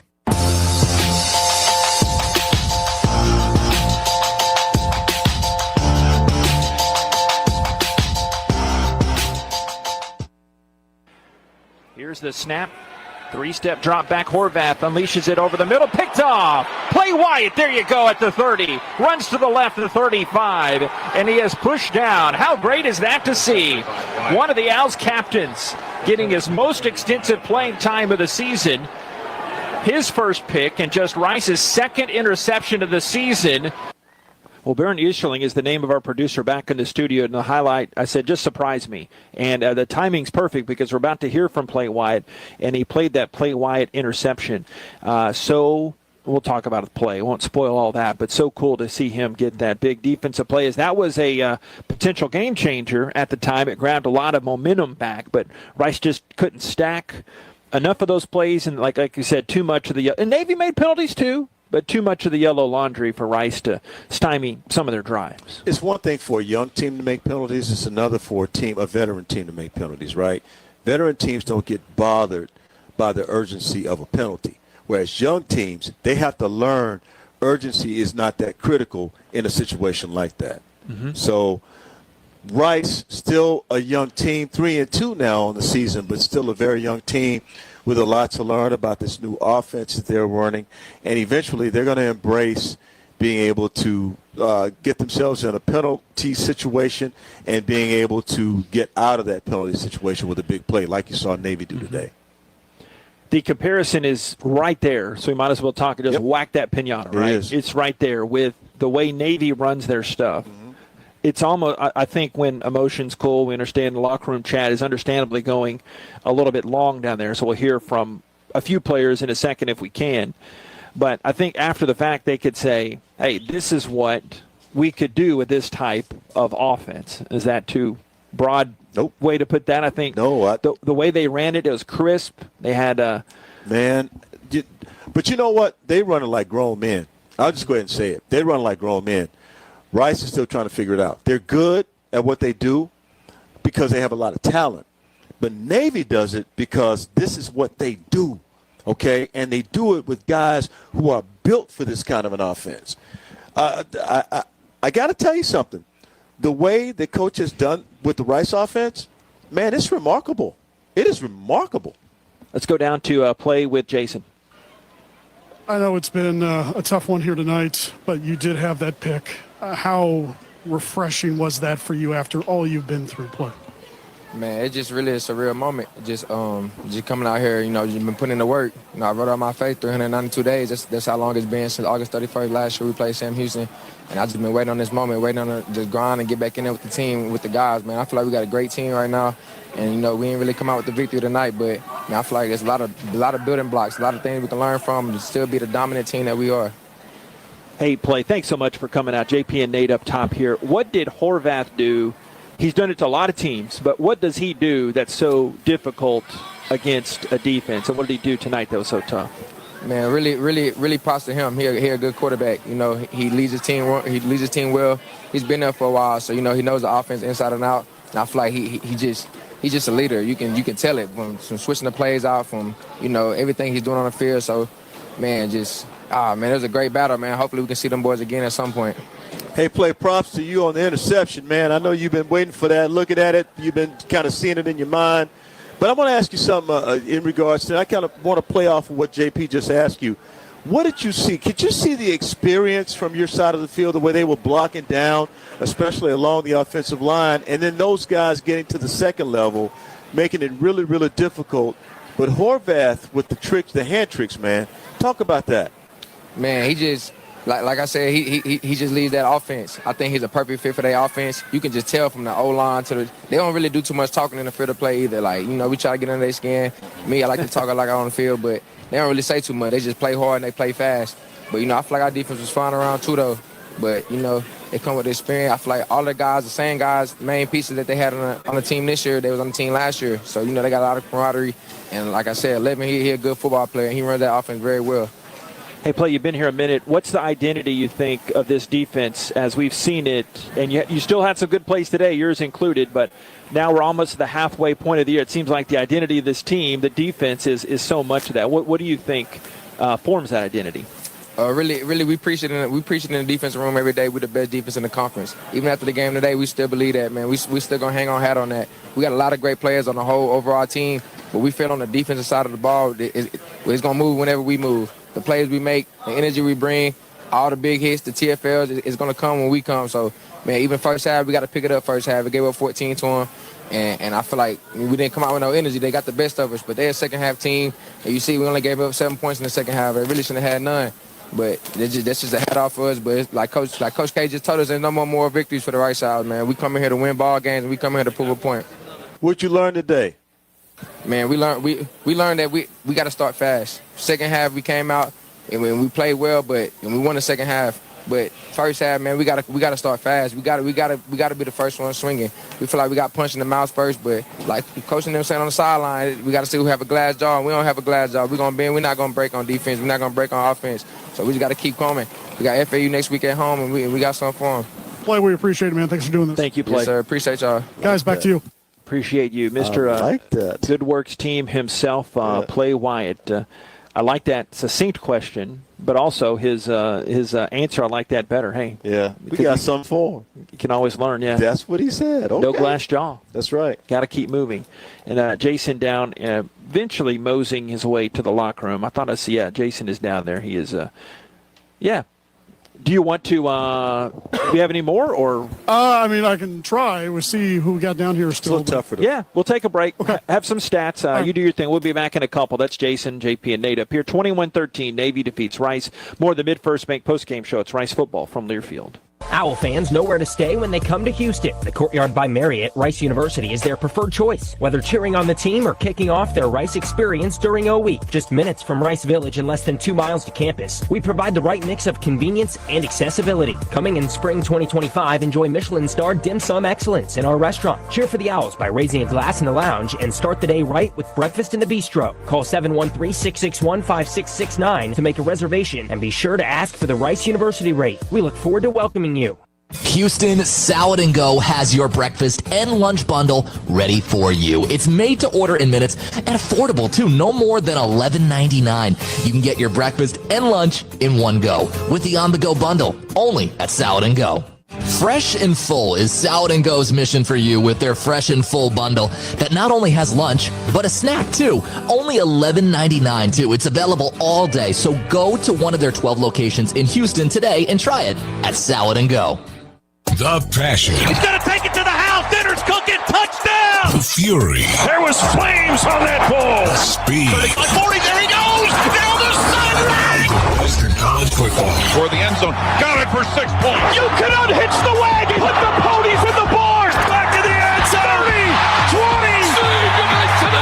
This is the College Football Blitz. Listen all season long on College Sports Now on the Varsity Network.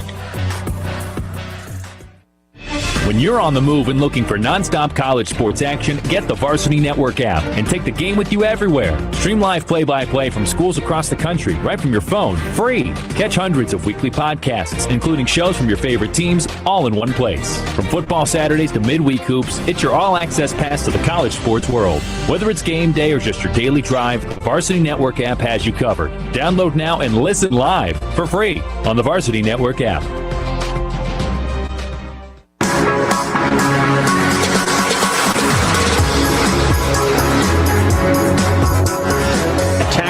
All right, 4th down and goal after 3. Owls are 2 for 3 on 4th downs. They're down in a 21-3 hole. They made their last 2 4th downs. Roll to the right side, throws the ends on the right side. Two-handed catch by Dickman. Did he get in? He did. He did. Drayden Dickman. Touchdown, Rice Owls. Owls fly from 3 yards out. Rice not giving up, 21-9. Jason Metko down near the locker room with Drayden Dickman, who caught that touchdown. You knew it was a touchdown, right? Oh, definitely. Awesome. JP, Nick, go ahead. Oh, sorry. Thought I was cutting out there. Hey, Drayden, you got touchdowns in back-to-back weeks. Are things slowing down for you specifically in just kind of getting used to the offense, but you yourself getting accustomed to the offense? Oh, definitely. I mean, being in it for 5 games now, I think it's been good. Getting in it from missing some of the spring to getting there in camp, and now being 5 games in, I definitely feel very comfortable with it. There's still some things that I can myself polish up on and get better at, but that's just what we can do during the week and fix that and in film and meeting room. But, yeah, definitely feeling very good. Dre, now I don't want you to get in trouble. I'm going to ask you something, okay? But coming from a former receiver, just hang in there, man. You know us. You know us now. Yes, sir. But man, don't you sometimes wish they throw the ball just a little bit more?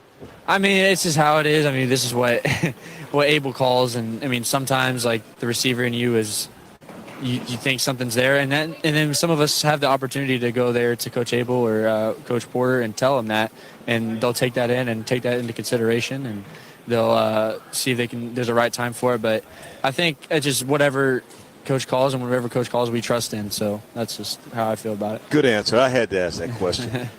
He's a Rice guy. You can't slip one by him. Hey, Drayden, what did the Navy defense do? Anything different? Coach Abel, and for context, he told Jason after the game, hey, it looked like they had 2 weeks to prep. But from a defensive standpoint, everything you saw, what you expected from Navy, and what did you see today? Yeah, definitely. I mean, you can, as Coach Abel said, you can definitely tell that they had 2 weeks to prepare and a bye week to prepare and get their bodies right. Those guys are moving around. That's a good ball club right there. How did you feel about, in regards to experience? And you know, if from up here where we are, we can see certain things, but I want to ask you what you saw on the field. Could you see the experience of them running their offense on the field? Definitely. I mean, you can tell those guys have been doing it since the first day they stepped onto campus. I mean, I was telling somebody, I was like, man, you can just see that that's just automatic for them. And that's where I think we can be in our offense. I think we just give some time and have just go out and practice and look in the film room. We can be as automatic as that. But you can definitely tell that they've been running that offense for years. What's the biggest lesson you take away from tonight? I think it's just calming down in the first half. I think myself included, there were some of us who were just kind of I mean, I know I was just a little giddish in the first half and getting there and getting right. And I think we just start fast. And that it counts for myself too. That's where I need to be as well. So I think the biggest thing right now is just starting fast. Congrats on the TD. Thanks for doing this, Drayden. Appreciate it. Yes, sir. Thank you. Guys, back to you. Appreciate it, Drayden Dickman. Thanks to Jason down there outside the Owls locker room. Yeah. They started about starting fast as I talk fast. That was the big thing, and you heard some of what Play said, too, from the defensive side. We've got to adjust and start faster, too, and that was a key for boss man, Coach Abel, before the game, too. So along with, we kind of know what we're looking at every now and then. We talked about how Navy went out, Rice was chasing Navy at the start. You start faster. Maybe you're not chasing as much. Who knows if it's a different outcome? But. Yeah, you and I we kind of touched the surface of this during the course of the game, but it's just something about experience. And, we talked about this a few minutes ago, something about experience that gives you a different level of confidence and calm as you go through a storm. And the Rice Owls, they're young. They're a young team trying to figure it out. How do they get through this confidence? I'm going to say this. Scott Abel is the right guy to help him get through it. Because in just dealing with him from day to day, you can see the calm with how he operates, right?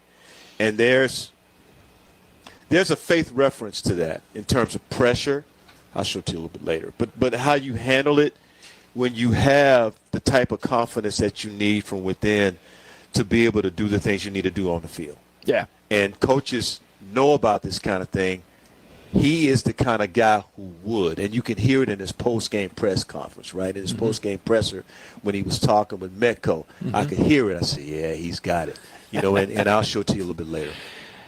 And for context, 3-4 weeks from now, heck knows, I don't know what I'm doing tomorrow. Next hour, we don't. I mean, how we gonna get to the?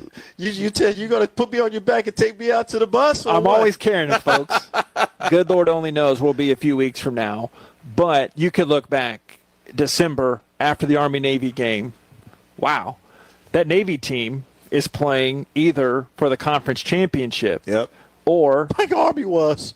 They could be the CFP rep. So when you take a little bit of a deep breath, you realize, well, Navy, they're a darn good team. You play them in an 8-point game at their place when it's all said and done. Make a good point, because I remember Army. What was Army when we went up there?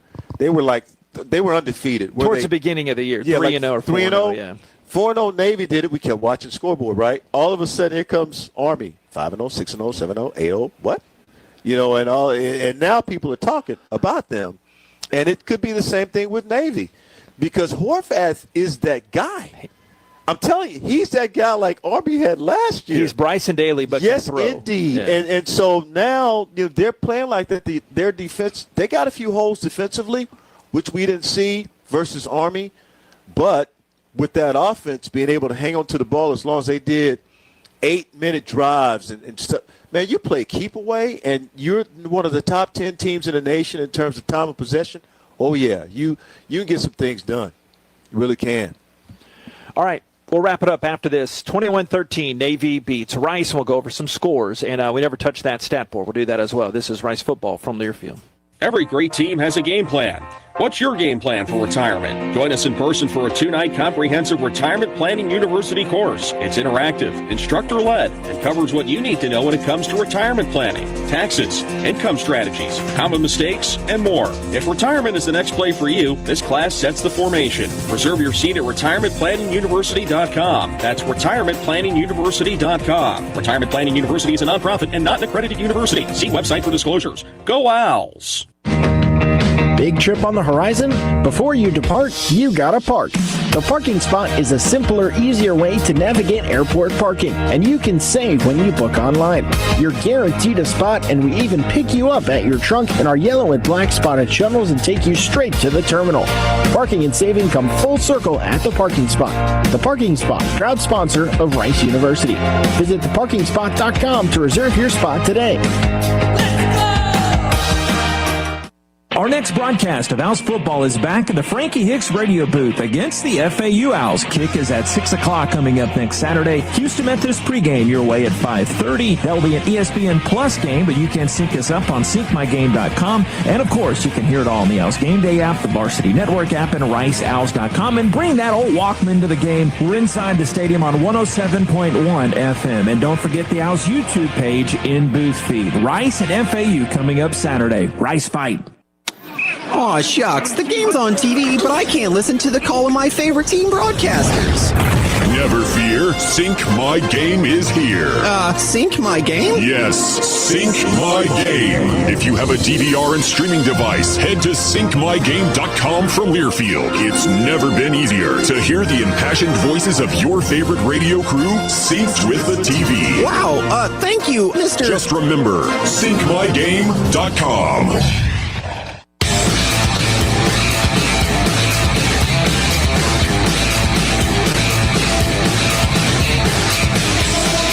All right, deep snapper is Freeman. The holder, Baquetto, with 29 seconds left. Rice trying to make it an 8-point possession game. Snap is back.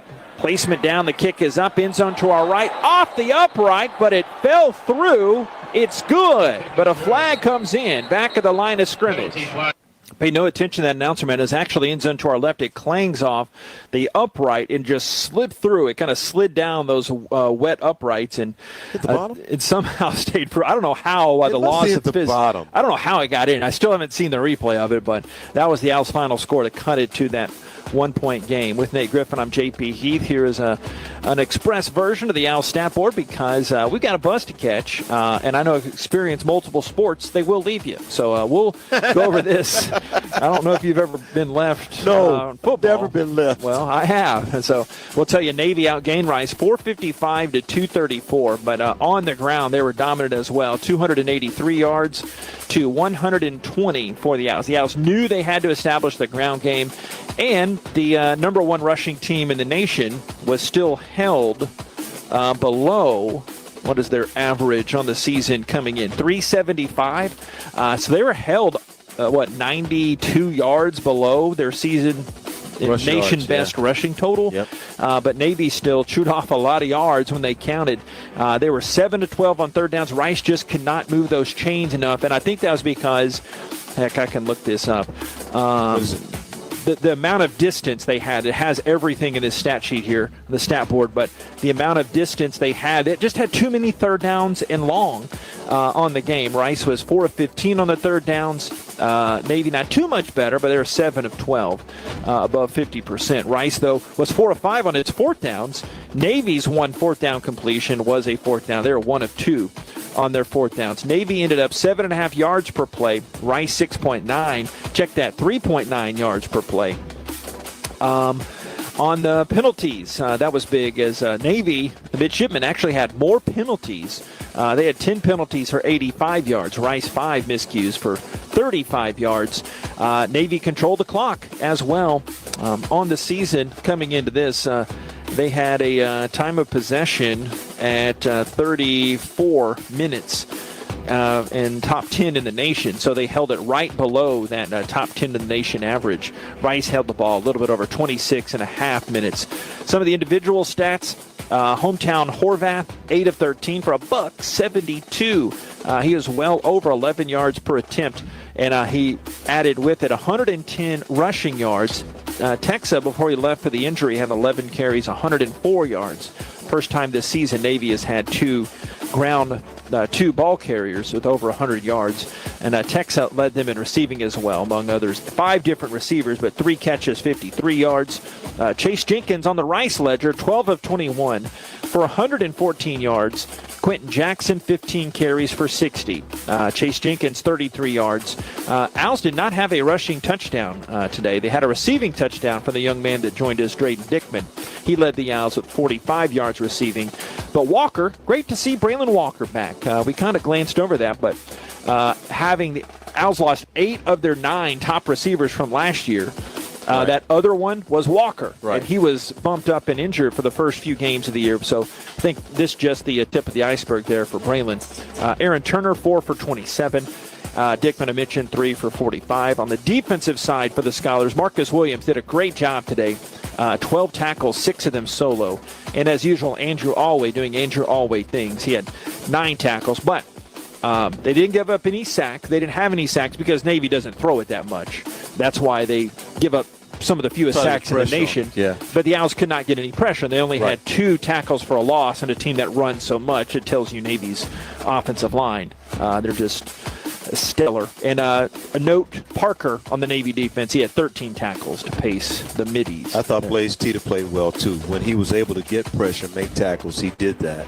And it was really, really good to see that. All right, hit us up with some of our theme music if it is available there, Mr. Barron. Let's go over a few of the games happening. It's a light evening, all things considered, a light weekend across the American Conference. Navy beats Rice here in Annapolis, 21-13. Final from earlier today, North Texas goes to 5-0 for the first time since 1959. Good team. In DATQ, yes, indeed. Rice will be hosting North Texas coming up later in the season. That is in the last home game of the year there, November 22nd. But North Texas beat South Alabama today, 36-22. And earlier on Thursday, East Carolina over Army by a 28-6 count. Right now, Tulane bit of comeback ball. 4 minutes to go, and at Chapman Stadium in Tulsa, Tulane leads Tulsa 31-14. And Rice's next opponent, we told you about Zach Kitley, his FAU Owls coming to Rice next week. Memphis and FAU tied there just off the beach in South Florida, 7-7. Memphis and FAU. 9 minutes to go in the first quarter.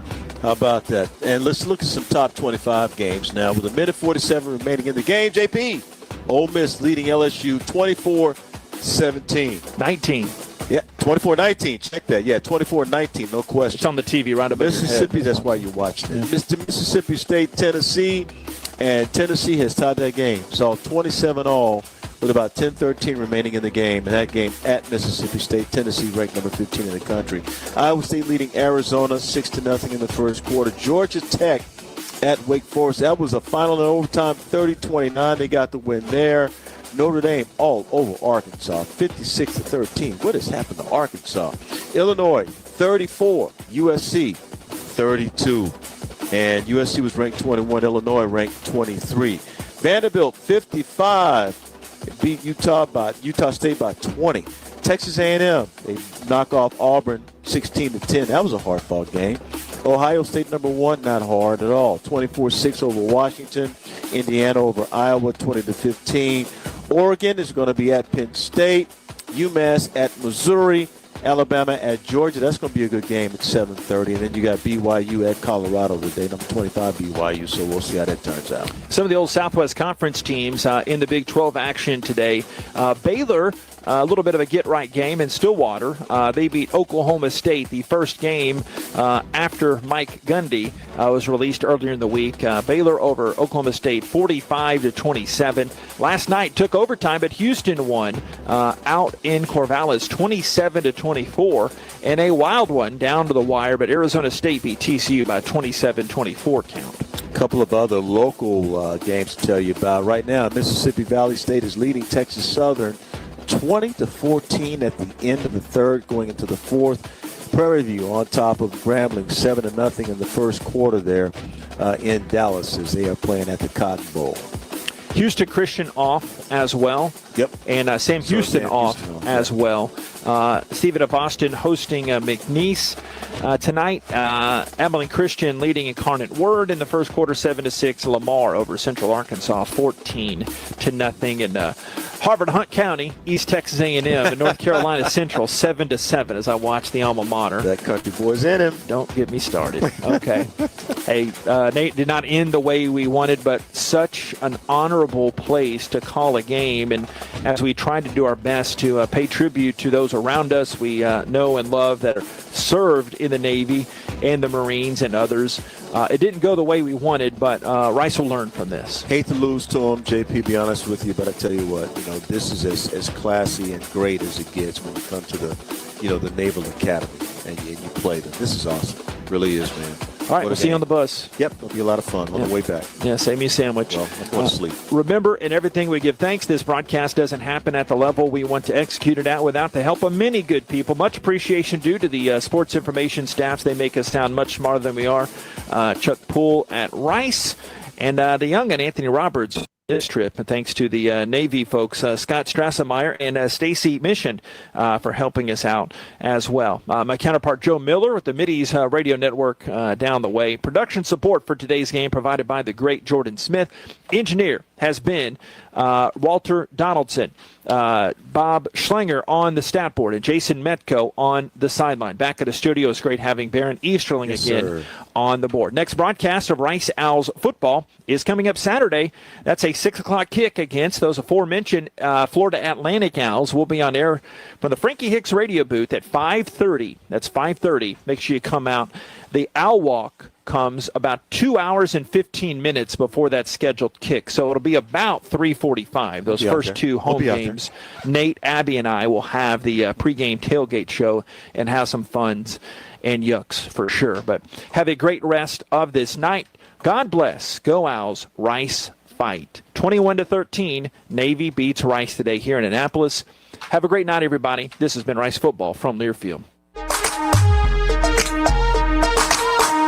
On the Rice Sports Network from Learfield, you've been listening